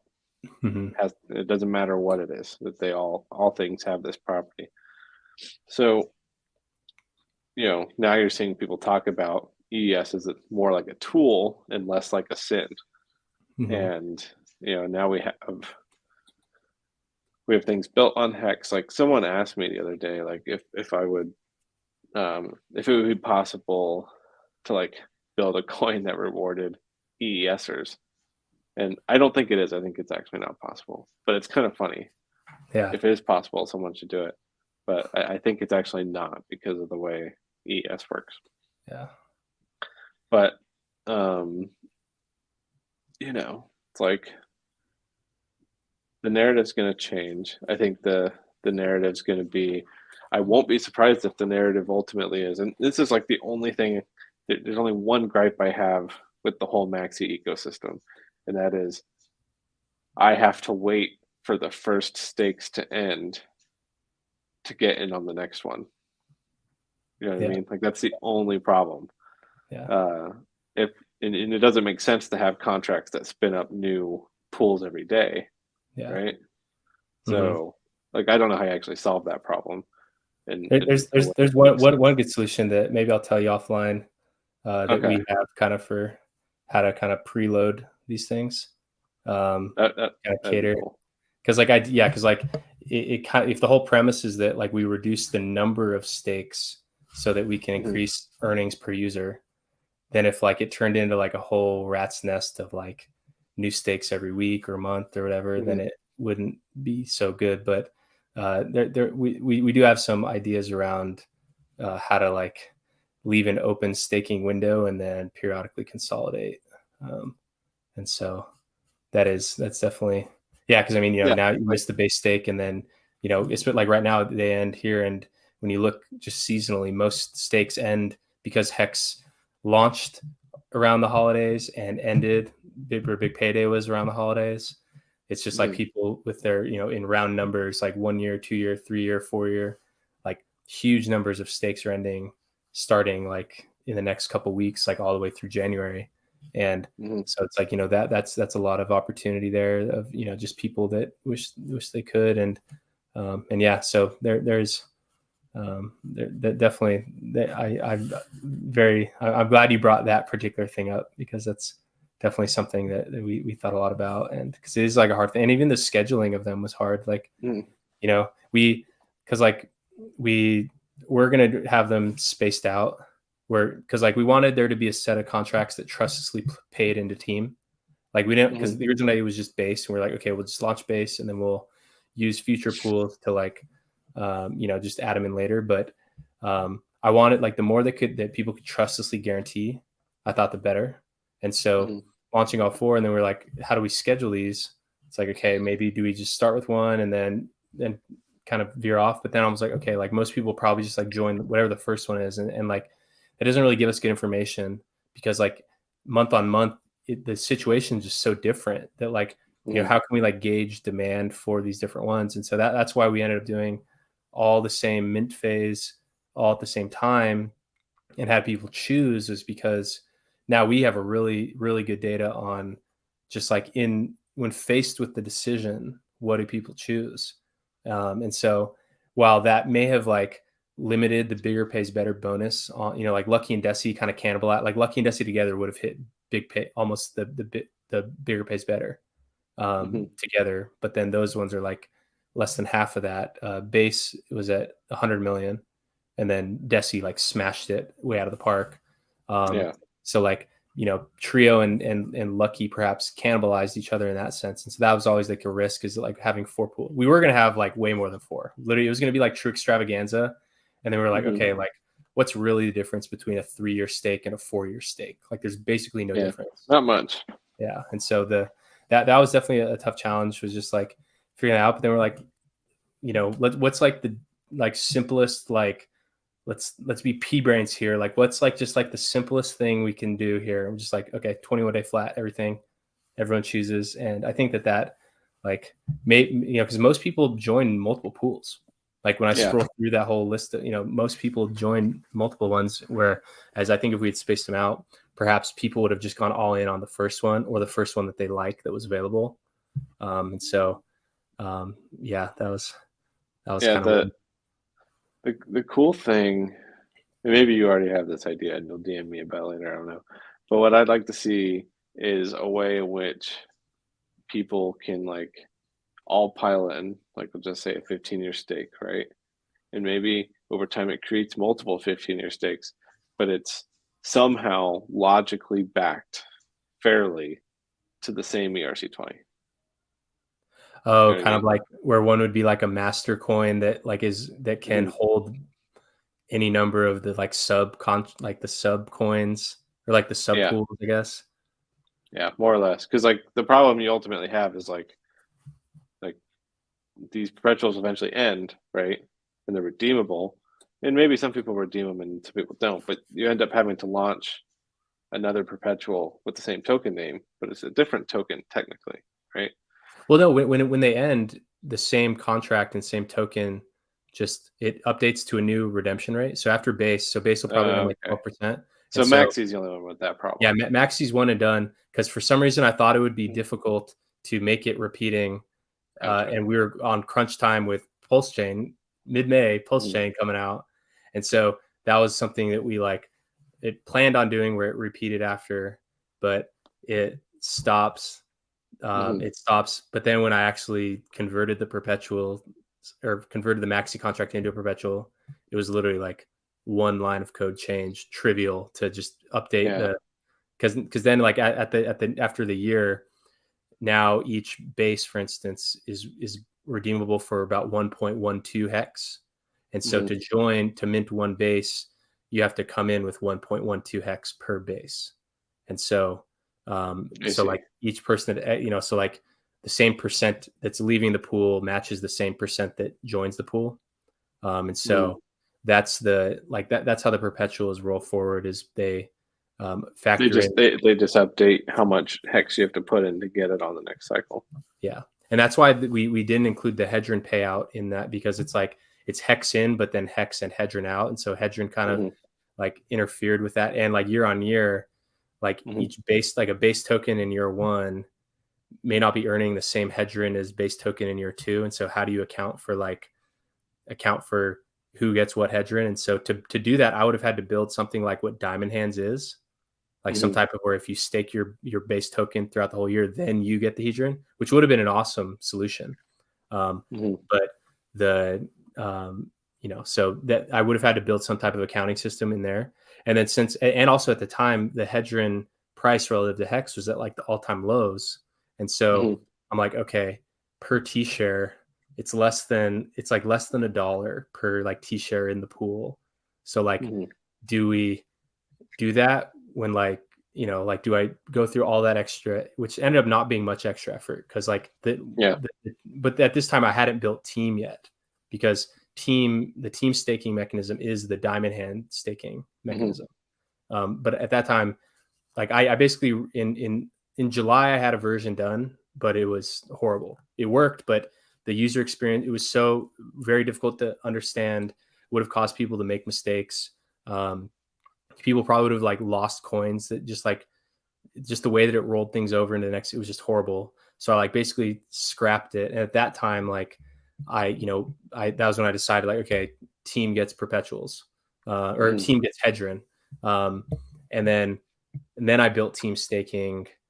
And then like, had I built the version of team staking that ended up being there first, then the pools probably would have got the Hedron. But also, I mean, the price was so low where I was like, okay, I'm not like, it's good as is, less complexity. Like the simple solution there is just to, because that was before we built and tested the team staking, and so there's uncertainty there, and so that's like a main reason why it was just the accounting system for like which base tokens can get which Hedron was a challenge. But I think it's kind of good, because like I would prefer people buy the Hedron, like, because it's absolutely affordable. Then they can stake the Hedron and earn throughout the stake instead of just redeeming it at the end.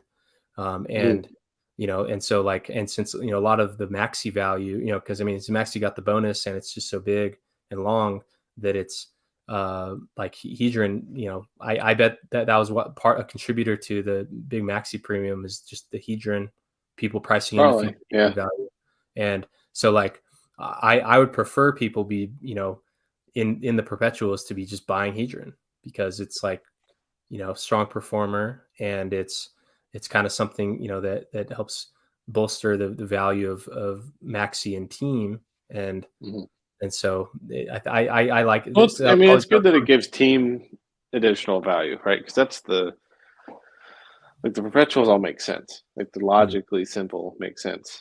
Team is more complicated, right? Yeah, it's just by nature. So having it go there, I think that balances it out quite nicely. Yeah, and I think where it balances out nice is that, like, because the hex earnings that team gets, that's driven by bigger pays better bonus. So like small pools, small hex earnings, big pools, big hex earnings. And so it's kind of like is meant to be like an incentive, like kind of how like sales quota type incentive, where it's like, because team is really meant to be like a growth engine for this whole thing.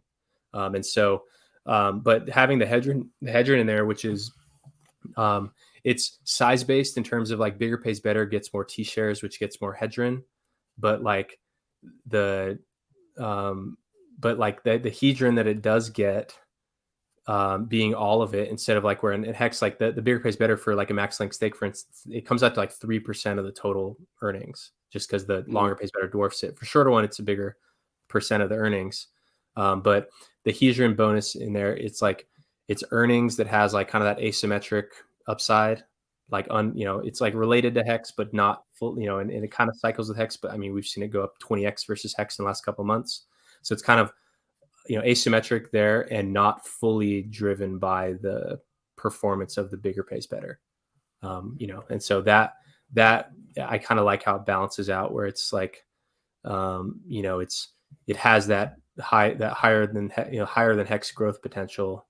And it's like not like, it's not like only the bigger pays better. Like, the value, if Hex price goes up, it's like the value, the principal, and all the other earnings grow with the yield. But if like the value of Hedron goes up a lot, then the value of Hedron could be worth a lot relative to that. And then all the people so that's kind of the trade-off there. But it's cool. I mean, I think the services offered, like people like you and me and whoever else comes after us, like as long as there's cool things done on top of it, and more things you can do with Hex, I honestly don't really care what it is. I don't care if it's it's like the things Trey Bond did, right? Where it's basically an hour class game, right? Like his contracts collectively are like the not number 1 and 2, but they're like whale number 3, 4, and 5 are his smart contract. Like I that's how didn't much know Hex is those, but stuck I in knew there. that it accumulated a lot. I was on a stream with him Yeah. briefly the other day, and I kind of made the joke like when someone was like, whoever it was like, creator of the hex pools. I was like, who, Trevon? Like, Yeah, it's like those contracts collectively hold an insane amount of Hex. And I don't know. Like I know there's like a fee. It's like it's a whole hourglass thing, right? Which has its pros and cons. I don't particularly like them. Some people like to play those games. Um, but yeah, they're absolutely insane. But as we all build things and have more places Hex can go, um, I think long term that creates an ecosystem that can thrive with price positive action in pretty much all ways, probably for all of the things built on top of it. As long as they're set up right? So it's pretty easy to build something on top of that thing, which is just going to steal economic energy and run with it. We just saw that like last week or a couple weeks ago. So, but like those things will happen, but they'll die. Like we'll stop supporting them, or they'll get rugged, like one of the two. And the things that do cool things, they keep people engaged and add more game theory, even if it's hyper complex. Like some of the ideas people have that they tell me, like, "Hey, I want to build this for Hex." I'm like, "This is the most complicated thing I ever heard," and I write complicated code. Like Icosa is not easy to really grasp. You need to understand like at least Hex and Hedron to understand anything about it. But like people come with even more complicated stuff all the time. But that entertains some people, right? There's some Hexicans who have a lot of Hex that are like entertained by that game theory and they go do it, and maybe it works out for them or not. But I think regardless of how those projects perform, if it has the end goal of absorbing Hex in some capacity that is not dumping it on Uniswap, it's probably positive no matter what. Yeah. And even the thing, so like I think that even the things that are competitive, like in a way strengthen Hex kind of from a different angle, where like it's like if Hex faces no like serious competition, then like how strong can it actually become? And so I think that like overcoming strong competition, or like there's some strong competitive force that causes like more urgency on onboarding, or like advancing the narrative, or like building things to enhance Hex relative to the other thing. Like I think that even things that do maybe in the short term draw demand away or draw attention, I think that there kind of is a place for that, where we can look at it positively, where like, okay, clear, like these are free market, like this is what freedom means. Like these are free markets and people are going to build things to try to, satisfy customers. And like even Richard, and like that there's a funny video where someone remixed something he said. It's like, if you cannot understand your competitor's weakness and strengths, you need to shut the fuck up. If you cannot understand how to take their customers from them, you need to shut the fuck up. Like that whole thing, like it's very true. And so like I think that like facing competition, and like, because I mean Bitcoin has grown, because think about all the competitors that kind of, oh, we're the next Bitcoin, and then like either the Bitcoin narrative evolved, or just like people kind of doubled down on it, and like it outcompeted in terms of marketing, and then the other things kind of died off.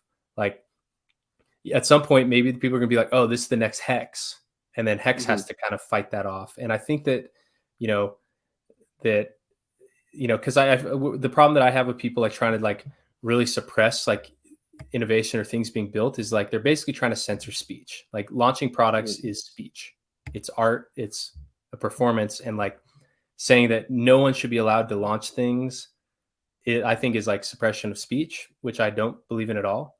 And so like rather than like kind of like opposing it in that way, like I kind of flip my perspective, like, okay, like how can we outcompete this? And I feel like that Hex can be stronger as a result. Yeah, that's a good way to look at it. But I mean, I don't know. Future's bright. We're way ahead of like anything out there that competes with Hex. I only really know of one that has any modicum of success to it, and it's very late to the party. You know what I mean? Like Hex has been around for a while. It's had its price appreciations. Now it's got these things built on top of it. There'll always be games played on new coins with speculative value in the early days, right? Like when people are moving from Hex to like some competitive thing, they're not moving to that competitive thing because they think it's a better staking platform. They're moving to that thing because they think it will do another 10,000x in that early time frame, right? Yeah. If there's anything that I've learned doing any of this crypto stuff, like actually making contracts and stuff, is like people will tell you all the time they care about the technology, but that's like a sub care. Like there's some of them that care about it. What they primarily care about, what every single person cares about, is the number. What is the price? Yeah, scoreboard. Yep. What kind of music do you like? Mostly electronic type stuff. Yeah. What's an artist? What's an artist that? Above and Beyond. Bottle and Beyond. Above and Beyond. Oh, Above and Beyond. They're cool. Do you I think go they're to old now. Do you go to shows and get wild, or like what's your? No, not really. Not my thing. Too many people. Yeah. There's one artist that I'll go see live every chance I get. His name's Flamingosis. And just because like just like the everyone I've never seen, like you go to any one of the shows, every single person, you've never seen people just so happy. It's like this, like just like the spirit of everyone in the room is just like sheer joy, and like it's just such incredible sounds, and just how like everyone's mentality there. It's just like it's truly amazing. So that's an artist that I'll go see like every chance I get, just because how cool it is. Yeah, you should DM me something. I'll listen to it. Yeah. What about movies? I'm probably gonna get off movies here do you like? soon. Oh, movies. I don't know anymore. I haven't seen a movie in so long. Yeah, I've been too busy. Yeah, unfortunately. Like I've seen things, like movies come out and like occasionally like one's just on and I see it. So like it's impossible to live in America and not see an Avengers movie. So it's like that's happened. They're okay, but it's been a long time since I've like seen like a movie trailer or something where I'm like, okay, I have to go see that. Yeah. Unfortunately, but I gotta get off here. It's getting late. Oh yeah. So yeah. Wow. We've been on for I don't know, like 2 hours since you hopped on or so. But hey, man, I really appreciate you hopping on here, and I learned a lot from you today. And I've always, even throughout this whole process, like it's been really awesome to kind of have you there. I feel, you definitely motivate me and inspire me, to keep pushing.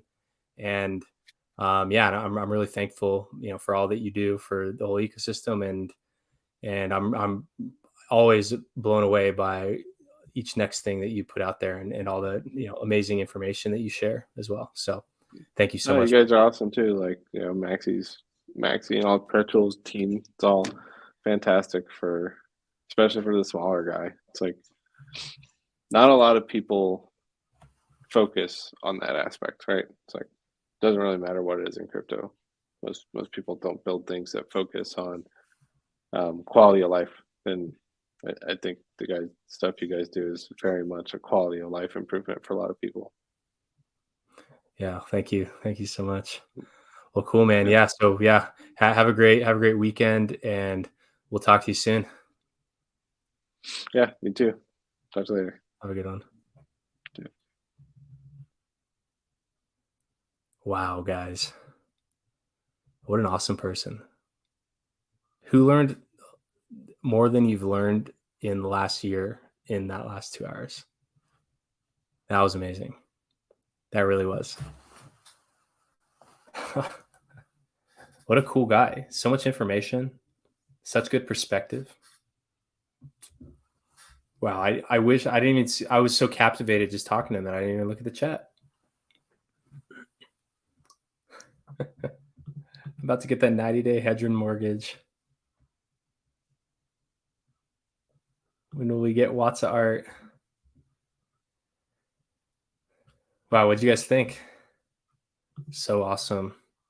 Great streams.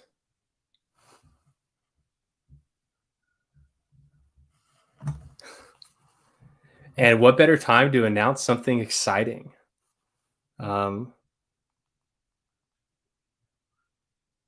Hold on, let me coordinate.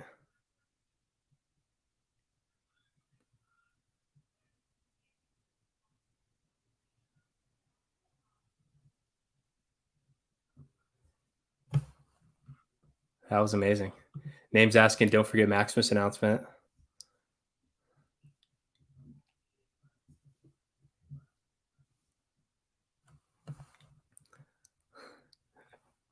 This is awesome. I'm blown away. Mana is strong with you both. Great combo. See, what I really like is that him and I, we come at things with such different approaches. Like literally across the board. But you know, if it's cool that we're both like, we're building around Hex. It's like, you could join a company and like you're one kind of like VP in something, and there's like another VP in something, and like some ways there's competitive aspect to it, but also like major symbiosis.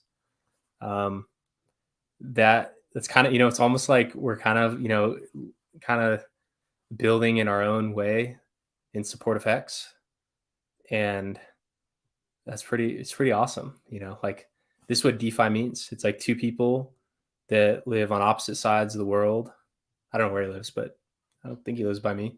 That they're just kind of drawn together by permissionless, decentralized software, and that aligns incentive and captivates the mind such that they put their creative efforts, which are high value. I mean, he's definitely way more advanced of like an engineer than myself. I'm more of like a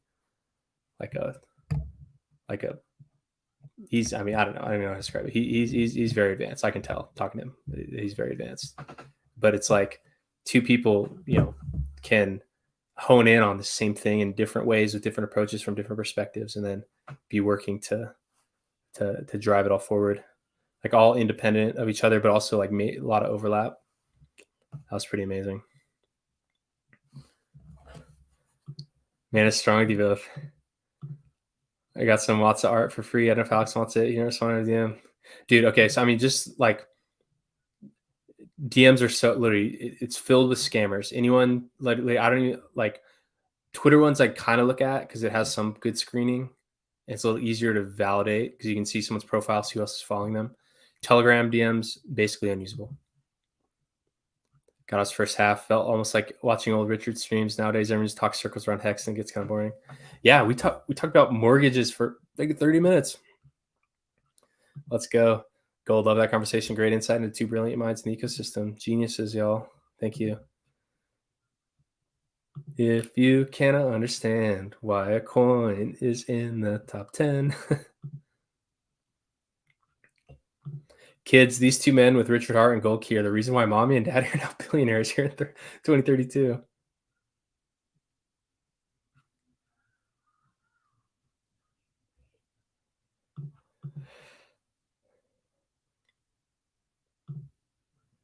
DC said, leave an open stake window and periodically consolidate. Yes, will only ever make sense for people who didn't set their stakes up properly in the first place. I got one of those too. One 30-day rolling stake through the whole period, didn't sell it. Oh, Both are positive reinforcement value for hex.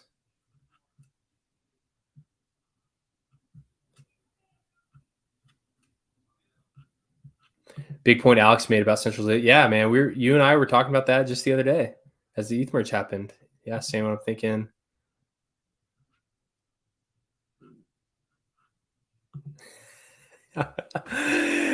Hex love blaming me for not getting his ETH pal hex tokens on the cheap. I was watching Dipcatcher adding support on stream while I should have been snatching up cheap hex like the big dogs. Dude, I'm sorry. All my fault, dude. Wait till the Watts entities have the art attached. It's all over an open sea. Adoption from outside is on the precipice. Yeah, how do you update that? Wow, there's so much conversation. I can't even get through it all. But anyways,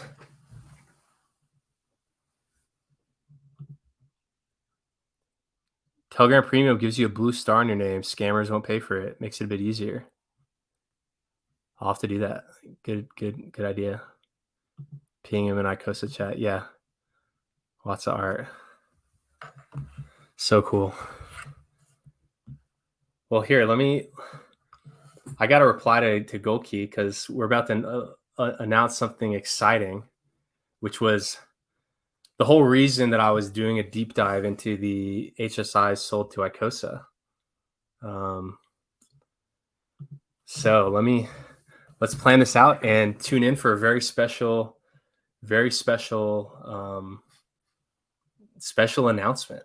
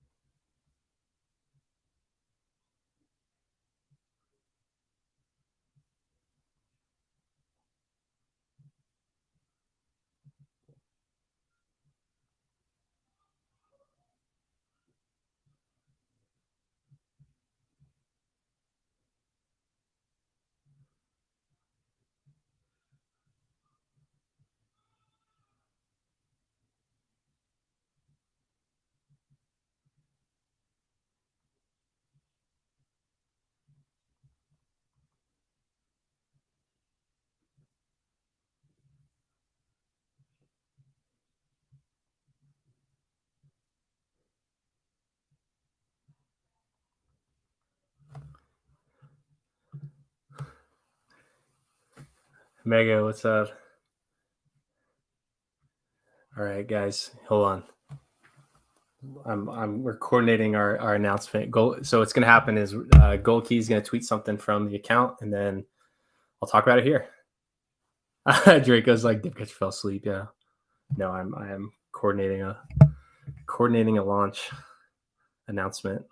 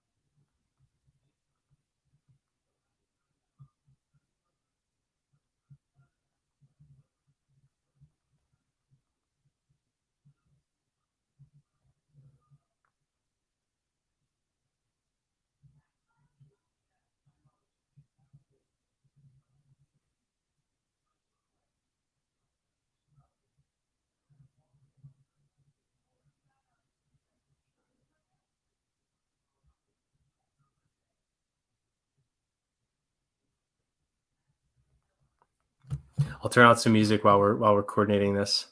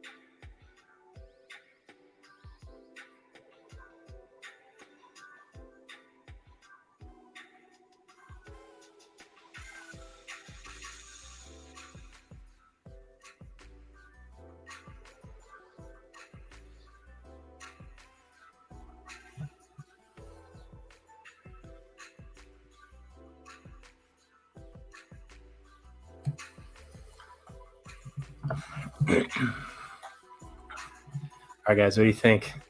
Let's get this here. Let's get this tweet out.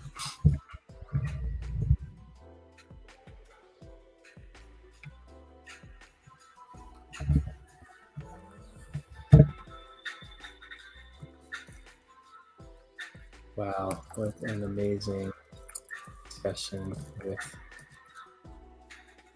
Sin.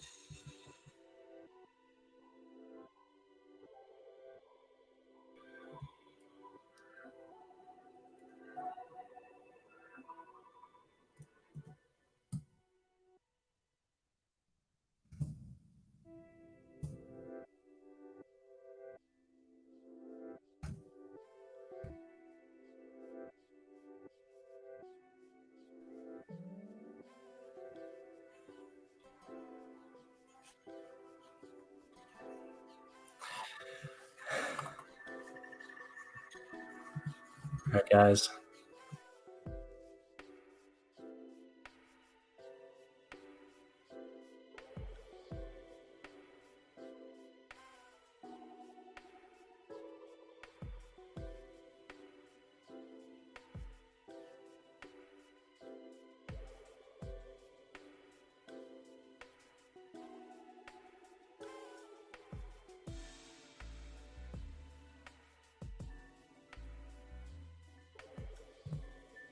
All right, guys.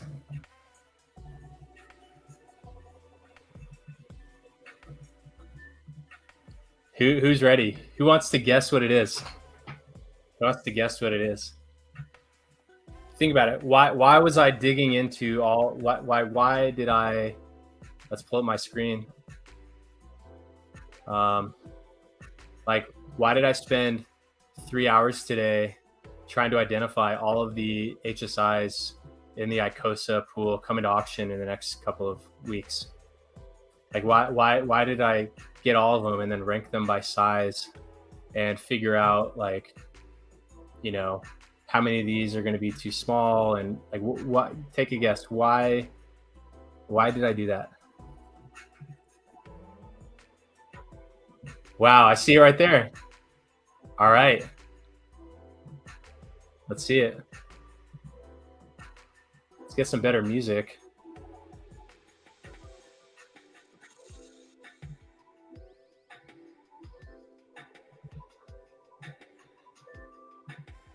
I'll put back on my favorite one.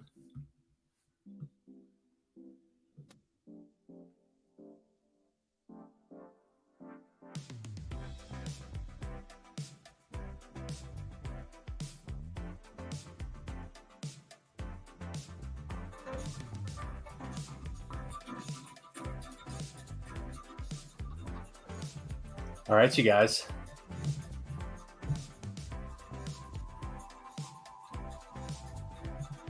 Ooh.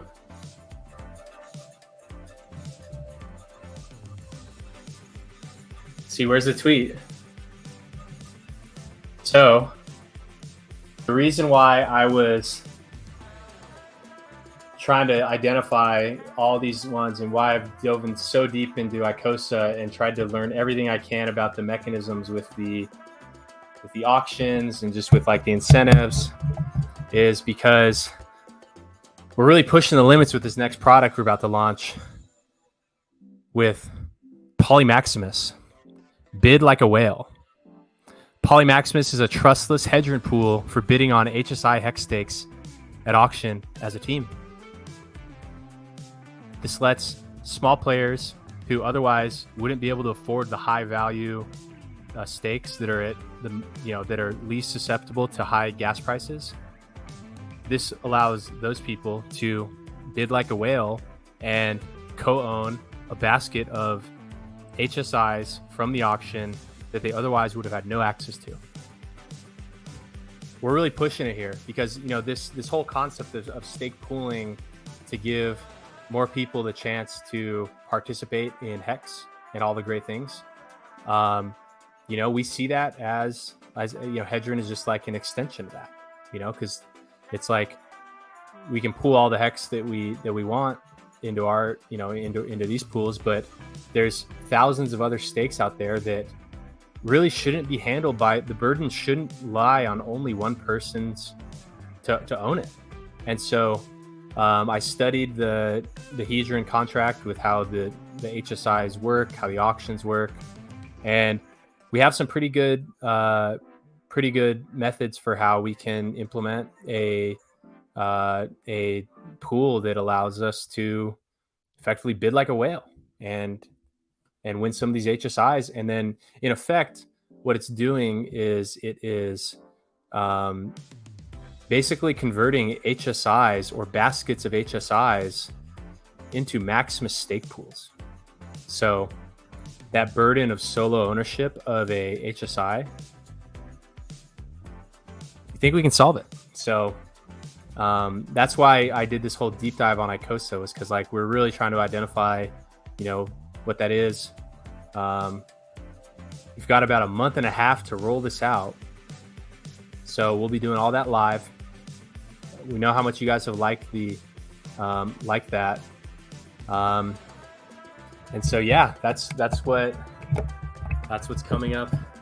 That's what's coming up next. So here, let me share some more information on this whole topic. So let's pull this up.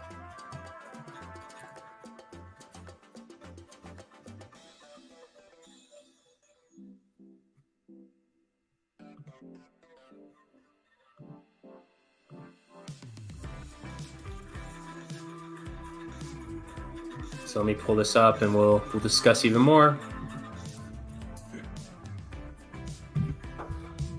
So the problem is that the smaller max length HSIs minted for Icosa may end up being worthless due to gas fees. People who joined Hex after 2021 have a 15-year disadvantage in Hedron since they bought at 100 to 1,000 times higher prices and staked at a 2.5 times higher T-share price than year one Hex stakers.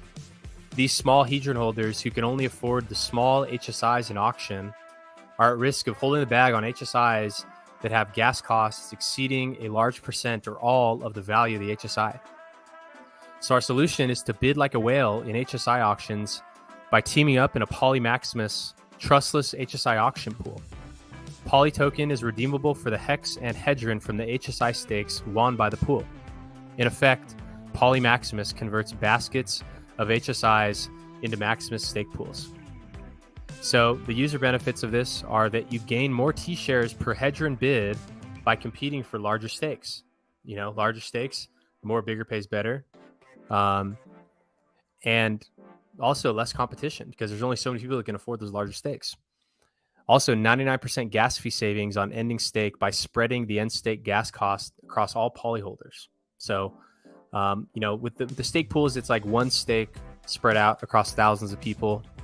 With this, there can be maybe, I don't know how many HSIs it's going to end up with, but all of those ones are just spread out across all the holders of poly.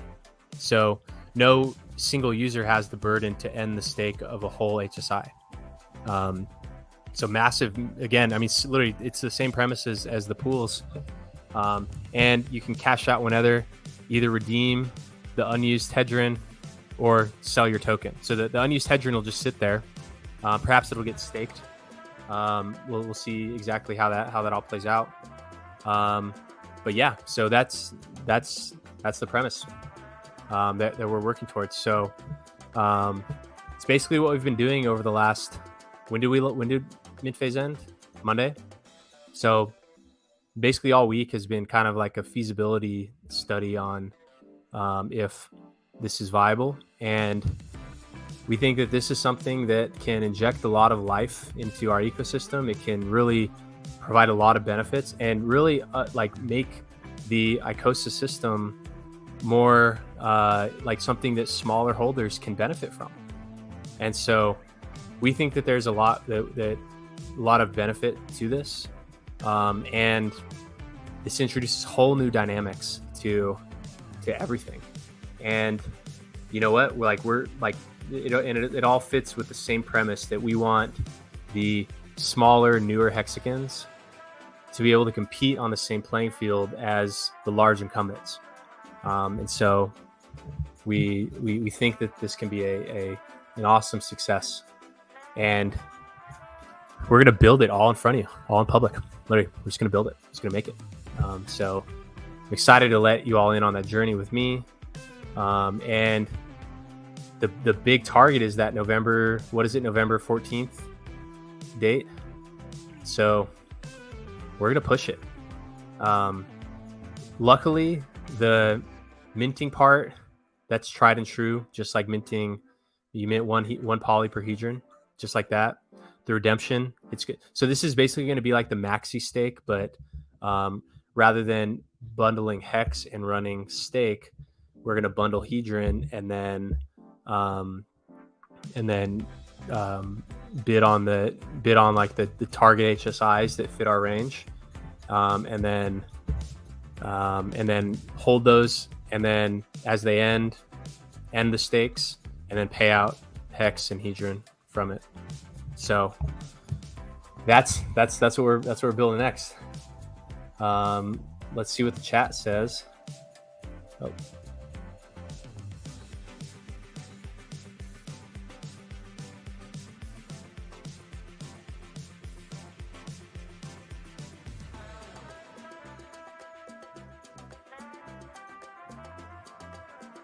Oh, here, there's one extra piece in that I missed. So let's add this back. So here's roughly how it'll work. So as we build and test, like maybe there will be some changes, and but basically you'll mint one poly per one hedron pledged to the contract. And then users can just put forth a list of HSI IDs to the poly contract, and the contract, or maybe an offline analysis tool, not on chain, will run the math on it based on the HSI stake data, and it's going to rank the auction targets. So maybe it'll look a lot like this, where it's just like, we have these ones. It'll mainly be based on T-shares, length, and bonuses. And then and then from there, so here's the part that we're still figuring out. The one solution we have, well, the best solution so far is one where the bidding happens under the like at the discretion of a set of keys that can, the only thing they can do is put forth a bid. So there will be a handful of addresses that everyone will know beforehand. It's a mystery at who those addresses will be, but there will be, at least this is the best solution that we've come up with so far in the preliminary planning, is that there's an executor who bids on them, where the worst thing that happens is that the executor just doesn't win, and then the poly is just backed by the hedron and you can redeem. So that's the, probably the part that'll require some innovation there is the like bidding structure, such that you can have an executor who, perhaps they don't really have anything to gain from underperforming.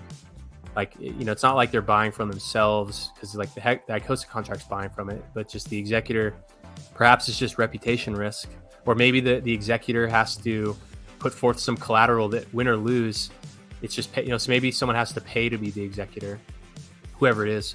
That is a mystery of who the executor will be.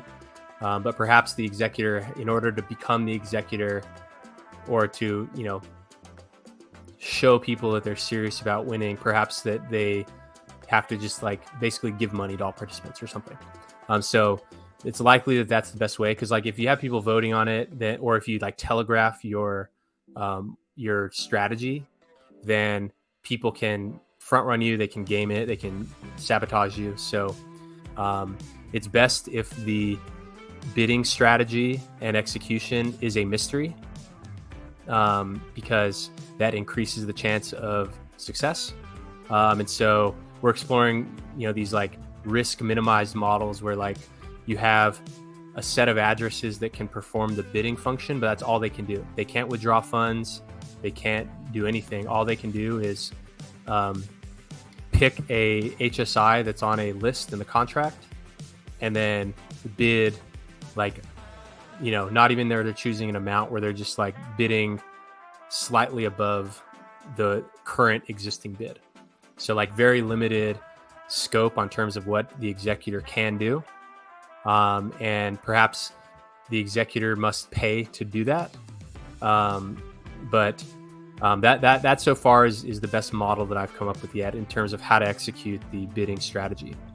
And so the goal is to just accumulate a bunch of these HSIs, high value HSIs, and then then as they end, you just end them, mint the hedron. First mint the hedron, then end them, and then at the end there's like a hex redemption rate, a hedron redemption rate, and then poly is just fully redeemable for that. So that's what we're thinking now. And as we build this, we'll face challenges, we'll have to build solutions and all that. But our goal is to allow for small hedron holders to be able to compete with the whales for these valuable HSIs, and not be stuck with the tiny HSIs that are down here. Like, who wants a 1 hex HSI? Who wants 100 hex HSI? Like, we don't want the small people to only get these. We want the small people to team up and get some of these. So that's what's next with Maximus. Oh wow.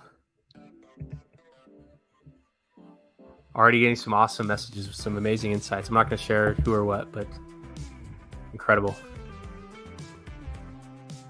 Rankings. You're collabing with Hedge and Icosa. Well, I mean, it's not like so much of a collab. You know, it's like not like we need them to do anything. You know, for this, it's like, you know, they built permissionless software that are, you know, that contracts can interact with, and you know, so yes, like the contracts are collaborating. You know, it's like you know, their contract presented this auction opportunity, and so we're building a contract that's in line with our, like, you know, pooling to allow small users to act like a big user, to interact with that. So it's kind of what it is. By HSI's team. Oh yeah, so we didn't even talk, you know, so we're probably not going to say much in terms of how team is involved until it's like in some type of testnet contract, or at least closer to that. But yeah, I mean, you know, team should benefit the larger that these are. Team should get that, right? I mean, team is a growth engine for Maximus contracts, and here we are with another Maximus contract. So, not there's some ideas with how to incentivize team to promote growth of this. Now that we have 3,000 strong team members, but yes, team is absolutely a critical piece of the growth and marketing effort of this, and shall be incentivized as such. HSI stake pools, yeah, oh yeah. So I mean, this one's for buying that. We have thought about some HSI like pooling for the but this one was more like we want to work on something that's like time sensitive, and so with this like big wave, because like probably the most, I think Cryptographics might have said in stream, probably the most auctions will happen as a result of it, like ever, like in a single period of time will happen as a result of the launch, because there's like a launch bonus, just the excitement around the launch. And so we want to, we're really targeting these Icosa ones. Maximus Cow NFTs, that's cool. Too tired to guess, bro. Did I win? Exciting news. Buy them, send them team. HSI perps. Wow, pretty epic. Great thinking.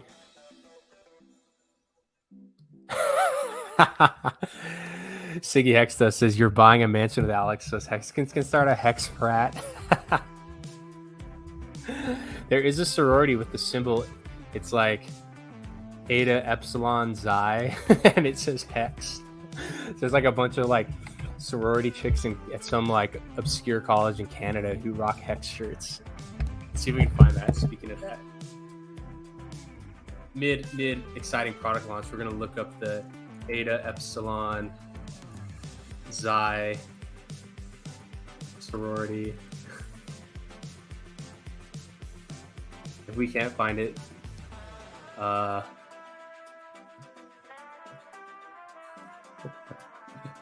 is it Eta Epsilon Xi? No, it's Alpha, Beta, Gamma, Delta, Epsilon, Zeta, Eta, Theta, Iota, Kappa. It must be. Not Xi, Chi. Right here. Eta, Epsilon, Chi. Empathy, courage, strength, Hex. We're starting a frat, guys. Mr. E says, oh my god, spend all Maximus Hedron on HSIs. Awesome. We're going streaking. How does the bidding work? So we'll talk more about that. I mean, you know, right now the best idea, well, that I've had is to have like an executor or set of executors that can place bids on behalf of everyone. That's to prevent, because if you have people, like, at least so far, my thinking was that if you have people voting, the voters may make the wrong, how do you know the voters are going to choose wisely? Because these are like time sensitive things. You know, it's a lot of like analyzing a lot of information, and perhaps the voters are just not equipped for that, or maybe just like, you know, 30% of the voters are going to be really savvy, but then the bottom 30% are going to just like kind of, you know, cause the strategy to not be optimal. So I did just get a message that about some type of voting on some type of threshold and max bid, or like a daily vote.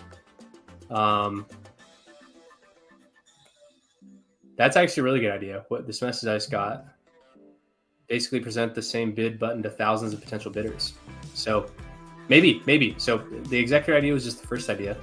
One where like, it's where you don't have to trust the executor, because the worst that can happen is that they either just like happen to overbid.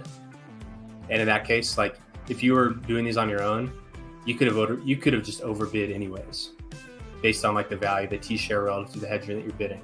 So like that's a risk that like could happen to you bidding on your own anyways. And also because we're pooling resources here, the tolerance for overbidding is much greater on the pool than the tolerance for bidding yourself.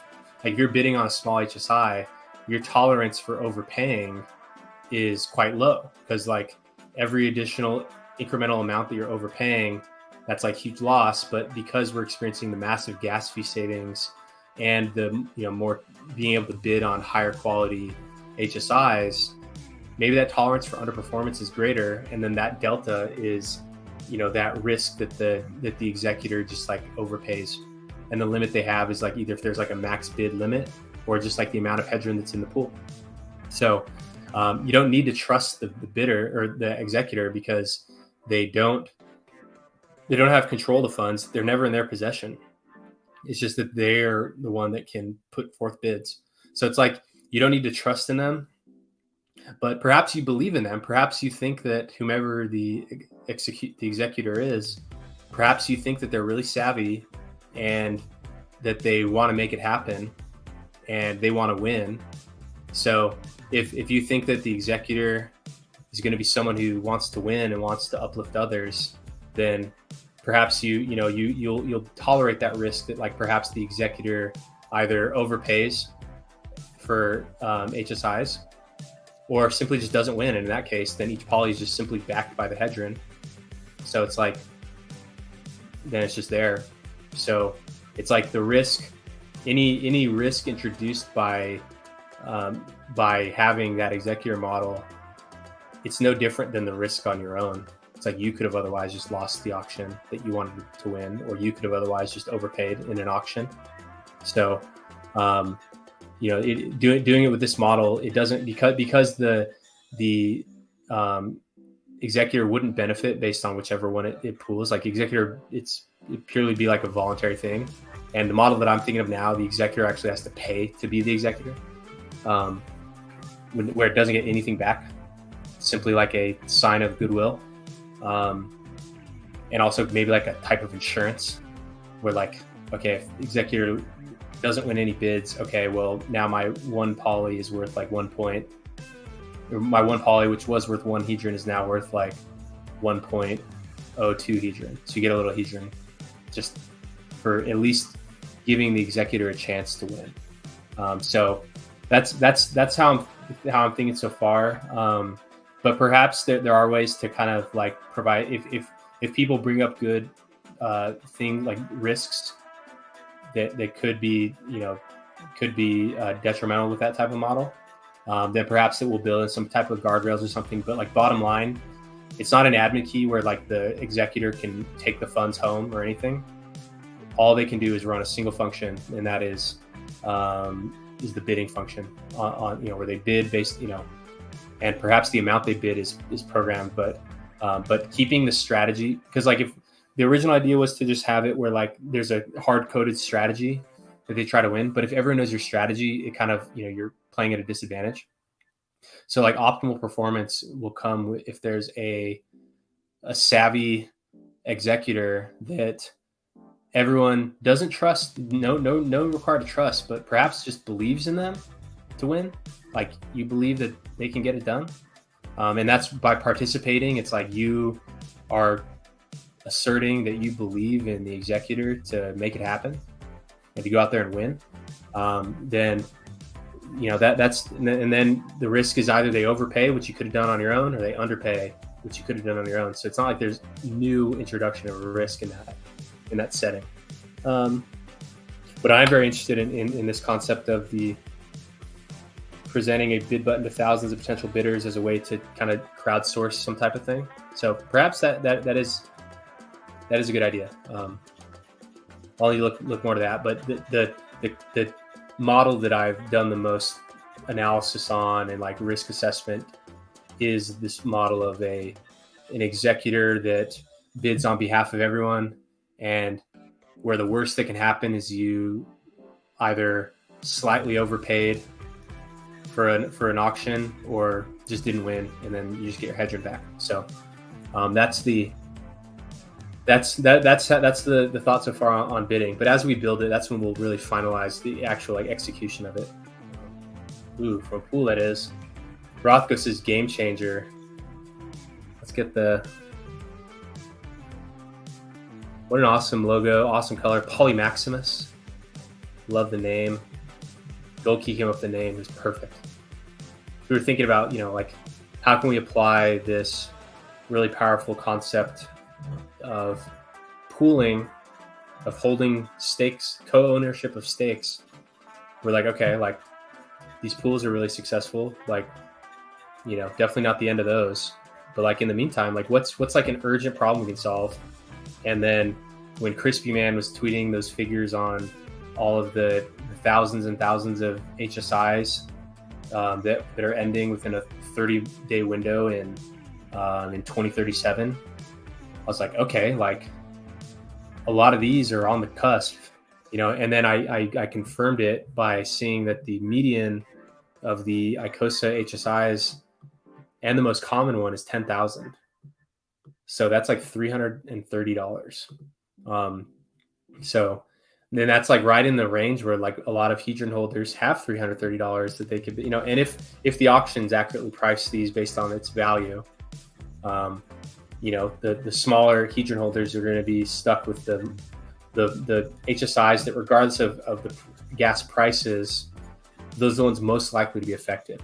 And so, so basically just the same premise and the same solution that we deliver with the Hex stake pools. We see an opportunity to introduce this to the HSI auctions. And then basically what I think is the most powerful concept of all of it, which maybe extends, like the Icosa one, like the Icosa launch auctions, maybe that's just one category, but just in general, this thing, in effect, converting baskets of HSIs into Maximus stake pools. Like that's a powerful concept. And that can even fix, like we can't fix native hex stakes that have already started, but we can fix native HSIs that have already started. A pool can always buy an HSI, and now it goes from one owner to hundreds or thousands. So, because Funding Gym and Collect Our Mind, they are tweeting about like how can we incentivize people to pay to at least run good accounting for others, or like at least end stakes or bundle them. And it's so tough because for the existing native hex stakes you can't, but since the HSIs are transferable, you absolutely can convert an HSI or a basket of HSIs into a Maximus stake pool. And so this is like low-hanging fruit here, where it's like, okay, we've already got the minting and redemption sequence down. We already kind of do the Hedron minting, so we're already interacting with the Hedron contract, and now we can just do the auction bidding. And now we have a basket of HSIs that now we have to just run the min Hedron function and then end stake function. Now we have Hedron and Hex, just like we have with Maxi. And so the redemption is the same thing as Maxi. So it's literally it's like the same thing as Maxi, except at the start, you mint with Hedron. And then this is very identical with Maxi. At the end, there's like a Hedron redemption rate and a Hex redemption rate, and then each poly is burnt to redeem that. This will be a one and done, kind of how Maxi was a one and done. And then if, because like we don't want to introduce the complexity of like ongoing ones, and we're going after a specific target group of these Icosa HSIs, because you have because I mean, with Maxi, it's like we didn't know it was going to be a success, so we did so there's no need to build for like an ongoing thing, because what if this is the last time what if it doesn't work? What if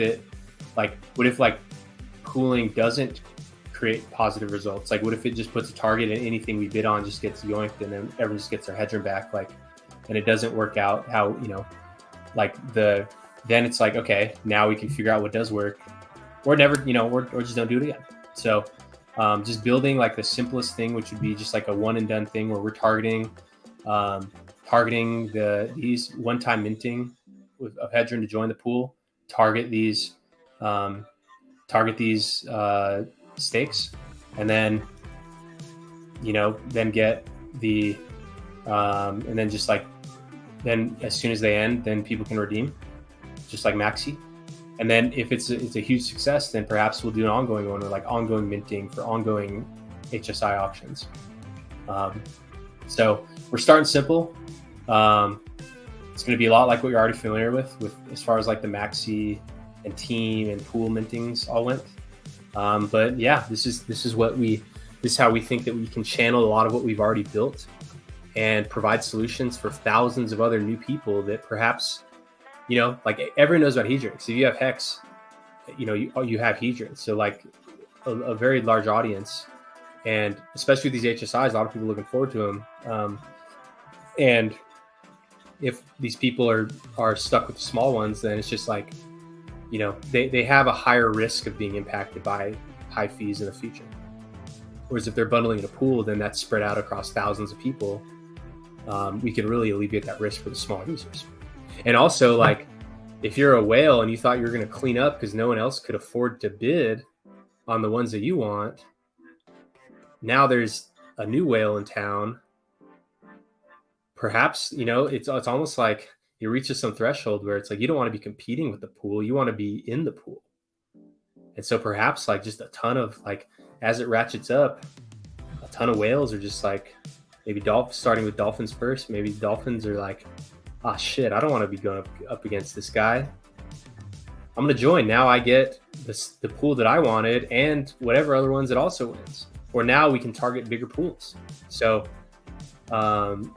this one, I mean, it's kind of like with the pools, the hex stake pools. Like once it reached that like 150 million threshold, then it just moons because it's like an added benefit. It's kind of similar where like each additional Hedron that's going to go into this pool makes it more attractive for someone with roughly that amount of Hedron to also join. Because now it's like instead of competing with that, they can be part of it, and now they can compete for even more expensive HSIs that they were probably priced out of before. And the larger they are, the better they are, because bigger pays better bonus. So I'm really excited about this. I'm excited to like be able to channel a lot of what we've already built and then provide like the same solution, but in a different method, like a different mechanism to like a different audience. So I'm really excited about this. Great idea. Maddie's head's going to blow up. I think he's going to support this. I think he will, because I think that he cares about the smaller user, and this really helps level the playing field in a big way. Burn, buy Hedron. Yeah, I mean, now we have a bunch of Hedron go after these pools, and Maxi's got a whole lot of Hedron, got the 5x bonus. Teams getting a whole lot of Hedron. All the stake poolers that did what Mr. E really kind of brought this whole concept to my attention of like the amount of Hedron per t-share in the pool being quite small, and people just buy it. So the people that bought Hedron, that's a big benefit. So yeah, we love Hedron. We love it. Maximus. What a great name. It just rolls off the tongue. It's like there's already polymath, polyhedron, Maximus.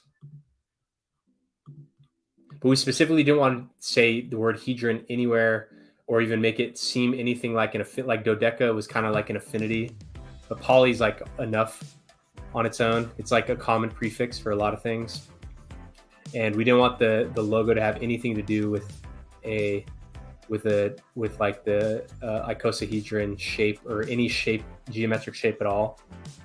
Like poly, like let's look up what does poly mean. Poly definition. God, what kind of fucked up things we're gonna see. Polyamorous, that's funny. Poly prefix. It just means many. many, several, much, multi. That's what we're doing. We're just bidding as a group.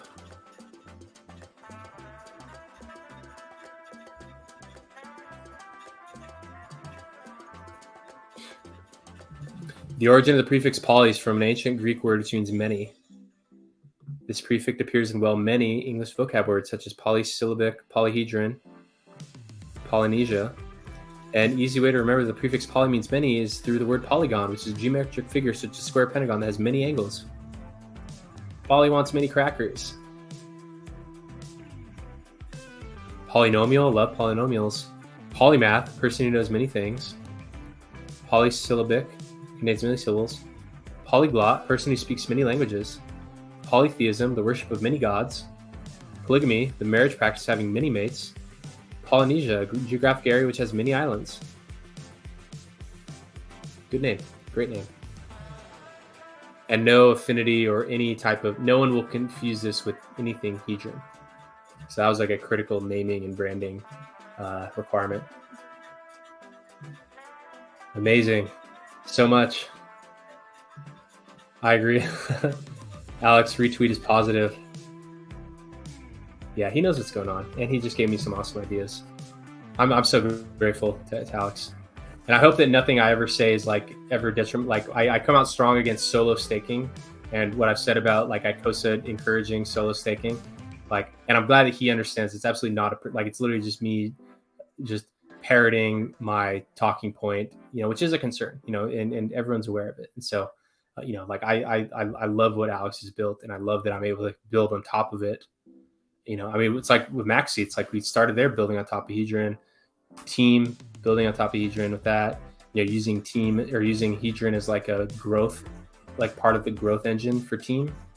Huge, like that's like a 0 to 1 type game changer there. So I'm quite grateful, and what I'm especially grateful for is just how well documented that code is. It's so easy to read and make sense of and utilize. So, you know, I want to meet Alex in person and hang out. And he's a really awesome guy. Damn, now I have to outbid Polymax too. Just join it. Just join it. Go try to beat us. If you can't beat us, join us. Team win. Pretty cool stuff. It's gonna be very opportunity for the many joining. Love this idea. 43 days. 43 days. Can Dipcatcher build it in 43 days? The hard part's just going to be the testing of the bidding. I hope there's auctions going on in testnet. Figure it out. We'll figure it out. But who's the person doing the bidding? Well, as of now, it's a mystery. Yeah, it's a mystery, and for a strategic reason, because well, maybe not so who it is. It'll become clear before you participate. It'll be quite clear who did it or who it is. But in terms of like their strategy, that absolutely should remain a mystery, because then that prevents other people. Because if you telegraph what you're going to be doing, then other people may have an advantage over you. So as far as who it is, I don't know. Who would you want it to be? Put in the chat who you think should be the executor of the Poly Maximus auctions. Like, who do you think should go out there and try to win on your behalf? Nice. Hope Hex Token is listening to covers tonight too. Hex Love says, I'm pumped. Draco says, wow, just amazing. Sounds awesome. Want to hear more about how it decided which HSIs are targeted. That may remain a mystery, but it's also plainly obvious, like which ones are the most valuable. So maybe it's not so much of a mystery. You guys are really solving problems. Yeah, that's what we really aim to do. All my Hedron is staked. Oh shit. That's the trade-off. All this for day one auction only or continuous. The idea now is to have the minting phase end the day before the Icosa HSIs hit auction. So, and then from there, the executor can just bid on as much, you know, as much liquid hedron is available in there. They can bid. So until it runs out, and then Then from there, like whatever HSIs it's able to win, that is now co-owned by everyone in Poly. And then as the HSIs end and it mints their Hedron and the Hex, the Hedron and Hex is just distributed to the Poly holders. Where does the contract pull gas fees from for bids? Executor pays for it. Out of pocket. The executor would not expect anybody to reimburse. And the executor, the best model is to build in kind of like an executor insurance model where like the executor has to put up money that is then distributed to, basically the executor is probably going to have to pay the users. No, but not paying them to do something, more of like just giving them a gift, like a thank you for believing in me to win for you. Like, you know, here's a gift. Thank you so much for believing in me, for giving me the confidence to win, for pooling this for the better for all of us. Thank you. Here's a gift of maybe some Maxi or maybe some team is what it might give. Mine are all staked as well. I guess we'll have to buy off the market. Hedron just got better. Amazing. Mystery box. That would be a good executor. But it is a mystery. I smell whale sweat. Do whales have sweat glands? I'll probably throw my Hedron. Yes. I'll probably throw my Hedron out. How about OpenAI doing the bidding? Maybe. You'd either work really great or it would somehow end up with like the bottom of the barrel HSIs for some reason. With Poly, we know there's a big auction phase in November, but we'll probably be ongoing, buy HSIs forever. So this contract, much like Maxi, will be like a one and done thing. But if we see that that is a good opportunity, just how it was easy to convert the one and done Maxi into a perpetual stake pool that repeats forever, it'll likewise be easy to convert a one and done Poly Maximus contract into a Poly Perpetual. HSI stake. Janitor service reporting for bird service duty. Pure alpha, learned so much. Are you going to deploy on ETHPW as well? Yeah. I mean, I don't know. To be honest, I don't know. But maybe. That would make the executor's job a little harder. Maybe there's multiple executors. Or maybe, I don't know. Maybe the executor just makes it happen. Yes, but how can we weaponize the government? What happens to them after purchase? Are they being converted to Icosa or being held till the end stake? So I think they should just be held to the end stake. These are converting existing HSIs into Maximus pools. So probably not going to keep feeding the Icosa beast. We'll probably just hoard the HSIs, which means that we'll be hoarding the Hedron. We'll be boosting the Icosa price because we're not, selling it at Icosa. And boosting the Hedron price because the Hedron, the leftover Hedron plus the earned Hedron is just going to be minted towards the end. Maybe we'll build in some type of Hedron staking thing so that like leftover Hedron can just be staked. And like if there's, say a high value HSI that ends years before the rest of them, we just have the Hedron just staked throughout that period of time. So we'll figure all that out as we go. And we'll be building it all on live, so you guys can see what's going on. And we'll discuss all of the kind of like intra time period strategies, all right there. Superman is going to be pumped. I hope so. Back in a sec, getting me some Hedron. Let's see the price.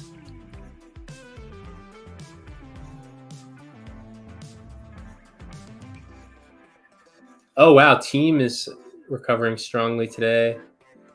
Almost back to one-to-one parity with Maxi. Maxi's, let's see the price in Hex. Whatever. So let us look at kind of hug flat all day on Maxi. Let's look at the Hedron price chart in the SEC. Hey, look at that. Look at these buyers. When did we start? When did we announce it? 45 minutes ago. And in that time,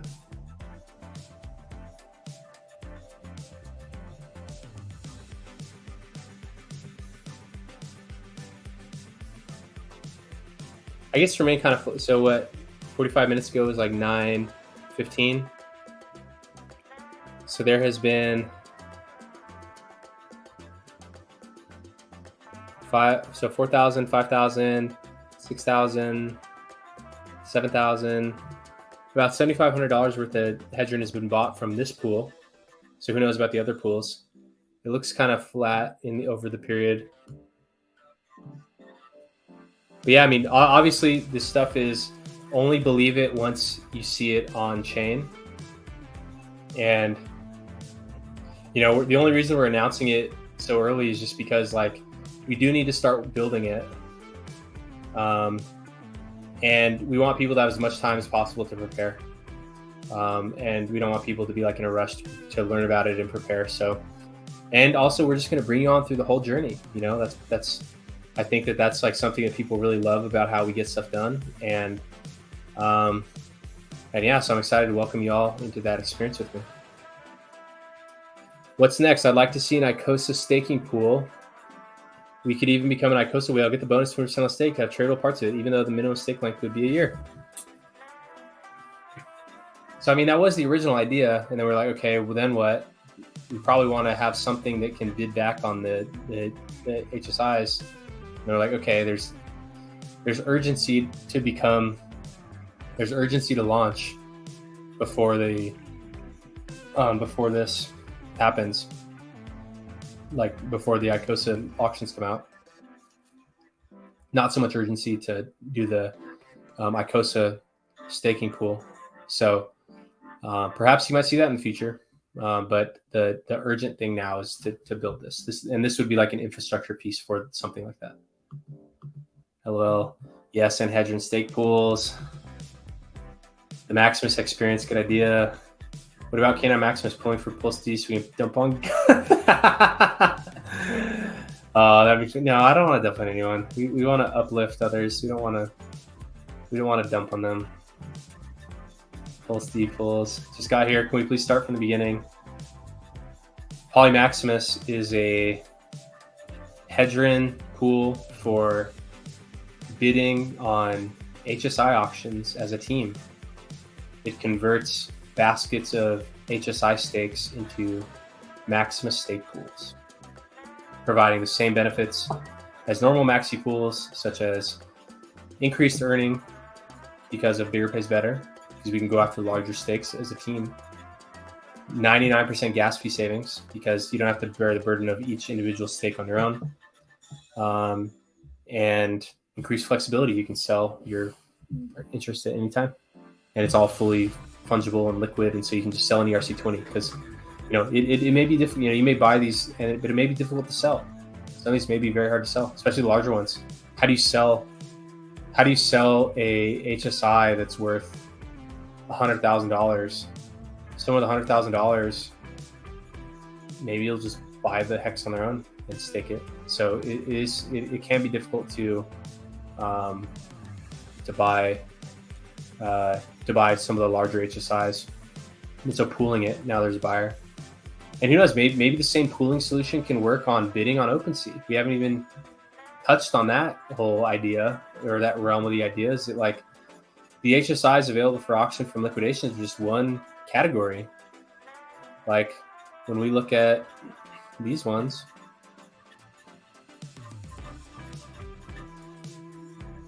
let's look at hex staked. Only larger than $1 million.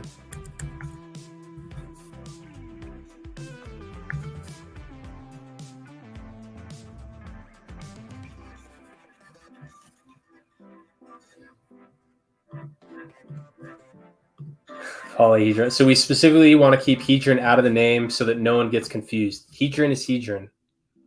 Poly Maximus is Maximus. So we specifically don't want any type of confusion or any like encroachment on like their brand or anything. Poly means many. And so as many we can bid as one. and just have better performance. Like, look at all these.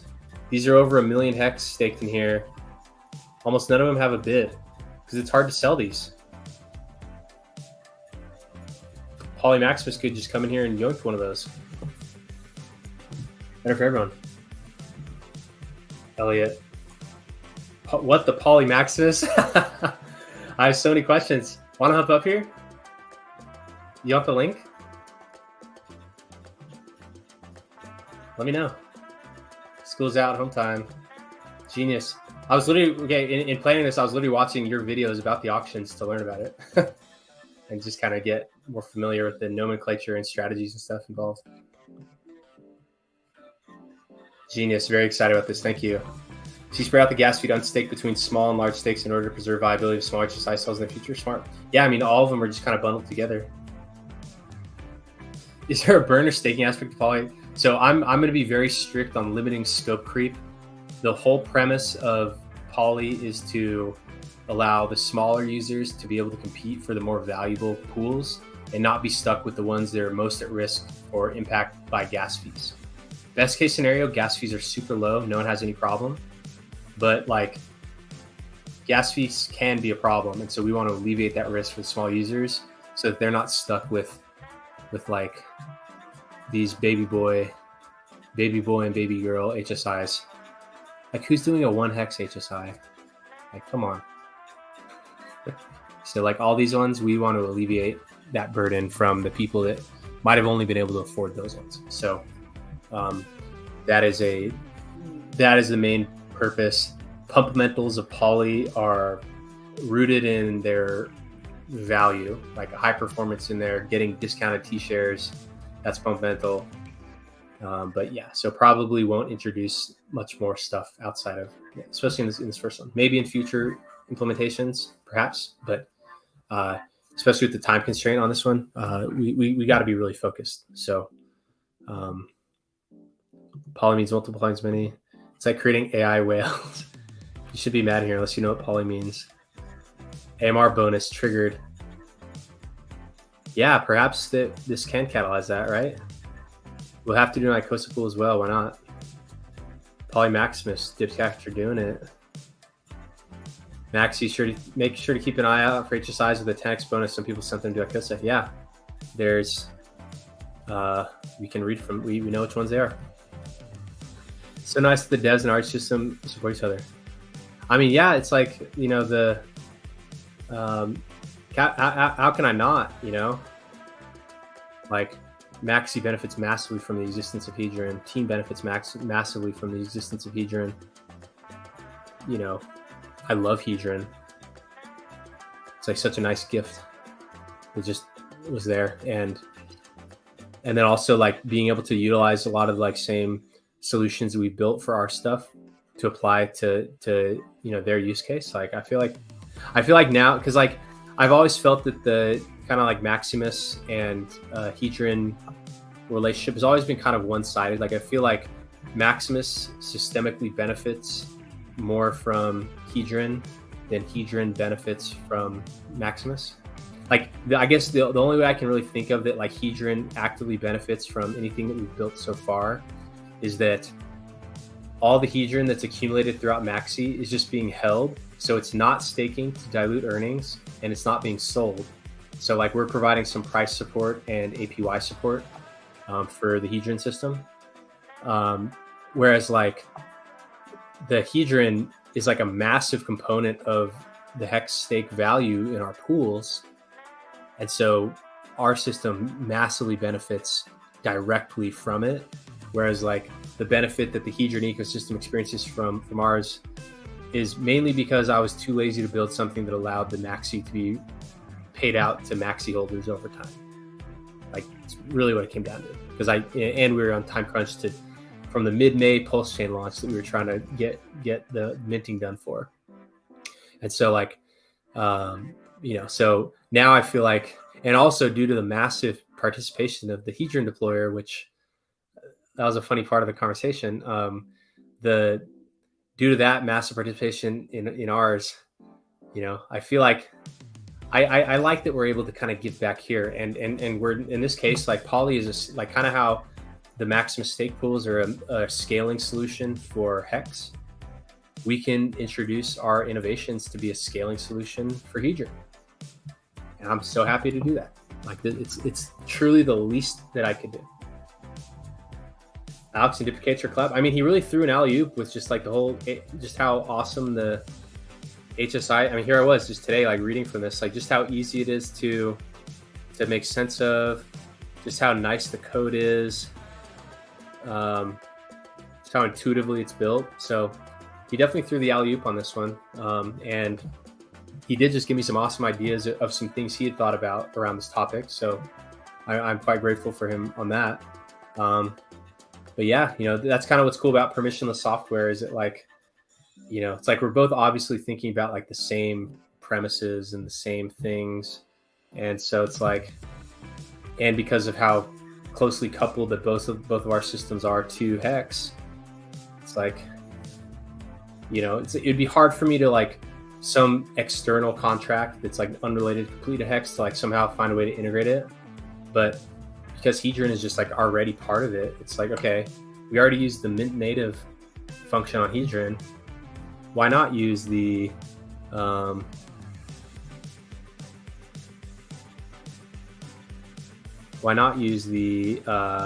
where is it? That's on the other contract. What's the name of the function?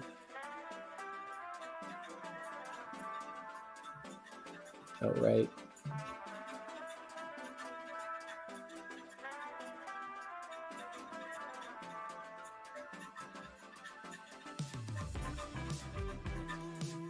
I'll have to find the contract with that. So, you know, why not use the bidding function? Watching the build live on stream, yeah. Boom, Dipcatcher is a fucking genius. Thank you, Corey. You're a genius too, just for being here. It's a mystery, not mystery. Yeah, little do you guys know, Mr. E is the mystery. Will the bidding pool come from new Hex to avoid people trading Maxi? It's going to come from Hedron. So, yeah. So, however you can procure the Hedron. So ideally, it's Hedron that people have already been buying. I mean, look at all the people buying Hedron in preparation for these pools, or in preparation for the auctions. As soon as clear that Icosa was going to auction, all the people buying up through this whole move, I hope that those people participate. I hope all the people that have just like are earning Hedron from their existing stakes participate. But yeah, I mean, look at all these buyers. That's all. I mean, a lot of people have staked it, so maybe there's some early end staking of Hedron. If that is even a thing, is there? Someone clarify my understanding on the timeline of the end staking. Pepe says, with gas fees high and going higher, good luck onboarding newbies that have no clue about networks and will run away from the crypto surely. Yeah, I mean, you know, it's good to just kind of consolidate. Now it's like, oh, you want to own some Hex stakes. Now you have the perpetual pools to choose from. You have Poly Maximus, which is, you know, kind of that other layer with these HSI baskets. I mean, still, I mean, the pools are going to earn more because there's not a single one, the largest possible one. So the largest possible bigger pays better bonus of the entire Icosa system is 10 million. So there's two 10 millions. So they only get a less than 1% bigger pays better. Those get like 0.6% bigger pays better bonus. Trio alone, which is the smallest one, gets almost 5%. So huge difference in earnings, the pools relative to these. The gas fee savings are greater on the pools because it's one stake instead of a basket where it's, you know, could be numerous ones. These ones do get the Hedron, but maybe Team is going to get some of that and some of the Hex for, you know, creating this and passing on those gas savings to our solutions. But, you know, still like the perpetual pools are going to out earn these. So it kind of doesn't make sense to sell your perpetual pools for these because like the earnings on Poly are going to be less than the earnings on Maxi or any of the pools. So just by the bigger pays better bonus alone, higher share rate. I mean, all these these ones started after Maxi, but before the pools. And so, yeah, so I don't know if people are going to be, very profitable in swapping out of their pools to get these. But like for anyone who has Hedron already, that's a big boost there. With gas fees high and going higher, good luck onboarding newbies that have no clue about networks. And I already said that. After a while, we're listening to this. Yeah, I just see that. These pools solve big issues. Oh yeah, and we pass those savings on to you. Or do you have to use Hedron to bid, but haven't done an HSI stake? All my stakes are maxed. Yeah, so you have to bid with Hedron. I hope the executor picks the HSIs with Hedron launch bonuses attached. Yeah, I mean that's definitely there's like, you know, we'll do a whole video on like how do you appraise an HSI. The big piece is the T-shares per hex staked. It's a big one. So that's basically the larger it is, the more, and the earlier it was, the more. And then the next kind of big component of that is the Hedron bonus. So that comes down to timing. So yeah. Bye, Hedron. Is coding your day job? Yes, it has been for quite some time. I've been working in startups, but as of last year, I've moved into more just like freelancing and just like private investment consulting for friends and family and people close to me. I'm learning how to speak like Yoda with coding. It's definitely rewiring my brain, learning how to speak numbers instead of perception. Oh yeah. It's also a very pure form of perception. Uninfringed by, because everything is very direct. Hex market as well, another site to buy them from. Oh yeah, I'll have to look at that. Dipcatcher, thank you for the recap. The power and brilliance behind these projects and the speed at which they're being developed is a testament to how impactful humans can be when they're working on the right projects with the right team. That's right. And now with 3,000 team members at my side, I feel even more empowered. I felt empowered when it was just me and Golkey. Like, that's something I'm very grateful for, is that over the years, no matter what, that anytime I'm like, hey, here's an opportunity, we got to build something, or like, hey, let's do this, that Golkey's he's there, ready, motivated, ready to take whatever like area or like idea that I put forth, he just elevates it, just brings it to the next level. And so like, I've been grateful when my team was just me and Golkey. So that's how we start, just him and I. And now we have 3,000 other people with skin in the game by our side to help blow this thing out. And we just came off a major win with how successful team was in growing these pools. Like there's something special going on here. Absolutely. Polyaleximus. Nice. As many bids one as one bids many. That's right. I made a bunch of $5 to $10 Watts NFTs because I figured if it does 100x, it'll be easier to sell 500 to 1,000. Yeah, it works in that setting, but with the HSIs, it doesn't quite work so much. No Icosa pool will all be diluted. Hey man, if you're gonna get diluted, you might as well dilute yourself. So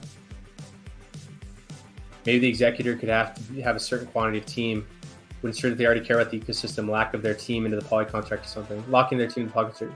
Yeah, something like that. Could be a very kind of like insurance. So I mean, like the worst that can happen is that they just don't win, and then now your poly's backed by Hedron. Okay, and maybe there's like some threshold where if like the amount of Hedron that's left over after some length is like still liquid, meaning it's all the Icosa HSIs from launch are gone, then maybe there's like an early redemption and people just get their Hedron back. Thank you for the APY support. Yeah. unintentionally. We didn't even know at first it was just price support, but then it became APY support, which we're fine to tolerate. Icosa pool not necessary as it doesn't solve the gap. Yeah, so there's less urgency on Icosa pooling because like there's not like a looming gas issue with Icosa pooling like there's with hex stakes. And you know, like there is an opportunity, I would say. So there's not a problem. Like it's like there's problems and there's opportunities. The opportunity with that is the whale bonus. But the problem, and I'm more like tuned into solving problems. But also, I mean, this is a stepping stone to that. Like where, like, you know, we could have an Icosa pool plus a hedger and auction pool where it's kind of like, I think David Feeder talked about strategy where you're like, kind of like going back and forth between the auctions and minting more Icosa auctions and like kind of trading that T-share ratchet up thing and just like, so, you know, perhaps there. But first step, the most important thing, most looming thing, most urgent thing is the HSI auction pool. Poly will be another copy and pull. Yeah. How many coins can we launch before full chain?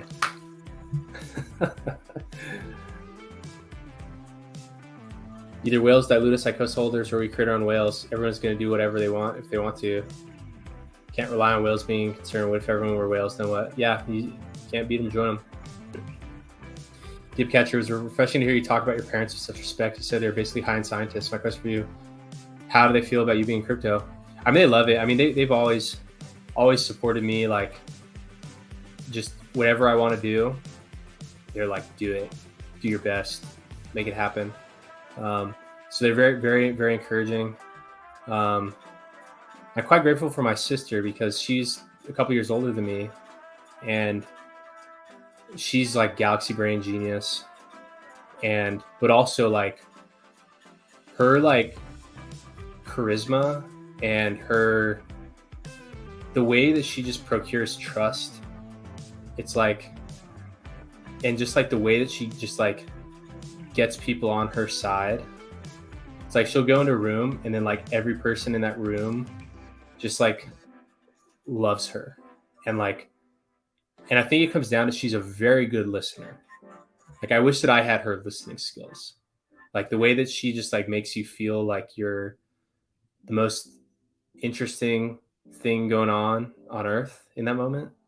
It's very powerful. So she has this other, like, I mean, galaxy brain, like just finance and she's also in like in like product building, but like her like, so she's not like a developer. She's like she orchestrates massive technology teams at some of the largest like a company that's so large that everyone knows it, and so she's a powerhouse.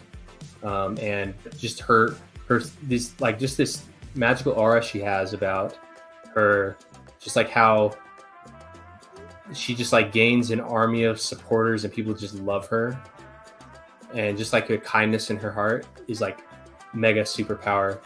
But when she was, when we were growing up, she taught me how to read. She'd come home from kindergarten. I was like there just like rolling around. I was a very small child. She'd come home and teach me how to read. So I was reading in preschool because when she was learning how to read in like kindergarten, first grade, she'd just come home and teach me everything that she learned. And so she taught me how to read at a very young age, taught me how to count and do math at a very young age. And her and I just always did everything together. So I'm very thankful for my very supportive family that like just has always been teaching me. I remember like I used to want to play Game Boy we'd go on these long car rides, and my dad would be like, all right, enough games. And he'd hand me a calculator and he'd just be like, here you go, play with this. And I remember I would do these like patterns where I'd be like 1 + 2 + 3 + 4. And I would try to like add up as many numbers as I could. So I'm really grateful that my family is just so galaxy brained and also supportive. So they love it. They're not so into it, but like in terms of like their own activity, it hasn't consumed their life like it has mine. But they're very supportive. Do they wish you were in more respectful field? They encourage your? Oh yeah, I mean they think this is the most respectful thing, and like like just serving others. Like what's more respectable than using your talents in service of others? Like absolutely respectable. Thanks for giving me a reason to make my Hadron. Yeah, it's a good time. Good point, Mitchell. I totally forgot to commit. 10x bonus HSIs. Here we come. Try to design ETH at the same time. You seem like you have a patient wife and like to work. Yeah, very patient wife. ETHW is going to be there at some point. I may use it as a test net, but yeah, I mean, I'll try. I mean, kind of how we rolled it out on, it'll be easier to roll out on all the networks than the diamond hands on 4 different coins on 3 different networks. That was tough, but yeah, this should be easier. Hi, I can't see my team stake. Can you tell me how do I check that? Yeah, go to Maximus portfolio anvil.app, and you can paste it in here. Paste in your address. Maximus portfolio.anvil.app. It's pretty awesome. Link. No, appreciate you, Golki's also respect your participating, partnering, helping Hadron. Yeah. Z says Dipcatcher is awesome. You are too. Sounds to me like we need your sister on the team. She's on the team. She's also doing much more, not more important stuff, but like she's got her own massive undertakings. Hey, just getting here. Oh man, this is such a good question that the community is curious about. I would say, well, what's the difference between hex stakes and stake hex? Hex stakes and stake hex, yeah. Bristology says Dipcatcher is the real deal. Hex stakes and stake hex, yeah. Facts. All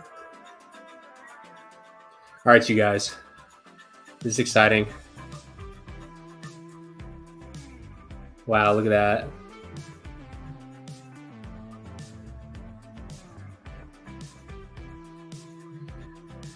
Hey, you guys didn't even know what that was.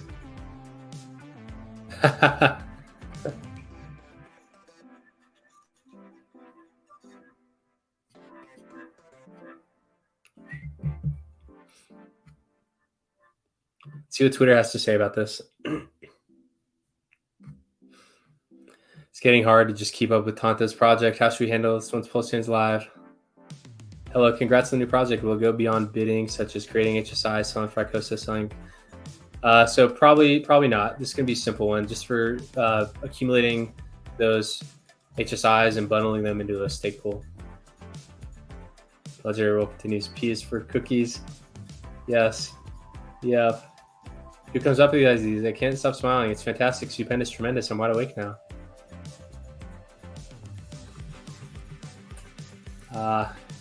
We are very in tune with problems we can solve to make people's lives better.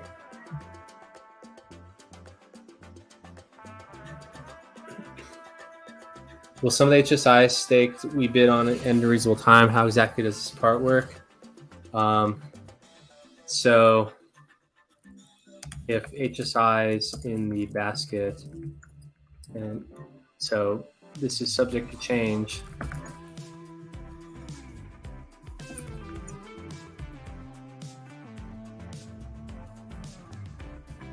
But if HSIs in the basket end much before later ones, we will probably simply stake the hex native, stake the Hadron, stake the hex native until the last stake ends. And stake the hex native until last stake ends, and stake the Hadron. Then all hex and Hadron from all HSIs are redeemable. Open to suggestions. No. fragments. I mean, that could. I mean, that. See, that requires discretion because that makes sense in certain settings. But if you telegraph it, then people can front run you. Like, it doesn't really matter if people front run your stake, but it does front run you. It does matter if people front run your. I mean, I guess. I mean, if you're just gonna hold it till the end, then maybe it doesn't quite matter as much. But yeah.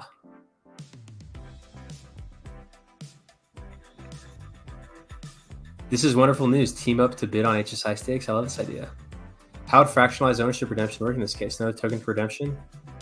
Yeah, so 1 mint, 1 poly per 1 hedron contributed to pool. 2 hedron is bid on as many high value HSIs as it can get. Bid on a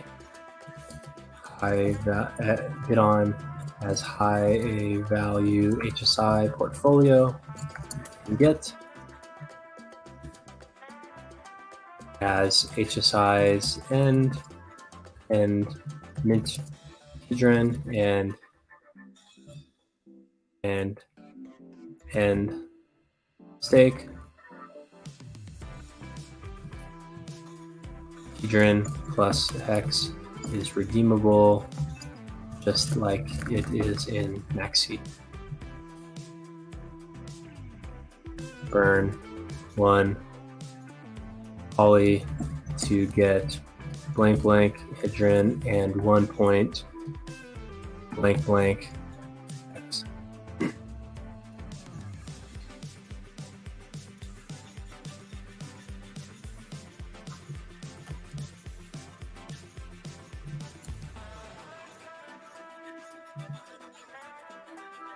Toby's mind is blown. Where can I learn more about this? Here, let's prepare this little doc into something that's...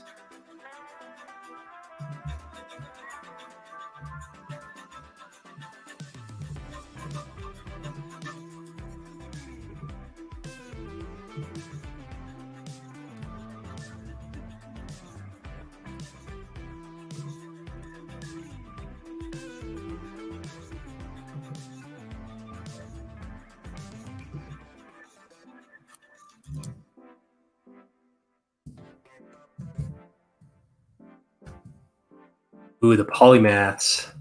Polymaths help identify high value HSIs. An executor is appointed to bid to strategically bid on HSIs. Perhaps the executor must put collateral up to ensure against poor bidding performance. Executor is not in possession of the hedron and can only run the bid function.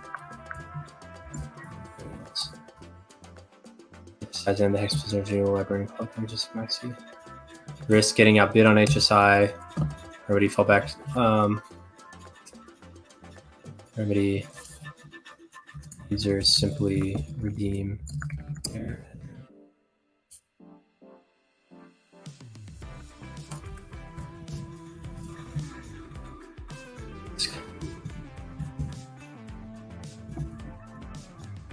user was bidding on their own.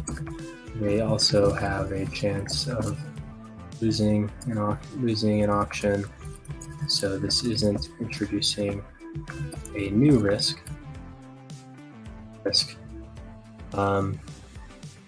Overpaying for an HSI remedy.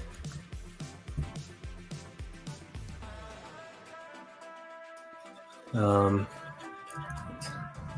only overpay by the amount of hedron in the pool.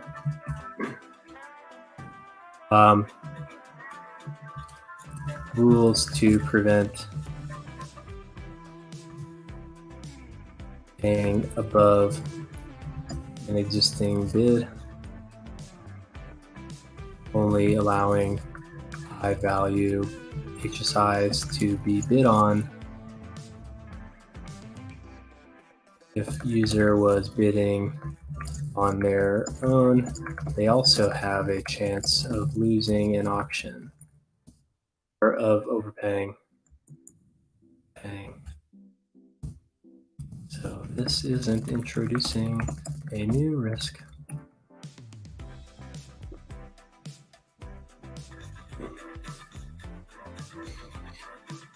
Okay, let's add an icon here. Let's pull this.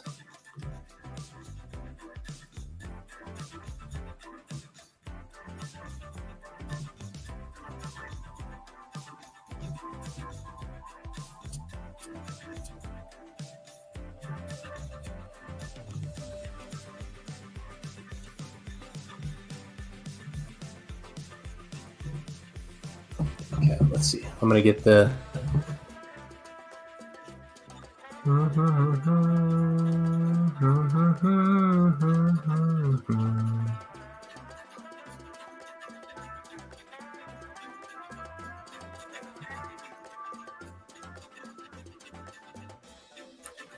let's get this logo.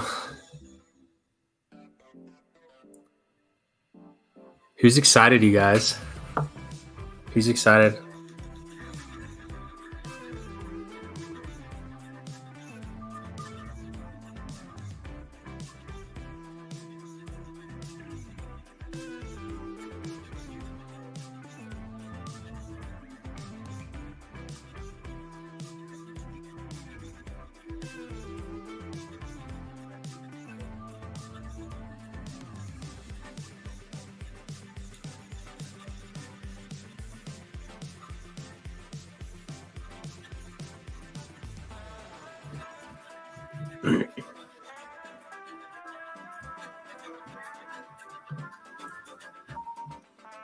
All right, we got this logo. Let's add the icon.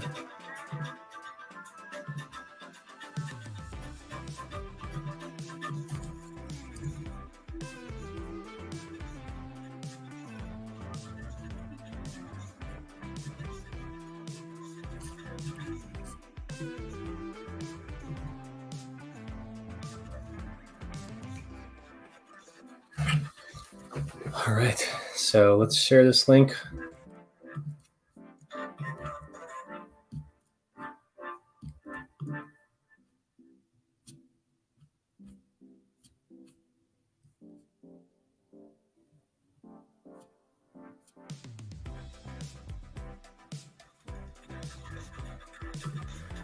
Maximus, Maximus, Maximus, Maximus, Maximus, Maximus, Maximus, Maximus, Maximus, Maximus, Maximus, Polymax, Polymax, Polymaximus, Polymax, Polymax, Polymaths, Polymaths, Polymaths.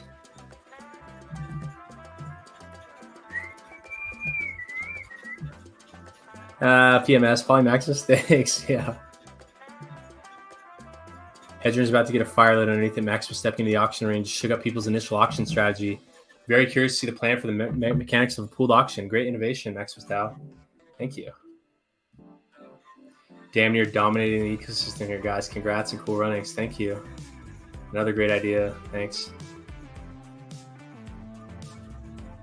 It's fantastic news. Count me in.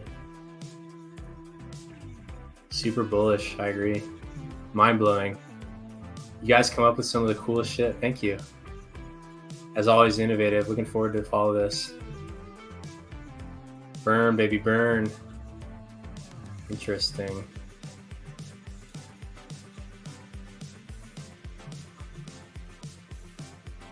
$50 burpees. No, I don't want to do that right now, to be honest. I'm such a bum. Exciting to start banging some headroom. 6-hour stream, you're a machine. Yeah. Did a stream for 3 hours before this. I did the whole pre-analysis where I compiled all this data about the Icosa stakes live on stream, and then I presented my findings, just comparing Maximus versus Perpetuals, and then Sloth came on, had a nice chat with him, and then Alex came on, and then that was like a 2-hour talk, and then Golke said he was done with all the stuff that we needed to do to announce it, and we're like, let's do it. So that's been my day. What a great Friday. Friday. Poly Maximus on Friday. Would that pool also be the arbitrage opportunity that Icosa and Hex and jump back and forth? No, so like that requires like strategic discretion. And in terms of like swapping, it's like that makes it harder to like an executor model is kind of hard for the swapping mechanism, but like a one-way only bid, that actually can be done with like an executor that can do it. And also, I mean, that'd just be hard. There's a time crunch here. Maybe on a future version, maybe, but there's a time crunch here. So we are going to be satisfied with having bundled. If we can bundle a single HSI into a group ownership model, that will be a success. All this other stuff is outside the scope of this original launch. And we need to be very firm on that. That will also, oh no, we already said that. Nice, let's go. Let's whale up. I'm ready. Windesi, 50% plus premium. Y'all make it too hard to keep up. I mean, it's so simple. Luckily, all of our stuff can be understood in literally like a tiny thing here. Entirely, like that's all you need to know is what's in this little doc. Luis III says so much high grade alpha content. Thank you. Hello, good morning, people. Good morning, wherever you are. That's cool. All right, you guys.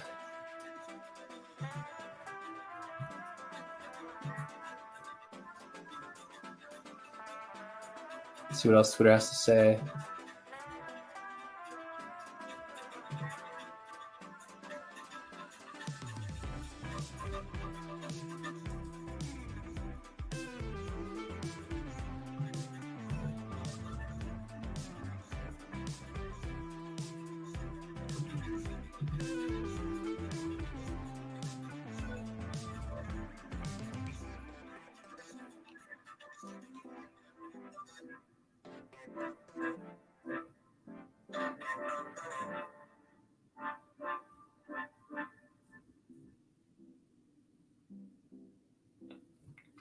Let's see how many YouTube followers I got as a result of this.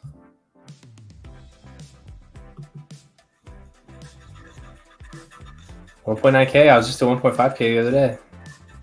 Big growth. I mean, look, okay, as of 7 days ago, in 7 days, I've done 1, 2, 3, 4, 5, 6, 7, 8, 9, 10, 11, 12, now 13. 13 streams in 7 days. And not to mention all the other people's channels I've hopped on in the meantime. Yeah, guys, we're gunning for it here. But with that said, I think I am gonna hop off. It's time. Congratulations, everybody. What an awesome time. Poly Maximus coming soon. We got a hard deadline. We're gonna push. We're gonna try so hard to get it out by then. We're gonna try real hard. So until next time, you all. We'll talk to you soon.